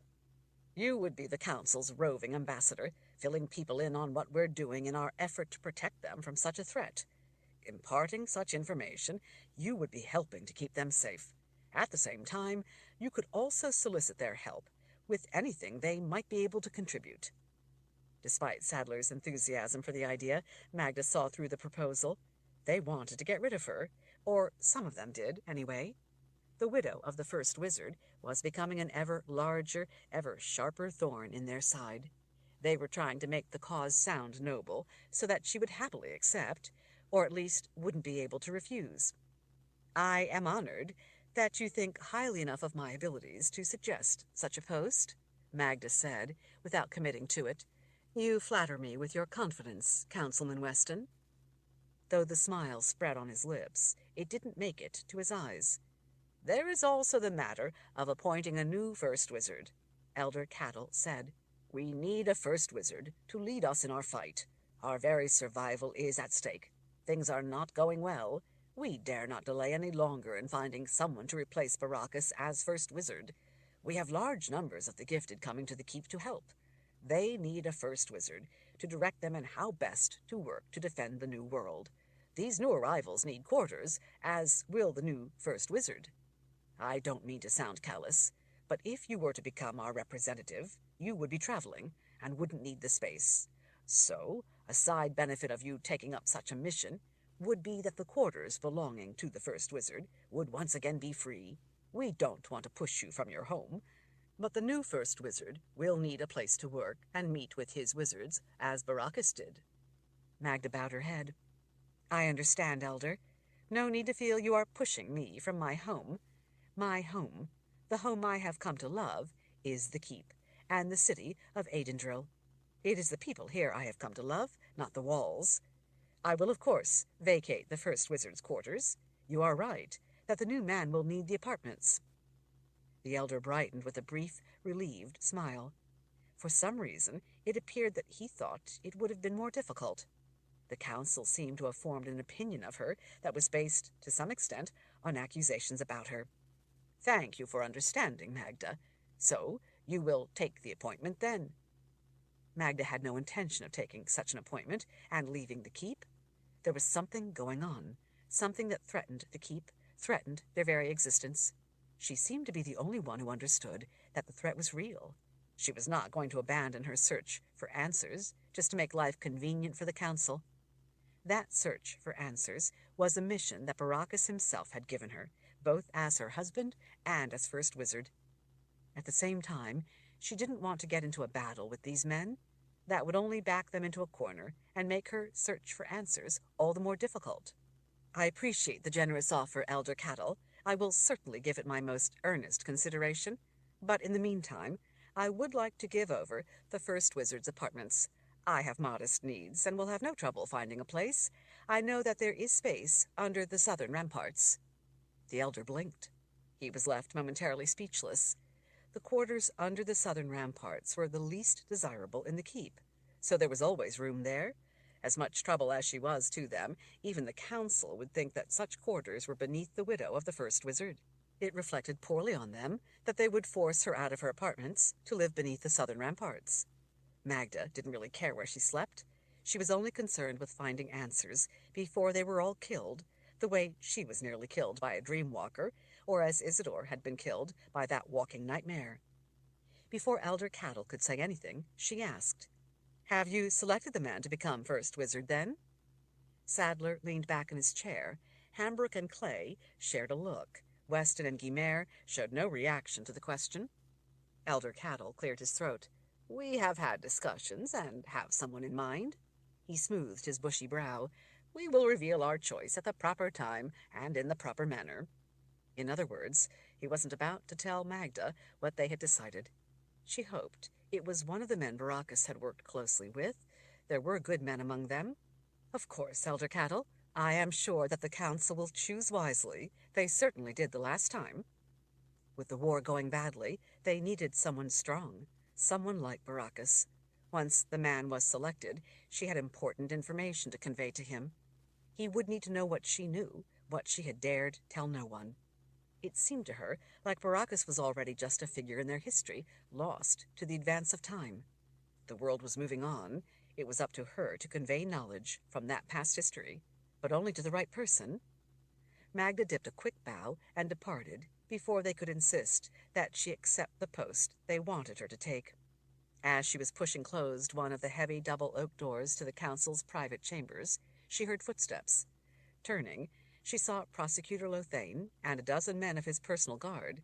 Magda stepped to the side to make way for them. Lady Searus, Lothane said with a smile, I hear that you have been at the center of yet more trouble. Shouldn't you be down in the lower portions of the keep searching for a killer to prosecute? The menacing smile remained in place. I don't believe that the threat to our security is confined to the lower portions of the keep. I think dangers to our cause are closer than most people think. She knew what he was getting at, but she didn't want to be distracted by Lothane any more than she had wished to be drawn into arguing with certain members of the council. She had to get back to her search. I'm afraid that you would know about such threats better than I would. If you will excuse me, I have things to do. His smile returned. Such as finding new quarters? As a matter of fact, yes. Rather sad that with a new first wizard soon to be named, you have to give up such luxurious apartments. Magda wondered how he seemed to already know all about it. It's not sad at all. It is just a place to sleep. I am joyous that a new first wizard will soon be named. The people I care about are what really matter to me, not an apartment. And which people are they, Lady Searus, that you really care about? The innocent people of the New World who are being slaughtered in the name of a cause. Before he could say anything else, Magda started away. He caught her arm, stopping her. His grip was hurting her arm, but she didn't give him the satisfaction of showing it. "No need to be in a hurry to move your things, Lady Searus. I may be able to help you out with an accommodation, so that you can remain where you are comfortable." Magda's only answer was a brief, non-committal smile, before she pulled her arm away and marched off. She kept her eyes straight ahead and didn't slow for the wall of men in green tunics blocking her way. The prosecutor's big personal guards stepped back at the last moment, and just enough to let her pass. She couldn't imagine what Lothane was talking about, and she wasn't particularly interested in coaxing it out of the man. She was sure that was what he had wanted her to do. When she glanced back, she saw him vanishing into the council chambers. Magda wondered what business Lothane had with the council that he would be seeing them in a private session. Chapter 43. It was apparent to Magda that the city of Adendril, though as busy and active as ever, was on edge. Concern weighed on every face. People in small groups eyed passing strangers as they talked in low, worried tones. Every day brought new stories of enemy advances, of bloody battles, of the numbers of men lost, of cities that had fallen, of innocent civilians being slaughtered by the approaching forces of Emperor Sulachan. She knew that some of the stories were nothing more than rumors and gossip.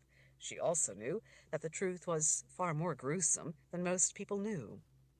Glancing up between spaces in the tightly packed two-story buildings, as she made her way down the crowded cobblestone street, Magda could see glimpses of the lush forests covering the foothills and lower sweep of the nearest mountain.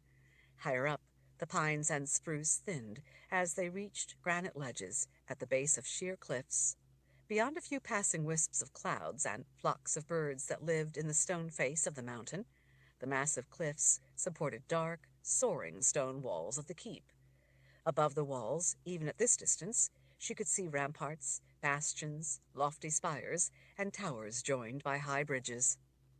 For as long back as Magda could remember, the dark shape of the keep had loomed over the city, at once protector and threat, the magic it embodied both guardian and target. Magda had always had mixed feelings about living in the keep. She loved the vibrancy of Adendril, so with a soon-to-be-appointed new first wizard needing the apartments, she had given thought to moving back down to the city, but she couldn't do that until she found out what was behind Baracus's death and the other things that were happening at the keep. While no one seemed to believe her, Magda was sure that everyone at the keep was in danger. She couldn't leave the keep until she knew that the people living there were safe. While people were focused on the distant war, no one but her seemed aware that the enemy was already closer than anyone thought. Magda knew the enemy was already slipping in among them. Even as Adendril sweltered in the summer heat, there was talk that by winter the enemy troops might be within striking distance of the city.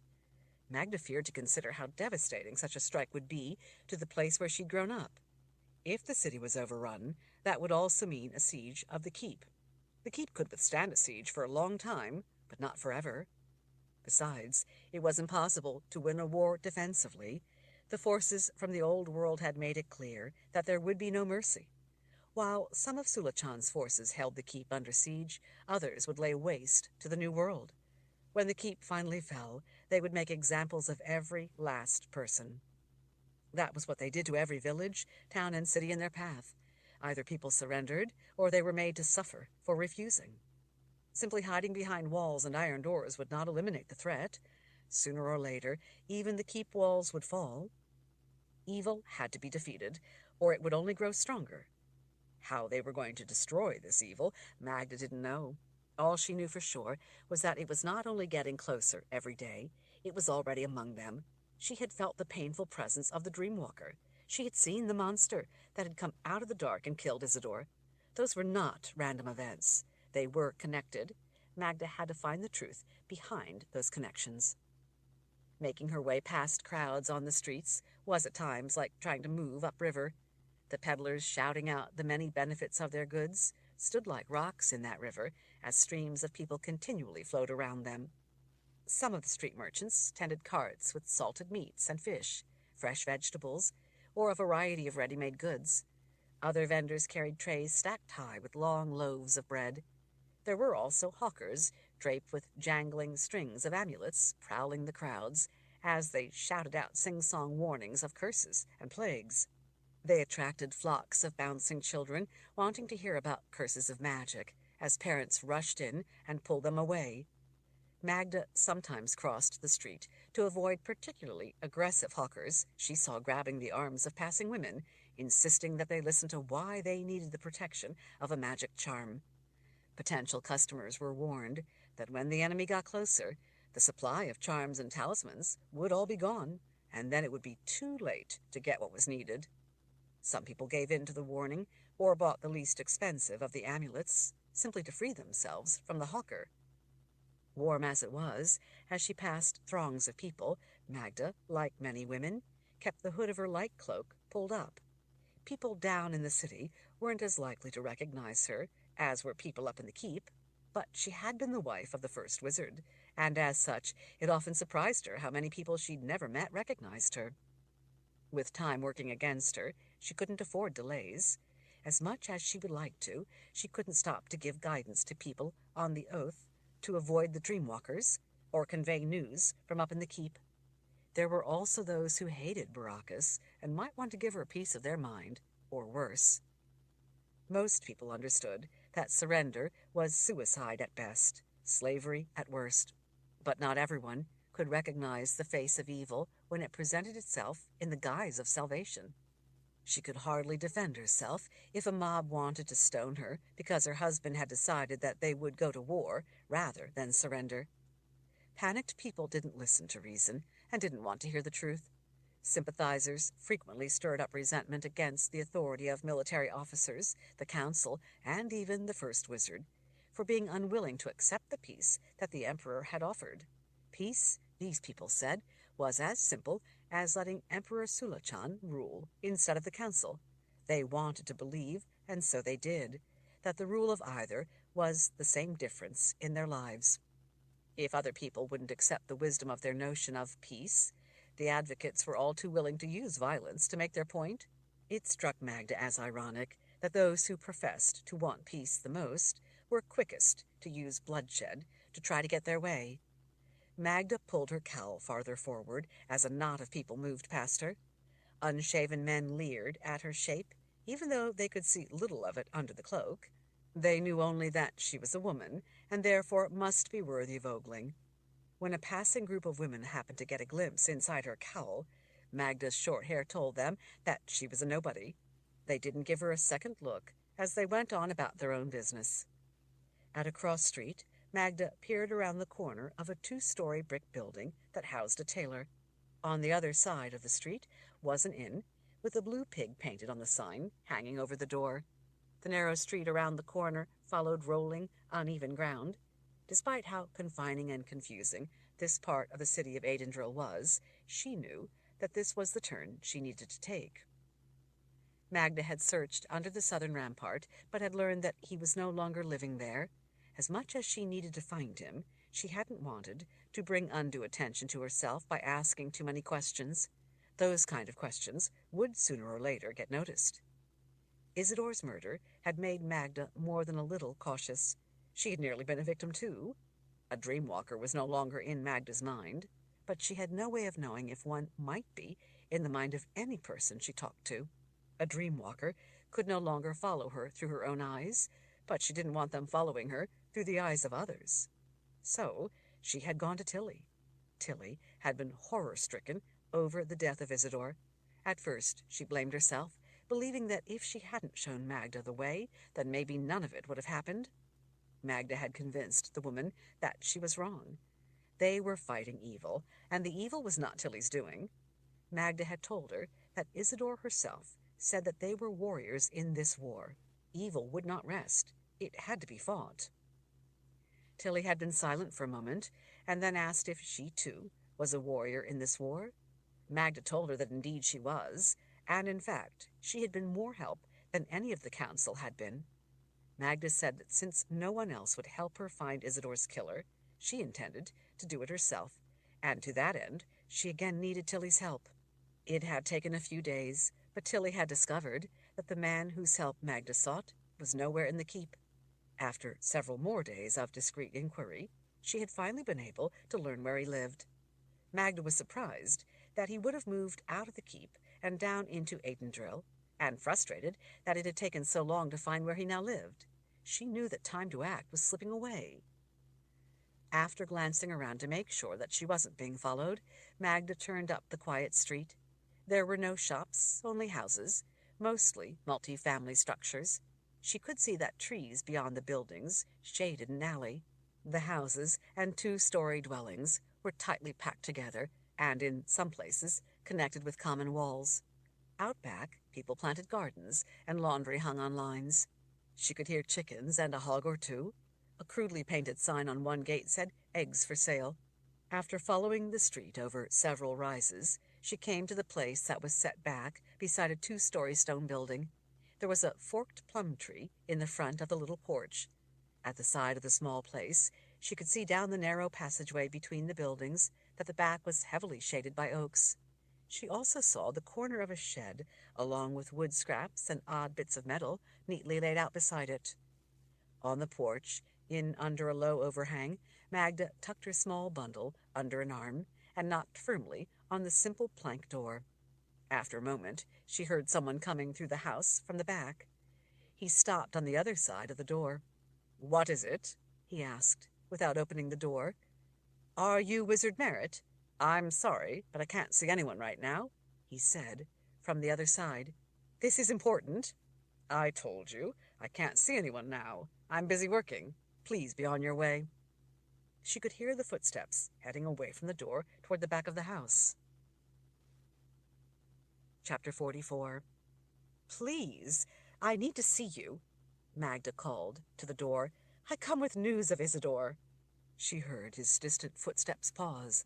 As she waited in silence, Magda wasn't sure if he would come back and open the door or not. She wiped away a bead of sweat trickling down her temple as she idly watched a lacewing hunting for aphids on the lush green leaves and stems of a vine, climbing one of the posts holding up the overhanging roof of the porch. At last, she heard his footsteps returning. The door opened enough that Magda could see that he was as imposing a figure as Isidore had said. After all Magda had heard about him, from Baracus, from the men down in the keep, from wizards she knew, and from Isidore, she found it was a somewhat strange feeling to finally see him in the flesh. After all the things said about him, he wasn't exactly what she had pictured. He was somehow more. He was tall, and without a shirt, it was plain to see that he was handsomely built. He was a good deal younger than Baracus. In fact, he didn't look much older than her, maybe a couple of years at most. Magda had seen hundreds of wizards. The keep was full of them. Merritt, especially without a shirt, didn't look at all like her idea of what a wizard looked like. His skin glistened with sweat and grimy smudges. There were a few streaks of soot on his face behind stray, wavy locks of light brown hair that was struck through with a lighter, sun-bleached blondish brown. Disheveled as it was, it added to his rugged looks. Somehow, impossibly, the sweat and the soot made him look all the better. But it was his hazel eyes, cast with a shade of green, that caught her breath. It felt as if he was looking right into her soul, weighing it for worth.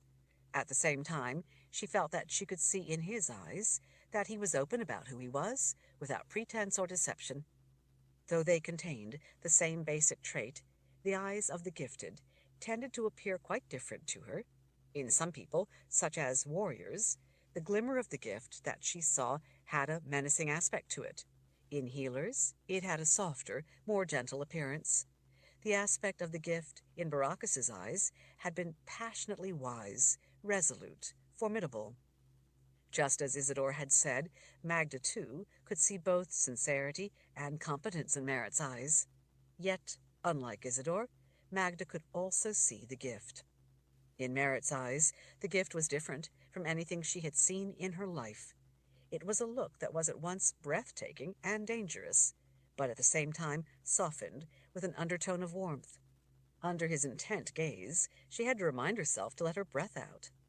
On second consideration, she decided he did indeed look to her very much like a wizard. "What news have you of Isidore?" His voice matched the look of him perfectly. It almost felt as if her whole being vibrated in harmony with the deep, clear tone of it. Magda swallowed and forced herself to speak. "Before I can say anything else, I must ask you to swear an oath." His brow drew down. "An oath?" "That's right. I need you to first swear an oath of loyalty to Lord Rawle, which will protect your mind from dreamwalkers. Only in that way can I know that we are talking in confidence." He did the oddest thing then. He smiled.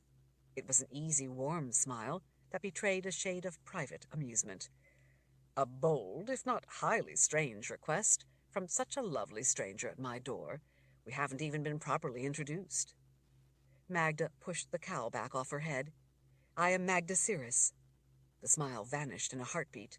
"Magda Searus?" His face turned red.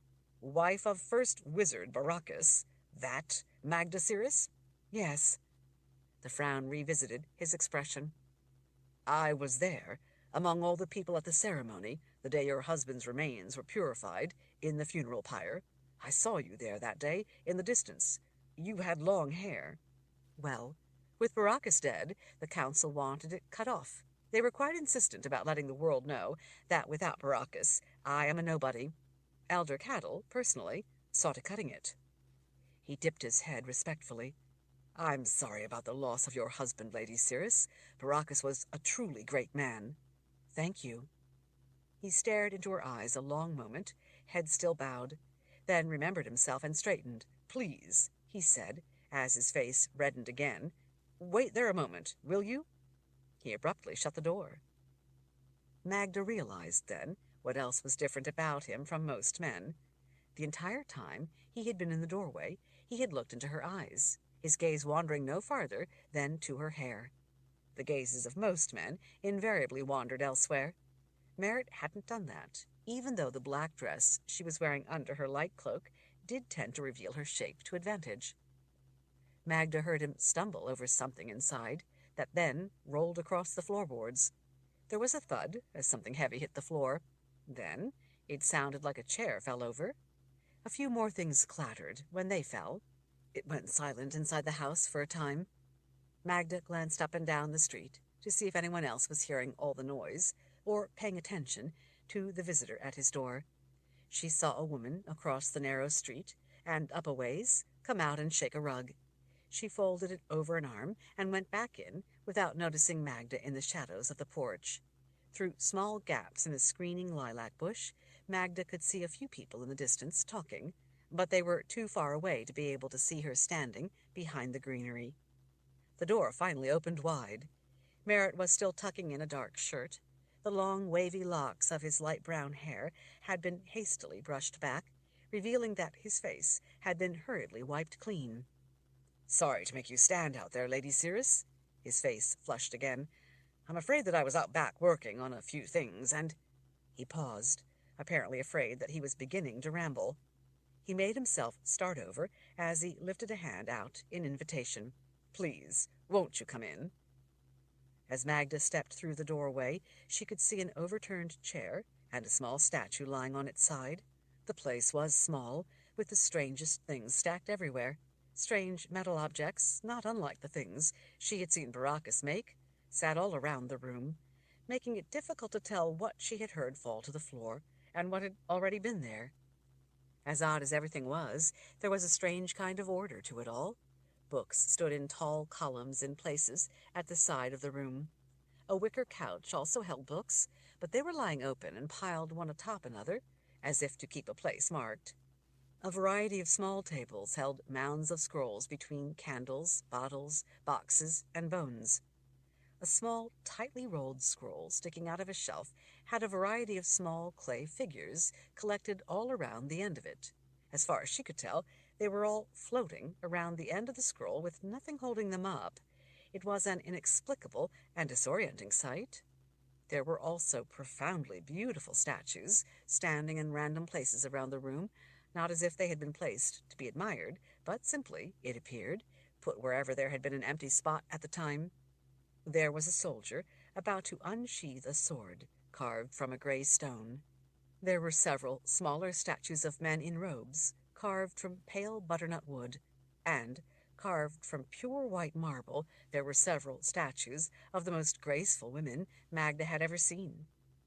Draped over the table beyond the overturned chair was a large square of red velvet.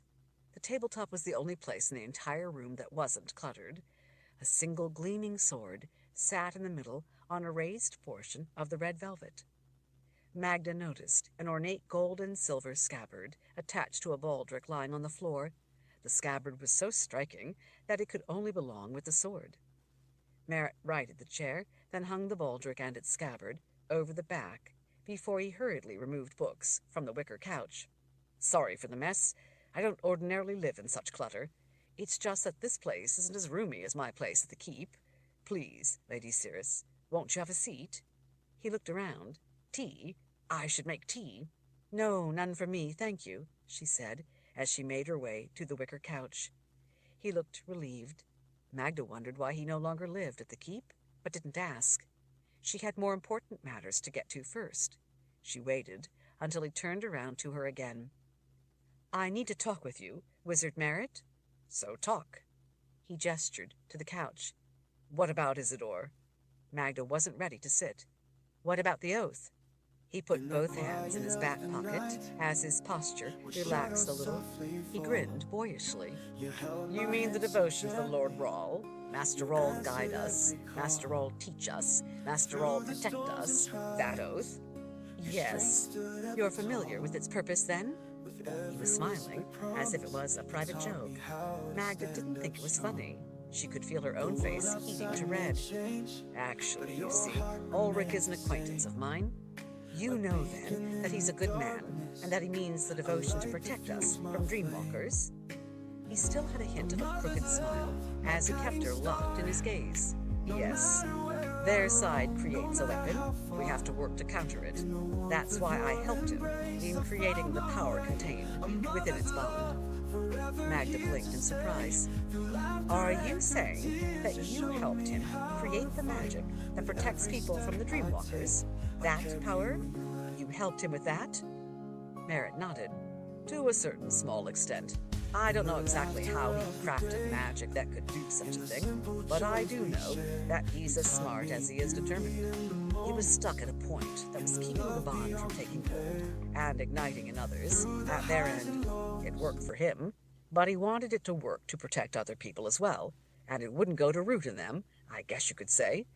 He knew that I happened to be familiar with unusual calculations for spell couplings, so he asked for my help." Magda tilted her head toward him. "You helped Ulrich Rawl create the magic of the bond." He nodded again, looking quite earnest. "I provided the authentication routines for the verification web from inside of it in order to complete the validation process. That was what initiated the unification of the spell components he was trying to combine, so that the bond would activate in the proper sequence. Once it ignited, locking down the series reductions, I was the first one to speak the devotion.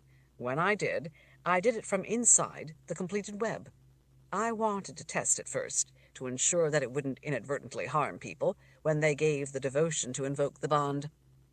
Magda couldn't help staring openly at him. She touched her fingers to her forehead, trying to take it all in. "You mean that you were the one who made it work?" He shrugged one shoulder. "No, not really. Ulrich did most of the work. He came to me because he knew that I would be able to understand what he was trying to do. There aren't many people who understand such complex combination routines well enough to discuss it with him. He thought I might be able to see why the verification web wasn't functioning exactly the way he intended, and hoped that I would know what was needed." "So it wouldn't have worked without what you did," she said. "Ulrich Rawl created something masterful. I guess you could say that I just added a little seasoning to his stew." "Then you are bonded to him?" Magda asked. "You are protected from the dreamwalkers?" His smile vanished. "Oh, yes, I am protected. He tested me with the dreamwalker he held captive. That's how Ulrich knew that the bond he created finally worked in others. I was the first one protected by the bond. So, you see, there is no chance That a dream walker is hiding in the shadows of my mind, listening and watching, if that's what you're worried about. Now, what is it you wanted to tell me about my friend Isidore?" Magda's heart sank. "I'm afraid that I got Isidore killed." Chapter 45. Merritt's face took on the look of chiseled stone, much like his statues. The aspect of the gift she saw in his eyes had a decidedly dangerous cast to it. "What do you mean, you got Isidore killed?" In that calm, yet emotionally charged question, she could see that this was a man with more than a simple temper. It was a refined sort of bottled fury that had the potential to be devastatingly violent, and yet at the same time he was also a man able to control it. That meant that he could focus it. "It takes a bit of explanation." While at first a bit shy, once the subject became somber, he turned all business. "So explain." Magda rearranged the bundle under her arm as she finally sat on the wicker couch. It gave her the excuse to look away from his intense expression. "I was at first in shock over my husband's death," she began. "I couldn't understand why he would take his own life. Couldn't understand why he would leave me like that, leave all of us. People said that his journey to the Temple of the Winds, in the world of the dead, must have crushed his spirit and sapped his will to live. Everyone accepted that story. They believed it was a straightforward suicide, and while it may have made grim sense to them, it didn't make sense to me. As I thought about it, I kept coming back to the core truth that Baracus was not the kind of man to be so despondent that he would kill himself.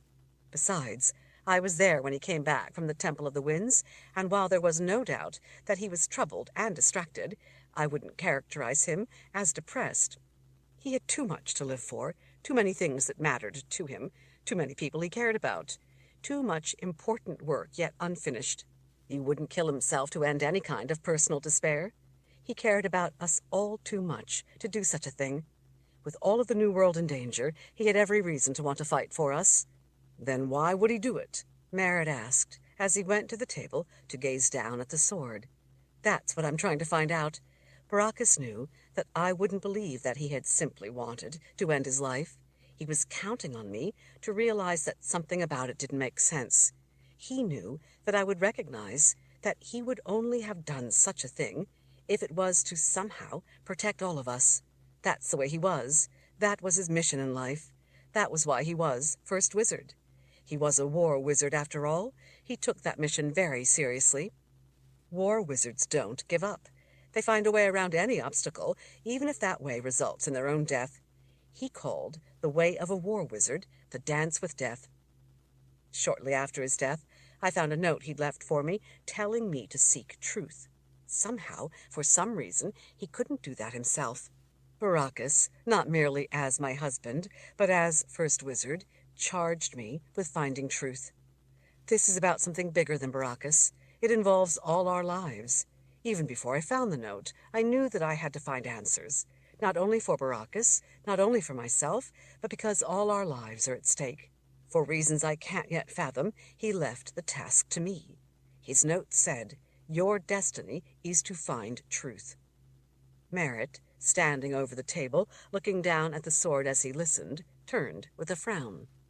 "You mean the note said, 'Your destiny is to find the truth'?" Magda's brow furrowed as she tried to recollect the exact words. She didn't have the note with her. She had hidden it back at the keep in a secret compartment in his workbench. She didn't know why the exact wording mattered to Merritt. It seemed an insignificant point. She knew, though, that wizards saw the world differently.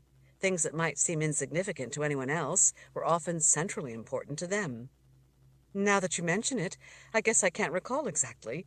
I suppose that what you say makes more sense. Find the truth." Merritt nodded as he turned his broad back to her once more. "What happened then?" "Not long after I found that note, the same day, in fact, Lord Rawle was waiting to see me. As I talked to him, a dream walker that had apparently been hiding in my mind all along nearly killed me before I could start looking for answers. In a way, that was the beginning of an answer. I was able to give the devotion to Lord Rawle in time to protect myself, but why would a dream walker be hiding in my mind in the first place? I'm not even gifted." "You just said that you believe Baracus left an important mission to you," Merritt said, "a mission that is somehow critical to all our survival." "That's true," Magda said. "But the thing is, how would a dreamwalker have known that in the first place? Why would he have been hiding in my mind to begin with?" "I see your point," he said, as he clasped his hands behind his back, while pacing off a few steps, as he thought about it. "Maybe with Baracus dead, the Dreamwalker was simply trying to find out what you may have known about the first wizard's business, his plans for fighting the war, weapons we're developing, things of that sort." "I guess it makes sense," Magda said. "I don't know how it could be possible for me to be important to the future of our people, but Baracus believed it. The Dreamwalkers obviously had to have thought I was important enough to be worth watching in the first place, and then, certainly, after I found that note. Once I saw what it said, they would have seen it too. But before that, why would they care about the thoughts of a nobody?" "You aren't a nobody," Merritt said, in a surprisingly compassionate voice, as he looked over at her. "They may have cut your hair after Baracus's death, but that doesn't change you into a nobody. You are still Magda Searus, the same as before, with the same abilities, the same potential, the same mind, the same capacity to think for yourself." "I wasn't born noble or gifted. That makes me a nobody in the minds of most people in the Midlands." Merritt stopped before the table and again stood gazing down at the gleaming sword lying on red velvet. "As long as their cutting your hair doesn't make you a nobody in your own mind, then it doesn't make any difference what others think, now does it?" Magda had to smile. "That's always been my attitude. It frequently gets me into trouble, though. Before I met Baracus, people often told me that I didn't know my place. I've never much cared what most people thought about me or what they thought my place should be. I always believed that I should think for myself and act accordingly. My status sometimes hinders me, but I don't ever let it guide me." "Good." He turned away from the sword and folded his arms as he leaned back against the table to face her. "So what did you do next?" "I talked to a number of the people who had been closest to Baracus, trying to find clues. That got me nowhere. So I went to the Spiritist, hoping that her unique abilities could help. Isidore told me that she was only the Spiritist's assistant, and that the Spiritist couldn't see me. I was desperate, so I told her that I believed Baracus had sacrificed his life in order to protect all of us, and I was hoping that the Spiritist could reach out to him for answers. I told her that I thought something important had happened when Baracus had gone to the Temple of the Winds in the world of the dead. I needed her to contact him there, in the underworld, since this time he wasn't coming back. I told her that all is not right in the Wizard's Keep, and that I believe the enemy is already here, among us. After all, how would a Dreamwalker know about me from all the way down in the old world? I told her that the Council wouldn't believe me. I told her that if I was right, then the enemy would likely direct the Dreamwalkers to the Spiritist to prevent her from assisting the wizards in developing defenses. I finally got Isidore to admit that she was the Spiritist. I convinced her that because of her importance, she was in great danger, that the Dreamwalkers would take her mind. That persuaded her to give the devotion to protect herself. After she did, she told me the story of the slaughter of the people of Grandengart, and how she had learned that their spirits were not safely in the world of the dead, where they belonged. She told me, too, the story of how you had taken her eyes." Magda gestured uncomfortably. "I couldn't understand how she could do such a terrible thing. I couldn't understand how she could, how she could let a wizard so fundamentally alter her, change her into something other than she had been born." "If you think it's upsetting, imagine how I felt," Merritt said. Magda looked up into his eyes. She had to look away from the shadow of pain she saw there. "Through Isidore's story, I did come to realize how reluctant you were to do such a thing, and how determined she was to go through with it. While I, of course, felt sorry for what she was giving up, I also felt sorry for you, for the awful burden she placed on you. She was just starting to tell me that it wasn't so terrible, like I thought, and what a wonderful new vision you had given her. But before she could finish explaining, and then contact the spirit world for me, we were attacked by some kind of monster, and—" Merritt lifted a hand to stop her story. "What do you mean, a monster?" Magda shrugged. "It appeared to be a man, close to as big as you. He was impossibly strong. At first I thought that he had to be gifted, and that he was using magic. When I stabbed him, though, he didn't bleed. When I got a good look at him, he looked like a dead man. He smelled like something dead, too." Merritt's frown deepened, the creases on his brow. "A dead man? What do you mean he looked like a dead man?" "He was blackened, his flesh shriveled, and it even looked decayed and pulled apart in places. He looked like a corpse." He folded his arms across his chest. "That does indeed sound like a dead man. But was it dark? Are you sure you saw him clearly enough?" "It was pretty dark," Magda admitted, "but I still had a lantern. I got a good enough look. I stabbed him a number of times, hard and deep. The blade, deep as it went, didn't seem to harm him at all. Isidore used her powers as well, but that didn't stop him either. We tried. Magda swallowed and had to look down at the floor, away from Wizard Merritt's gaze, before she could go on. He ripped Isidore apart. It all happened so fast. He killed her before we could stop him, before we had a chance to run.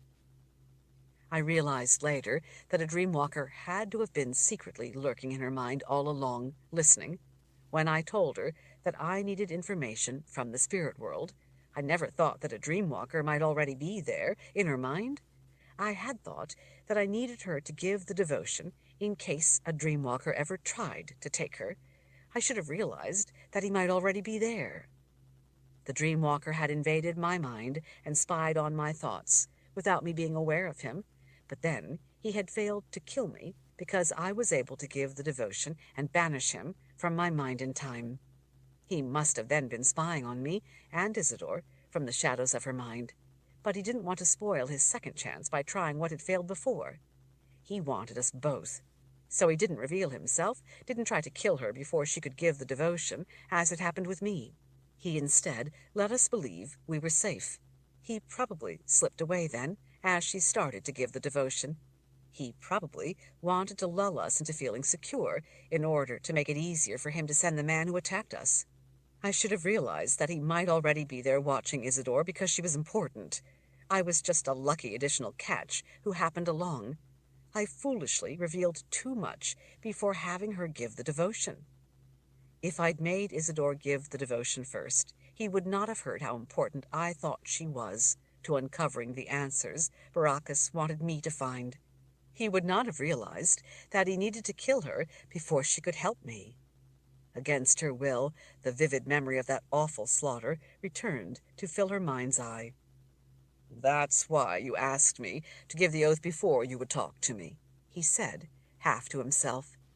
Magda nodded as she watched tears dripping onto the floor at her feet. If I had thought it through first and had her give the devotion from the beginning, she would still be alive. She would have freed her mind from the dreamwalker before he overheard what I needed and how much she mattered in my search for the truth. "But a dreamwalker didn't kill her," Merritt said. Magda swiped the tears from her cheeks. She knew how much Merritt meant to Isidore. She knew how reluctant he had been to help the woman. Magda knew, too, that even though Merritt had taken Isidore's sight and altered her with magic, he had come to consider her a friend.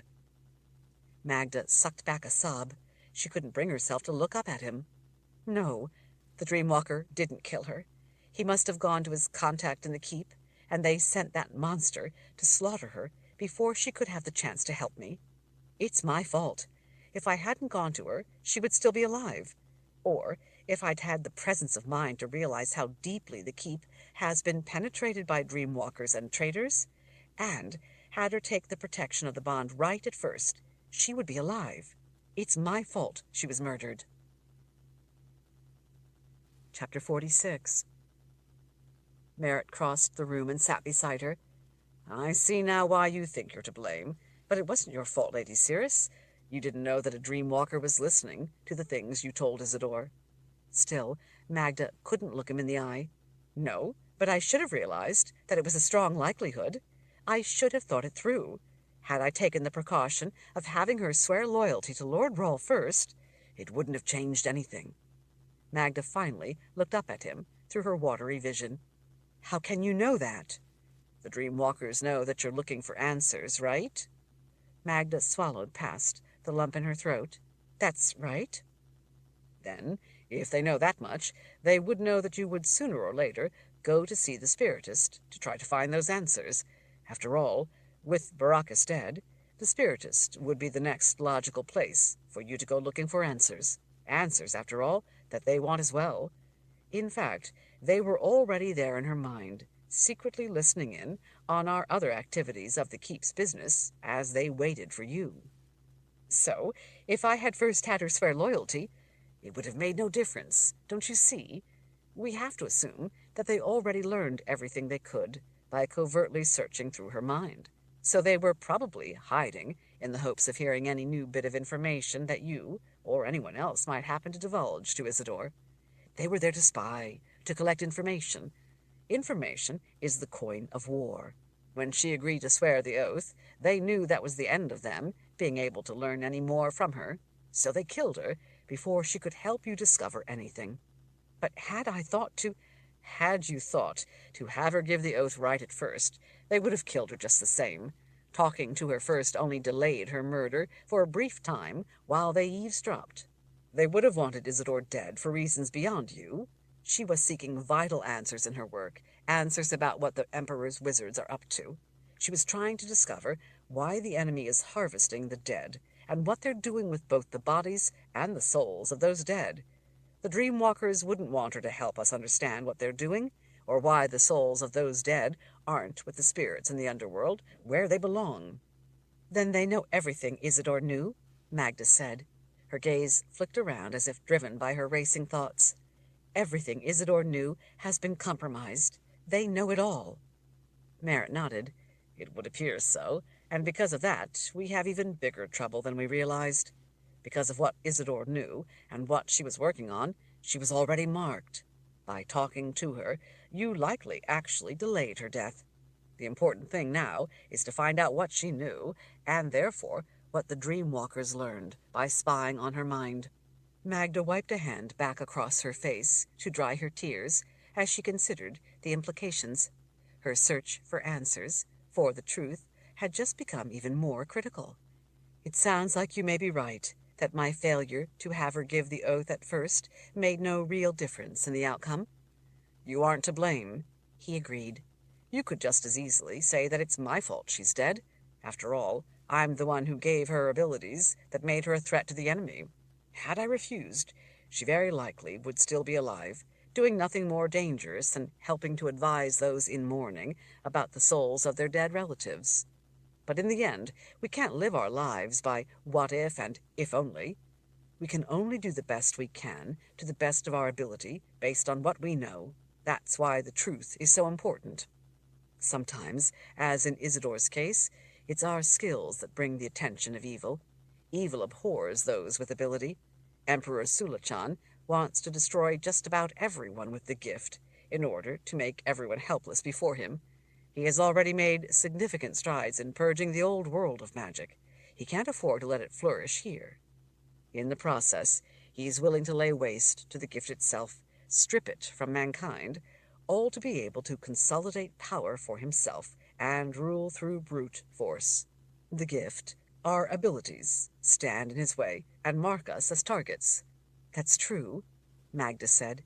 "Baracus told me once that Sulachan would rather annihilate us than allow us to live in peace, because that would mean the risk that his people would want the same freedom to live their lives that we have." Merritt nodded his agreement. "People like Isidore, like you, are not going to stand aside and do nothing as he slaughters people. Isidore was fighting for us all. She was well aware that she might lose her life in this struggle. In fact, I told her as much. That didn't stop her. She was a warrior in our cause. So are you, or you wouldn't be seeking the truth at the risk to your own life. If you were any less, you would give up your search and move away to somewhere safe. Yet you stay in the keep, right in the midst of the danger." "There is no safe place, or at least there soon won't be," Magda said. "Safety is only an illusion when evil is on the hunt. I can't stand by and watch. I have to act." We all can be only who we are, no more, no less, Merritt said. That's a beautiful sentiment. Magda smoothed a wrinkle in the skirt of her dress lying across her knee. Is that why you gave in to her wishes, when you could have said no? He stared off across the room for a long moment. It was the path she chose. People have to live their own destiny. That sounded very much like what Baracus had said in his note to Magda about her following her own destiny. Magda wasn't sure that Merritt was right, but it was an inviting notion to believe that she wasn't responsible for Isidore being murdered. Thank you, Wizard Merritt, for helping me to see it another way. I can see now that there is more to finding safety than me simply having Isidore give an oath. I must admit, though, that I do feel a bit ashamed for allowing myself to feel better. It isn't easy to absolve oneself of guilt. Lady Searus, you were not the cause of her death. Evil likes to shift guilt to the victims. Don't you let them. Magda nodded as she hooked some of her hair back behind an ear. Please, I would feel better if you would call me Magda. His smile added a warmth that made his face all the more agreeable. And I am just Merritt. Magda returned the smile, but it quickly faded. I'm afraid that I must ask some questions, Merritt, that you will not like me asking, but I need answers if I'm to get at the truth. He leaned back a little. Really? And what do you need to know about? Chapter 47. Why have you moved away from the keep? He stood and strolled to the table with the sword. I wanted to be alone to work in peace, he said, with his back to her. I find the keep to be a distracting place. Really? From the quantity and quality of what I can see in this room alone, to say nothing of what Isidore told me, I'd say you are a man of great focus and intensity. I think that you must have had more reason than that. He glanced back over his shoulder. Well, besides that, it isn't safe there. I see. And why not? You said yourself that the dead walk the dark passages of the keep. And you knew that before I told you about Isidore, did you? Magda wondered why he'd really left the keep. It didn't make sense to her that a wizard that Baracus thought so highly of would leave what must have been important work at the keep, where he would have been surrounded by a wealth of resources, everything from books to tools to an abundance of reference items invested with magic, as well as being able to draw on older, more experienced wizards for guidance.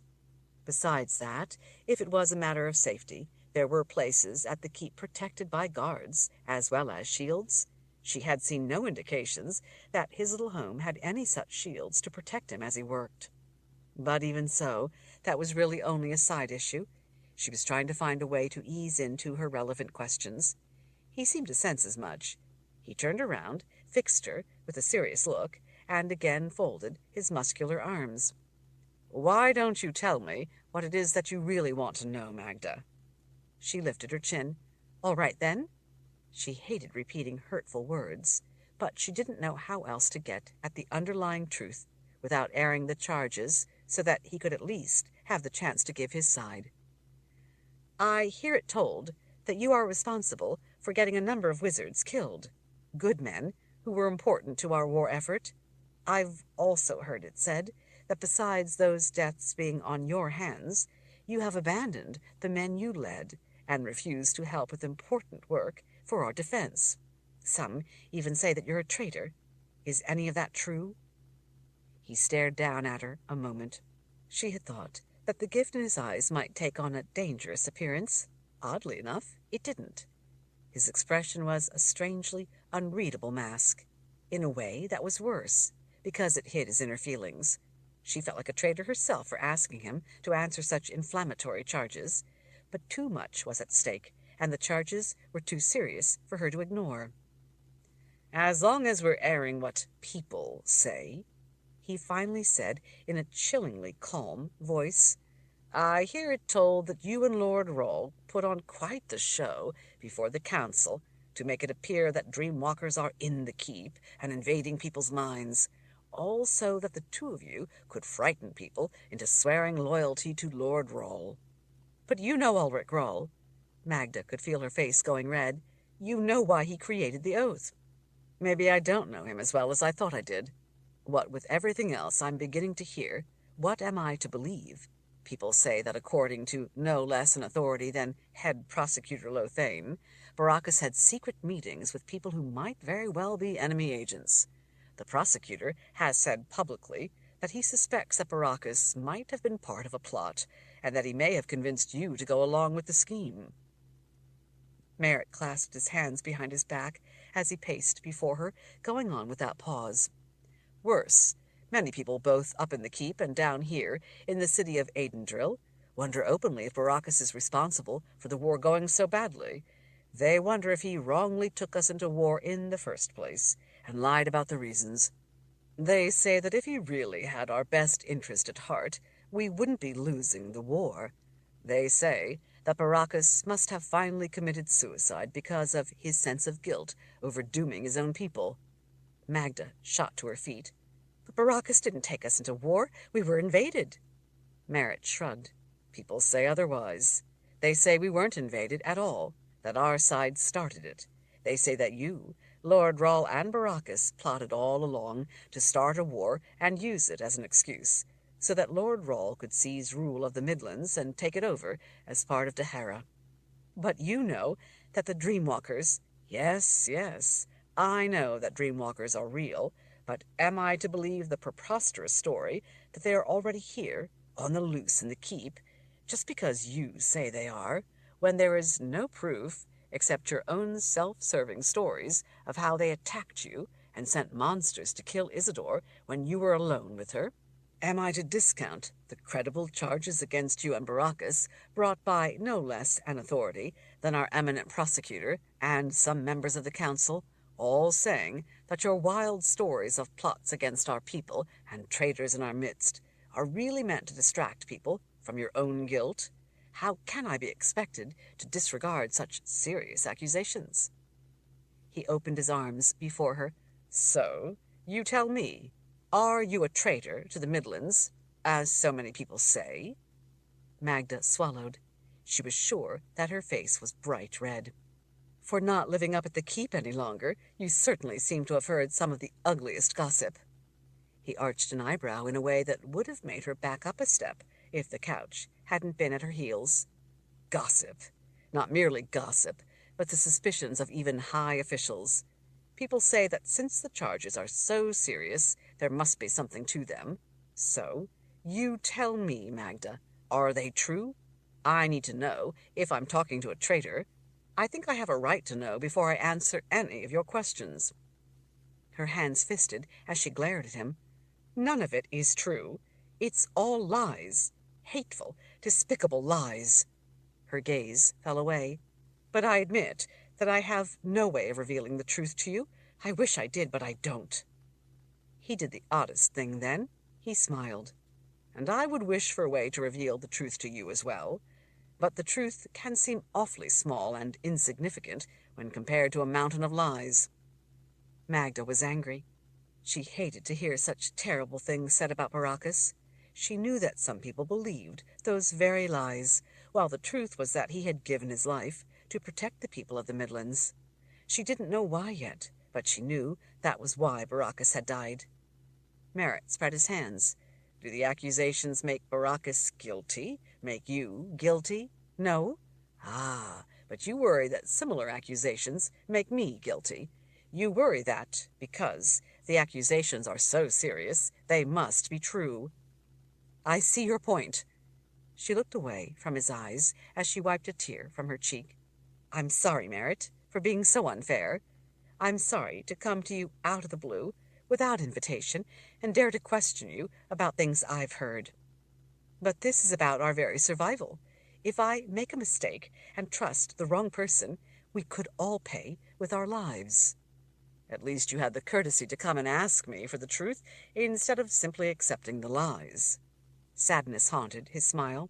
It's ironic that so much of my life's work has been devoted to being able to find a way to ensure that we know the truth when it's important enough, when lives are at stake, and now lies are used against me in that work. I see what you mean, Magda said. I really do. I feel like I need to prove my innocence to you, and at the same time, I feel helpless because I can't." His smile was reassuring. "Baracus was quite a remarkable man, and no fool. I've always thought that there had to be a good reason why he considered you worthy to stand beside him. Baracus believed in you. That says a great deal to me." Magda felt conflicted. She didn't want to ask him about the things she'd heard, didn't want to give the accusations credibility. But at the same time, she needed to put the issues to rest, and so far they hadn't been. "I can tell by the look on your face how troubled you are. You don't know me, so it's understandable that you don't know what to believe. Why don't you go ahead and ask the things you need to know about?" Magda nodded as she took a seat once more, hoping that by sitting it might take some of the hostility out of her question. "I've heard accusations from wizards who were there that men died because you had abandoned your duty to them. I need to know why they think you are responsible for the deaths. I need to know if you are the kind of man who would walk away and let other men die. I realize that it isn't fair of me to repeat such charges from others, or to expect you to answer them. You certainly don't owe me the truth." She looked up into his eyes. "But please, Merritt, I'm trying to find answers to what is really going on. I believe that the Keep, all of our lives, are in grave danger. I need to find out what is really going on before it's too late. Would you please not take offense at my asking these questions and simply tell me the truth? And how will I prove to you that I'm telling you the truth?" She smiled a bit. "As it so happens, the truth has always mattered a great deal to me.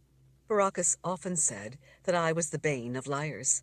I'd like to think that I'm a person who can recognize the truth when it's told to me, or detect a lie, and often I can, but I guess that in the end I have no real way of knowing truth from lies. I'd still like to hear your side of it." Chapter 48. Merritt nodded as he pulled a footstool closer and sat facing her on the wicker couch. "There are people who want things," he said, "but they aren't willing to listen to the truth about the things they want. That's true enough in a general sense, but what does it have to do with people saying that men died because of you? If you want to know the truth, then it takes some explaining so that you can understand. Bear with me." Magda conceded with a nod for him to go on. "There are those at the Keep who want a specific kind of magic invested in an object. They want me to do it." Magda glanced around the room at all the strange objects lying about everywhere. There were things of every size and shape. Some were recognizable, some weren't. Some of the objects looked innocent enough, while others looked like they would snap shut and take off a finger if she were to touch them. "What kind of object?" He rubbed his palms on his knees as he searched for words. "Well, it's a kind of key to unlocking repositories of great power." "A key? These people want you to make a key?" Merritt waved a hand as if to minimize the impression. "I use the word key loosely. It's only a key in the sense that it works to unlock the power. I'm trying to make it as simple as possible. Sorry I'm so dense." His face turned red. "I didn't mean it to sound that way. It came out wrong. It's just that it can get awfully complicated to explain. So, help me understand so that I can know the truth." He took a deep breath before going on. "You see, it's not the specific key, the object itself, that really matters. The key, the object portion of it, could actually be a lot of different things. What matters is the specific magic invested in that object. The magic is what makes it a key that functions to unlock the power." She didn't think that sounded all that complicated. He was choosing his words carefully. It wasn't uncommon for wizards not to want to reveal details. Baracus had sometimes done the same thing, even with her. It could also be that Merritt was being evasive for some reason. After all, she had asked about men who died because of him. At least, that was what she'd heard. It could be hearsay. On the other hand, he might be trying to shift blame. Magda decided to let him explain it in his own way and to be open-minded about what she heard. "I've worked on this key, as it were, for years. It's a project that has long been close to my heart. These people, who have only recently come to be aware of the existence of this power, believe that it's very important that I go forward and complete the key, but for reasons of their own. The thing is, I can't complete the key because it's impossible to complete. More importantly, though, it's unnecessary. Magda couldn't let that go. If it's the key to opening great power, why is it unnecessary? Especially now, when we're at war. Couldn't this power maybe help us? No, it can't. How can you be certain? Because, he said, I learned that the chests... Chests? Yes, the chests are the repositories of this power that these people want to be able to unlock. It's not actually the chests that the key unlocks, but the power contained within them. Like I said, I'm trying to make something extremely complex understandable. Magda nodded for him to go on, but her mind was already reeling with worries. She reminded herself not to jump to conclusions. Anyway, he said, I learned that the chests were taken away to the Temple of the Winds by the temple team. I don't know if they were supposed to be taken there or not, but the simple fact remains that they were. Some on the team did say that they wanted to protect mankind from the tyranny of magic. Perhaps that's what they meant, and why they did it. In any event, they're safe there, sealed away out of reach in the underworld. Magda's heart felt like it skipped a beat. Her skin went icy cold, with goosebumps. Merritt frowned. What's wrong? Magda swallowed. Nothing. Your face just turned white. It's nothing. Probably the heat. But it was something. The whole world felt as if it was crushing in on her. She knew that once a new first wizard was named, she had to tell him what she knew. She reminded herself that she might be jumping to conclusions. She wished she could slow her racing heart. Merritt sprang up and went to a side table. He hurriedly poured a glass of water. He handed her the glass, and then sat again on the stool in front of her, watching her with great concern. Take a drink. It will help. Thanks. Magda took a sip. I'm fine, please. Go on with what you were telling me. Merritt watched to make sure she took a few more sips before continuing the story. Well, since the chests are safely locked away in the Temple of the Winds, there is no longer any point in me attempting to complete the investment of magic in the key to unlock their power. But even more importantly, even if I wanted to, it can't be done. Magda needed time to think. She couldn't be sure, after all, that he was talking about the same thing. There were a great many things, important things, all dangerous, that had been sealed away in the Temple of the Winds. You mean it can't be done because of the rare rift calculations for creating a 7th-level breach that Baracus couldn't give you? Merritt leaned back and blinked in surprise. You know about that? Magda worked to keep her voice under control. Baracus told me about it some time back when you went to see him. I remember him saying that you had wanted the rift calculations for such a breach. Apparently he thought a lot of you, because he told me that he wished he could have given you what you needed, but he couldn't, because the formulas were sealed away in the Temple of the Winds, and no one could get to them. Merritt was staring at her, so she knew that she had to say something. So, is that why you can't complete the magic for this key? Yes, exactly. Magda was struck by the sincerity of his frustration. She watched his eyes look away as he went on, almost as if talking to himself, opening again the wound of his disappointment. I've spent years working on the details of the conjured structure. No one else understands it the way I do. They don't understand its true purpose. He looked up. You see, I don't believe that it was ever supposed to be just a key. What do you mean? Why not? He leaned in more intently. I've come to believe that what is contained in these receptacles, these chests, is the only form of power known to exist that predates the star shift.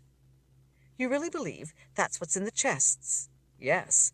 That's why I was so sure in the first place that there have to be formulas for a 7th-level breach. Baracus confirmed their existence when he told me that they were locked away in the Temple of the Winds. Merritt's gaze was locked on her eyes. If I'm right, which I am, then this power is an order of magnitude beyond what anyone understands. If I'm right, it contains enough power to destroy the world of life. Magda took a sip of water for the chance to look away from the intensity of his hazel eyes. She couldn't make her fingers stop trembling. Dear spirits, is that really even possible? Do you actually think such a thing could be true? That something could have that much power? I do. I think the key was originally intended to contain the 7th level breach code in order to harness that power.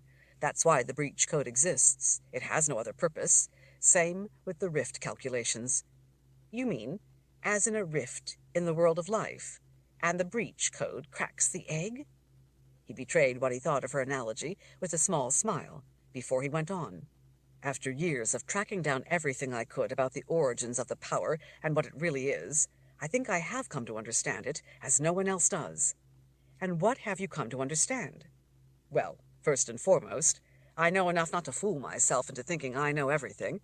But from what I do know, I believe that any number of people would have enough knowledge or ability to misuse it and cause great harm. What they likely don't understand, though, is that in pursuing their own ends, they could inadvertently annihilate all life. But that's if it's misused. I'm convinced that this power needs more than a simple key if it is to function properly.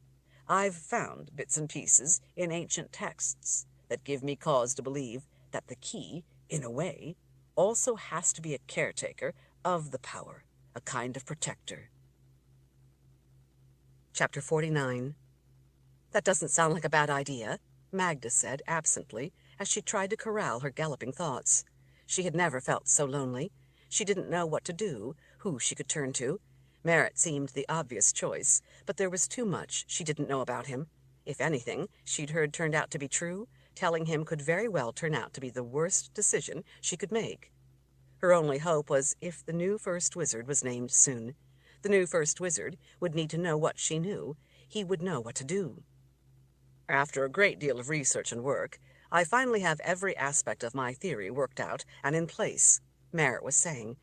I'm convinced that I know how to create this unique power for the key if only I could get my hands on the rift calculations and breach formulas. If I could then make a key that would function as it should.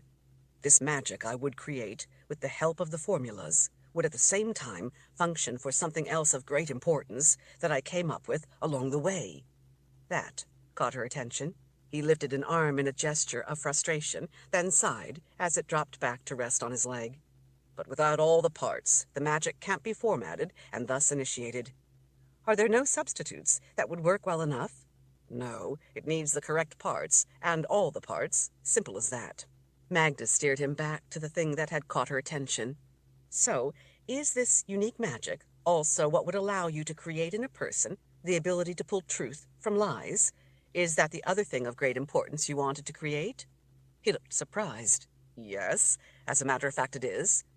So then the key these people want, that you know how to make, and the person you described to the council that you wanted to alter to be able to pull truth from lies, are linked with common elements and share some base form of this magic. That's right. At inception, anyway. They differ as they develop, and in the end, of course. But they do need to have certain base elements from the rift calculations in common. You mean they both need yeast to make the dough rise? Merritt frowned suspiciously. For someone ungifted, you seem to have a knack for grasping the inherent logic in the nature of magic, and for someone who described herself as a nobody, you also seem to know a great deal about some of the most secret projects in the keep. Magda tilted her head, peering at him from under her brow. You may think that they're secret, but Isidore knew about the person you want to alter with this magic. If she knew, then the Dreamwalkers know. If the Dreamwalkers know, that means Emperor Sulachan knows. If they know about the person, then they very well may know about the key you're trying to make. If they know about the key, they know what it is meant to unlock. Merritt let out a troubled sigh. I suppose that's all possible, but it can't do them any good. It would be impossible for them to reconstruct my work, and without those occulted calculations that are locked away in the Temple of the Winds, the magic that I was working on can't be completed. Besides, the key would do them no good, because the power itself is sealed away and inaccessible. Magda had to force herself to hold her tongue. She instead asked a question. Why would these repositories containing this great power not have a key in the first place? What would be the purpose of creating something without a way to make it work? Good question. Unfortunately, I don't have a good answer. People take history at face value and assume it's accurate, but often it really isn't. Accounts of past events differ. You don't know the honesty or the motives of the person who wrote the chronicle. Accounts from antiquity may have been lost over time, leaving critical gaps that would change the picture. Some of what we do have may actually have been rumor or even false charges that over time were wrongly assumed to be true. Some historical accounts are biased or distorted viewpoints, while others were embellished along the way. It's a mistake to indiscriminately assume historical accounts are true. All that is meant to say that I don't know the truth about an original key. The repositories holding this power were a relatively recent creation, intended to safeguard the power in its resting state. The key doesn't actually open them. It's actually meant to unlock the ancient power contained within them. For all I know, it may be that when the power was created, it had a key. All I know for sure is that the power itself still survives today, and there is no known key for it. That creates a problem, because while the key doesn't exist, the power does. And even without the key, this power is still profoundly dangerous. That's one reason I've been working so hard to complete the key. Everyone else thinks the key is supposed to simply unlock the power, but from bits of surviving books and scrolls from before the star shift, I've come to believe that the key was an object intended to protect the power, not merely unlock it. The word protect stuck out to her. He said it with a kind of natural ease. She remembered what the men down in the lower reaches of the keep had been working on when they were killed. Her gaze went to the object on the table. Protect, like a sword, she said. Yes, he finally admitted. The existing references and formulas we still have led people to believe that the key must be made in the form of a sword. So those trying to make the key try to make it in the form of a sword. They don't know why, and they don't really care. They simply try to make the key in the form of a sword, as is implied in the reference material, in order that it might work to unlock the power. And you think, she guessed, that there is meaning to the prescription that the key take the form of a sword. I do. That the magic is supposed to be invested in a sword implies its purpose, does it not? Besides working to unlock what it protects, I believe it was intended to have the power to prevent the wrong person from meddling with the power. So, if there's no key, and the power is that incredibly dangerous, that's why the chests containing the power were shut away in the Temple of the Winds in the first place. Very likely so, he said. The problem is, if anything should go wrong, the key would be the only chance to bring us all back from the brink of annihilation. He leaned in and lowered his voice, even though there was no one who could possibly overhear him. You see, the key I would create isn't simply coded to the power. It's coded to work with the person using it. It has to be the right person, for the right reasons, or it won't work. The magic can read not only the key, but the intentions of the one holding the key. Magda knew from Baracus that dangerous magic often had multiple layers of protection. Books of magic usually had wards and safeguards to protect them. According to Isidore, Merritt made just such bindings for books of magic. He was apparently employing that principle in his design for the key to the power. But all of this is only theoretical, since you can't make the key and prove your theories. Well, yes, I suppose that's true.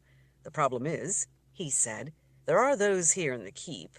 You mean the council. His mouth twisted as he finally gave in. Good guess. She was getting tired of dancing with shadows. Not all that difficult. He flashed a brief smile before turning serious again. The council wants it done anyway. They want the key to be made. Magda had to take another drink of water to compose her voice. Why? If everyone knows that the power is locked in the temple, why would the council want the key made? They've given me a long list of reasons, none of which make a lot of sense to me, but they're very insistent. They wish it to be done, period. Ultimately, they don't need to explain themselves. They wish it to be done, so they command that it be done.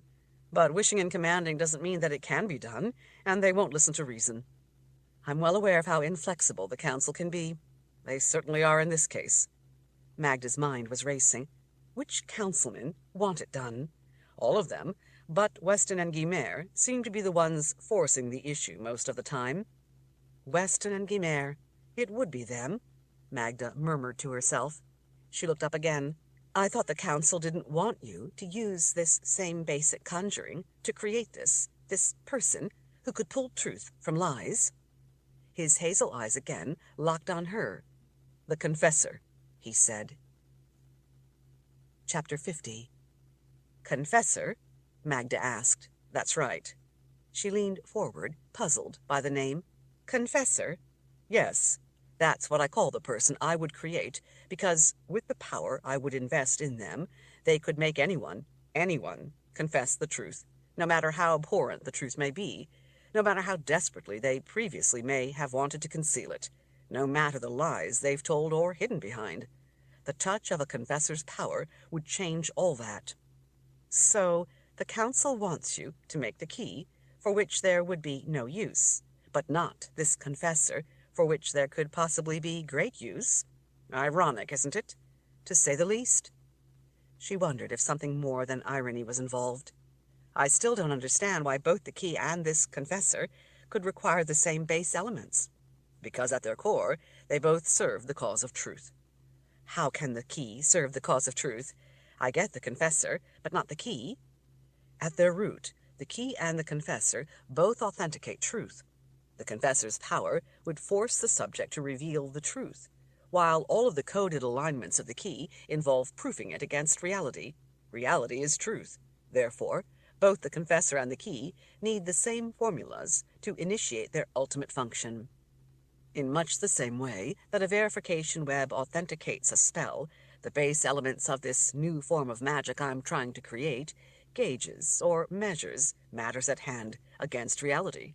In the case of the confessor, the subject is left unable to speak anything other than the truth. The key, as well, follows a verification sequence. By building in authentication routines, it prevents a person from using it, for example, if they are lying about their reason for unlocking the power. Maybe the council doesn't want you to create the confessor because they fear the truth, Magda said. You may have just arrived at the heart of it. But they still want the key. Right, he said. They want a simple key to make the power work, but I didn't think I could trust anyone with the key to that much power, even the council, so I intended to make the more complex key. That has been a great deal harder to devise, but if I ever get the chance to finally ignite the web, it will be worth the years of extra work. Yet neither the one I envision, nor the simple one the council wants, can be created, because they both would need the information that is out of reach in the Temple of the Winds. Without those formulas, I can't make the key, or the confessor. At least, it doesn't matter about the key, because the power, like the formulas, is safely out of reach. Magda thought she might be sick. She gulped a drink of water. She wondered why the council would fear the truth, but more immediate questions sprang to mind as she stalled for time to think it through. How would this person, this confessor, be able to force someone to speak only the truth? He looked uncomfortable as he searched for the words. You have to understand, Magda, that a confessor would be a last resort to get at the truth. For example, to get a killer to confess to murders he committed so that we would know the extent of his victims, know beyond a doubt his guilt. Or imagine if a man had snatched a child for ransom, or worse. A confessor could pull the truth from his lies and deception. She arched an eyebrow. Or a traitor could be made to give a true confession, without question or hesitation. Magda touched her fingers to her forehead, trying to grasp the enormity of what he was telling her. But how would this confessor actually get the person to confess? Basically, he said, the magic I would invest in them, much like the key, would contain elements of both subtractive and additive magic. So you would need a gifted person to create a confessor. Actually, no, not at all. The person would be the vessel into which I would place this ability, this unique form of power. But if they aren't gifted, everyone has at least a small spark of the gift. It's part of our life force. Magic is merely a matter of degree. You are said to be ungifted, but that's not technically accurate. Life connects us all to magic, as illustrated through the design of the grace. So, for a confessor, I don't need a gifted person, just a living one. Having spent a lot of time around Baracus and a number of talented wizards, Magda was somewhat familiar with their world and what they considered to be within the working realm of possibility. She might not have fully understood what they did or how they did it, but she did have a general sense of the sphere of their capabilities.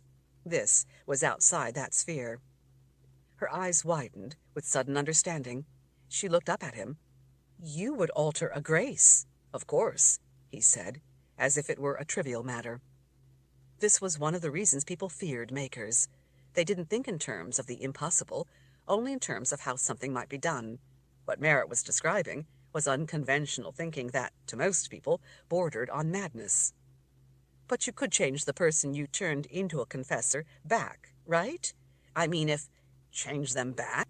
He looked at her as if she had lost her mind. "Once I altered them, the power would become an integral part of the person, inseparable from who they become. Once altered in this way, they would forever be a confessor. There could be no going back. Once done, it can't be undone." Magda was feeling sick to her stomach. "So how would this power you would invest in a person actually work?" "When a confessor unleashes their power into someone, the subtractive side of it would destroy who the person was." "It would kill them?" "No, not really. Not in the conventional sense." Magda leaned in with a frown. "What does that mean?" "I mean, no, it wouldn't kill them." He gestured, seemingly reluctant to explain, but finally he did. "The way I've created the web, it's narrowly targeted. Fine threads of subtractive magic would burn through the target person's mind like lightning crashing through a tree, all the way down through its roots to obliterate their identity. So in that sense, who they once were would be dead. They can never regain what is eliminated with the subtractive side of the confessor's power. They are alive, but who they were no longer exists. What it means to be that person is gone." "So what would exist for them?" "In place of who they were, in place of what the subtractive magic destroys, the additive magic would at the same time flow in behind, filling the void, to create in them total, complete, blind devotion to the confessor. The confessor would become the center of the person's universe, the only thing that matters to them. The confessor would become their identity, or the object of it, to be more precise. In that realm of total commitment and absolute compliance, they would feel the overpowering need for the object of their fidelity, the confessor, to give them direction. That would be the only purpose of their life. It would be a terrifying emptiness in their existence to be without the direction of the confessor who touched them with this power. The confessor could at that point command anything, and the person would be compelled to comply, no matter what the command was. If it is physically possible, they would without hesitation carry it out, even at the cost of their own life. Even if it wasn't possible, they'd still try with every fiber of their being until told by the confessor to stop, or until they died. The only purpose to their new existence would be to do as the confessor commanded. So, as you can imagine, the confessor would have but to ask, and the person would, without hesitation, confess the truth. They would be utterly incapable of lying. That part of them, the desire, the need, the ability to lie, would have been destroyed and forever gone. Who they were is irretrievable. When the confessor asks for the truth, telling the truth becomes the only thing that matters to the person touched by the power. Magda was horrified. How could you give that much power to anyone? Forearms resting on his thighs, fingers intertwined, he leaned toward her. We give swords to soldiers, don't we? The gifted have children who, through birthright, inherit deadly abilities. The men chosen to serve as soldiers are at least subjected to some degree of scrutiny. The child is gifted with powers without qualification, and, in fact, may grow up to use those powers to cause great harm.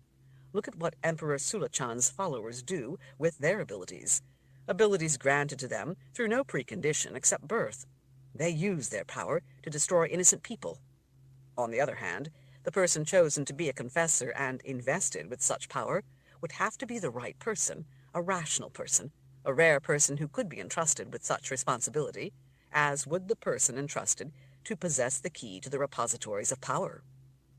For the right person, either would be a tool. For the wrong person, either could be a weapon of evil. It is the mind behind that tool that matters. She was beginning to understand why the council had originally refused his request. I heard that the attempt to create this confessor is dangerous, and that it could even be fatal. You could very possibly kill a good person in the attempt to create a confessor out of them. He didn't look in the least bit daunted by the charge. If anything, he looked resolute. "Yes, that's true. It's profoundly dangerous magic we're talking about here. I believe I can do it, but I can't be absolutely positive it will all work the way I think it will. Such a thing has never been attempted before. Dear spirits, as far as I know, such a thing has never been envisioned before. If I don't have every last bit of it right, it could all go terribly wrong in a heartbeat, and the person could be killed. There is that risk." He leaned toward her again, searching her eyes. "But what is the danger of not trying? Despite all the efforts of our forces, towns and cities everywhere are being overrun. We are losing men by the thousands in battles, yet the horde from the south continues to pour north, coming to destroy us all. You yourself said that there is something going on in the keep, that you are searching for answers, that we are all in danger, that traitors are among us, and very possibly plotting our destruction. We need to find those responsible. Do you think that the death of all our people is preferable to the risk to the person chosen to become a confessor?" Magda searched the depths of his hazel eyes, looking for some indication that he was misguided, or deluded, or even mad. She saw none. She glanced to the graceful women he had carved from white marble. This was not a man who did anything without fully appreciating every angle of it. "I admit that you may have a point," she finally said. Magda had never liked the idea of magic altering a person. This was no different. It sounded horrific. She changed the subject back to what she had wanted to know in the beginning. "What about the other wizards who have died? The ones people say died because of you? You haven't finished that part of the story." The impassioned animation that had been so evident in his eyes when he had been talking about the key and the confessor extinguished like a campfire in a downpour. He looked miserable to have to return to the subject. Magda felt bad for bringing him back to something that was so obviously painful for him. But all their lives were at stake. She needed to be able to find the truth. Chapter 51. "Well, the thing is, as I've explained, and as I hope you can appreciate, without the required formulas that are locked away in the Temple of the Winds, trying to make this kind of magic function for even the simplest form of the key, much less to create a confessor, is impossible. More than that, though, we're talking about very dangerous things here, things that are not to be taken lightly. Without the needed components, the attempt is guaranteed to fail, and very well might be fatal. I can grasp why it wouldn't work without all the parts you say it needs, but why is even trying to make the key so risky?" With a grim expression, Merritt lifted his fist so that she could see the signet ring he wore. On its raised center was a grace. The design of the grace was deeply engraved into the ring so that it could be used to make an impression in sealing wax. Magda remembered seeing that particular design of the grace left in the sealing wax of documents Baracus had received. Even as an ungifted person, you must be aware of the power involved in the grace when it is used by the gifted. She was. The grace represented the world of life, the world of the dead, and the way magic and creation linked them. The outer circle of the design represented the beginning of the infinite world of the dead. Inside that outer circle was a square, its points just touching the outer circle. Inside the square was another circle, just touching the insides of the square. The area between those two circles with the square represented the world of life. The inside circle was life's beginning, the outer circle its end, where souls crossed through the veil into the eternity of the underworld.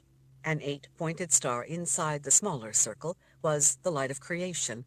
Lines from that star's points radiated out across the inner circle, the square, and across the outer circle that also symbolized the veil to the world of the dead. The lines radiating outward from the light represented the spark of the gift that journeyed with everyone from birth through life and on into death. Magda imagined that those rays, those conduits of the gift, were what enabled Isidore, the living, gifted spiritist, to be able to connect with the spirit world beyond the veil. The gifted drew the grace when conjuring powerful spells in order to invoke specific forces. It added elements that nothing else could, but at the same time, it was a dangerous tool and had to be treated with great respect. A grace was properly drawn from the outside toward the center, circle, square, circle, star, and then the rays back out across those elements, everything inward and then back out, Drawing it improperly, or in an improper sequence, when it counted, could cause magic to fail, or even go terribly wrong. Drawn in blood, a grace could invoke alchemy of consequence. It was said that a person with enough knowledge and power could alter the grace, and thus alter elements of it. Though a grace was a commonly used tool of the gifted, Baracus had often said that despite its seeming simplicity, it was rarely mastered. Not many people would dare to wear a grace. That alone said something important about his abilities. Merritt stared down at his ring, burnishing the design of the grace with the thumb of his other hand. He seemed lost in thought. Magda touched his wrist, making him look up. "You were saying?" His eyes focused again on her face. "I was saying that the spell forms in play to create a key are dangerously unstable in such combinations, without the links from the rift calculations. You need those links to make the structure rigid. Only in that way can the various parts then fuse in the proper sequence. The council wanted us to try anyway. They wanted the key completed." "What happens if you don't have those elements? What happens if you try it without them?" "Without those rift and breach connectors, you can't stabilize the verification web and hold the spell form together. Without them, there is nothing to brace the various elements against, and those particular elements happen to involve both additive and subtractive magic. As you can imagine, letting the two touch in the wrong way, much less combine, is highly reactive. Almost as soon as you bring the structure up in a verification web, with those opposing elements both so openly contained within the formation, and before you can begin to activate the generation process, it begins to collapse in on itself. The additive and subtractive components attract each other as it implodes, accelerating the reaction. Anyone nearby trying to hold it together in order to bind and fuse the components into the key would be seriously injured or killed. It doesn't matter how you try to construct the web, or what different routines or sequence you use. Without all the parts needed to complete it, there is no chance that it might work. None.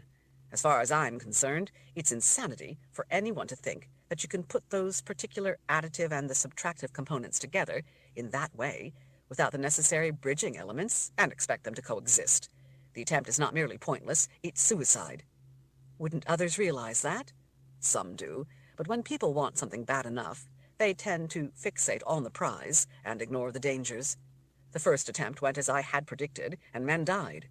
Some people saw the risk as the price of the prize, and wanted to be the one to prove themselves better than anyone else. They think they will gain glory, being the one to make it work. Yet more men died in subsequent attempts." "But you do that same kind of thing," she said. "You're a maker.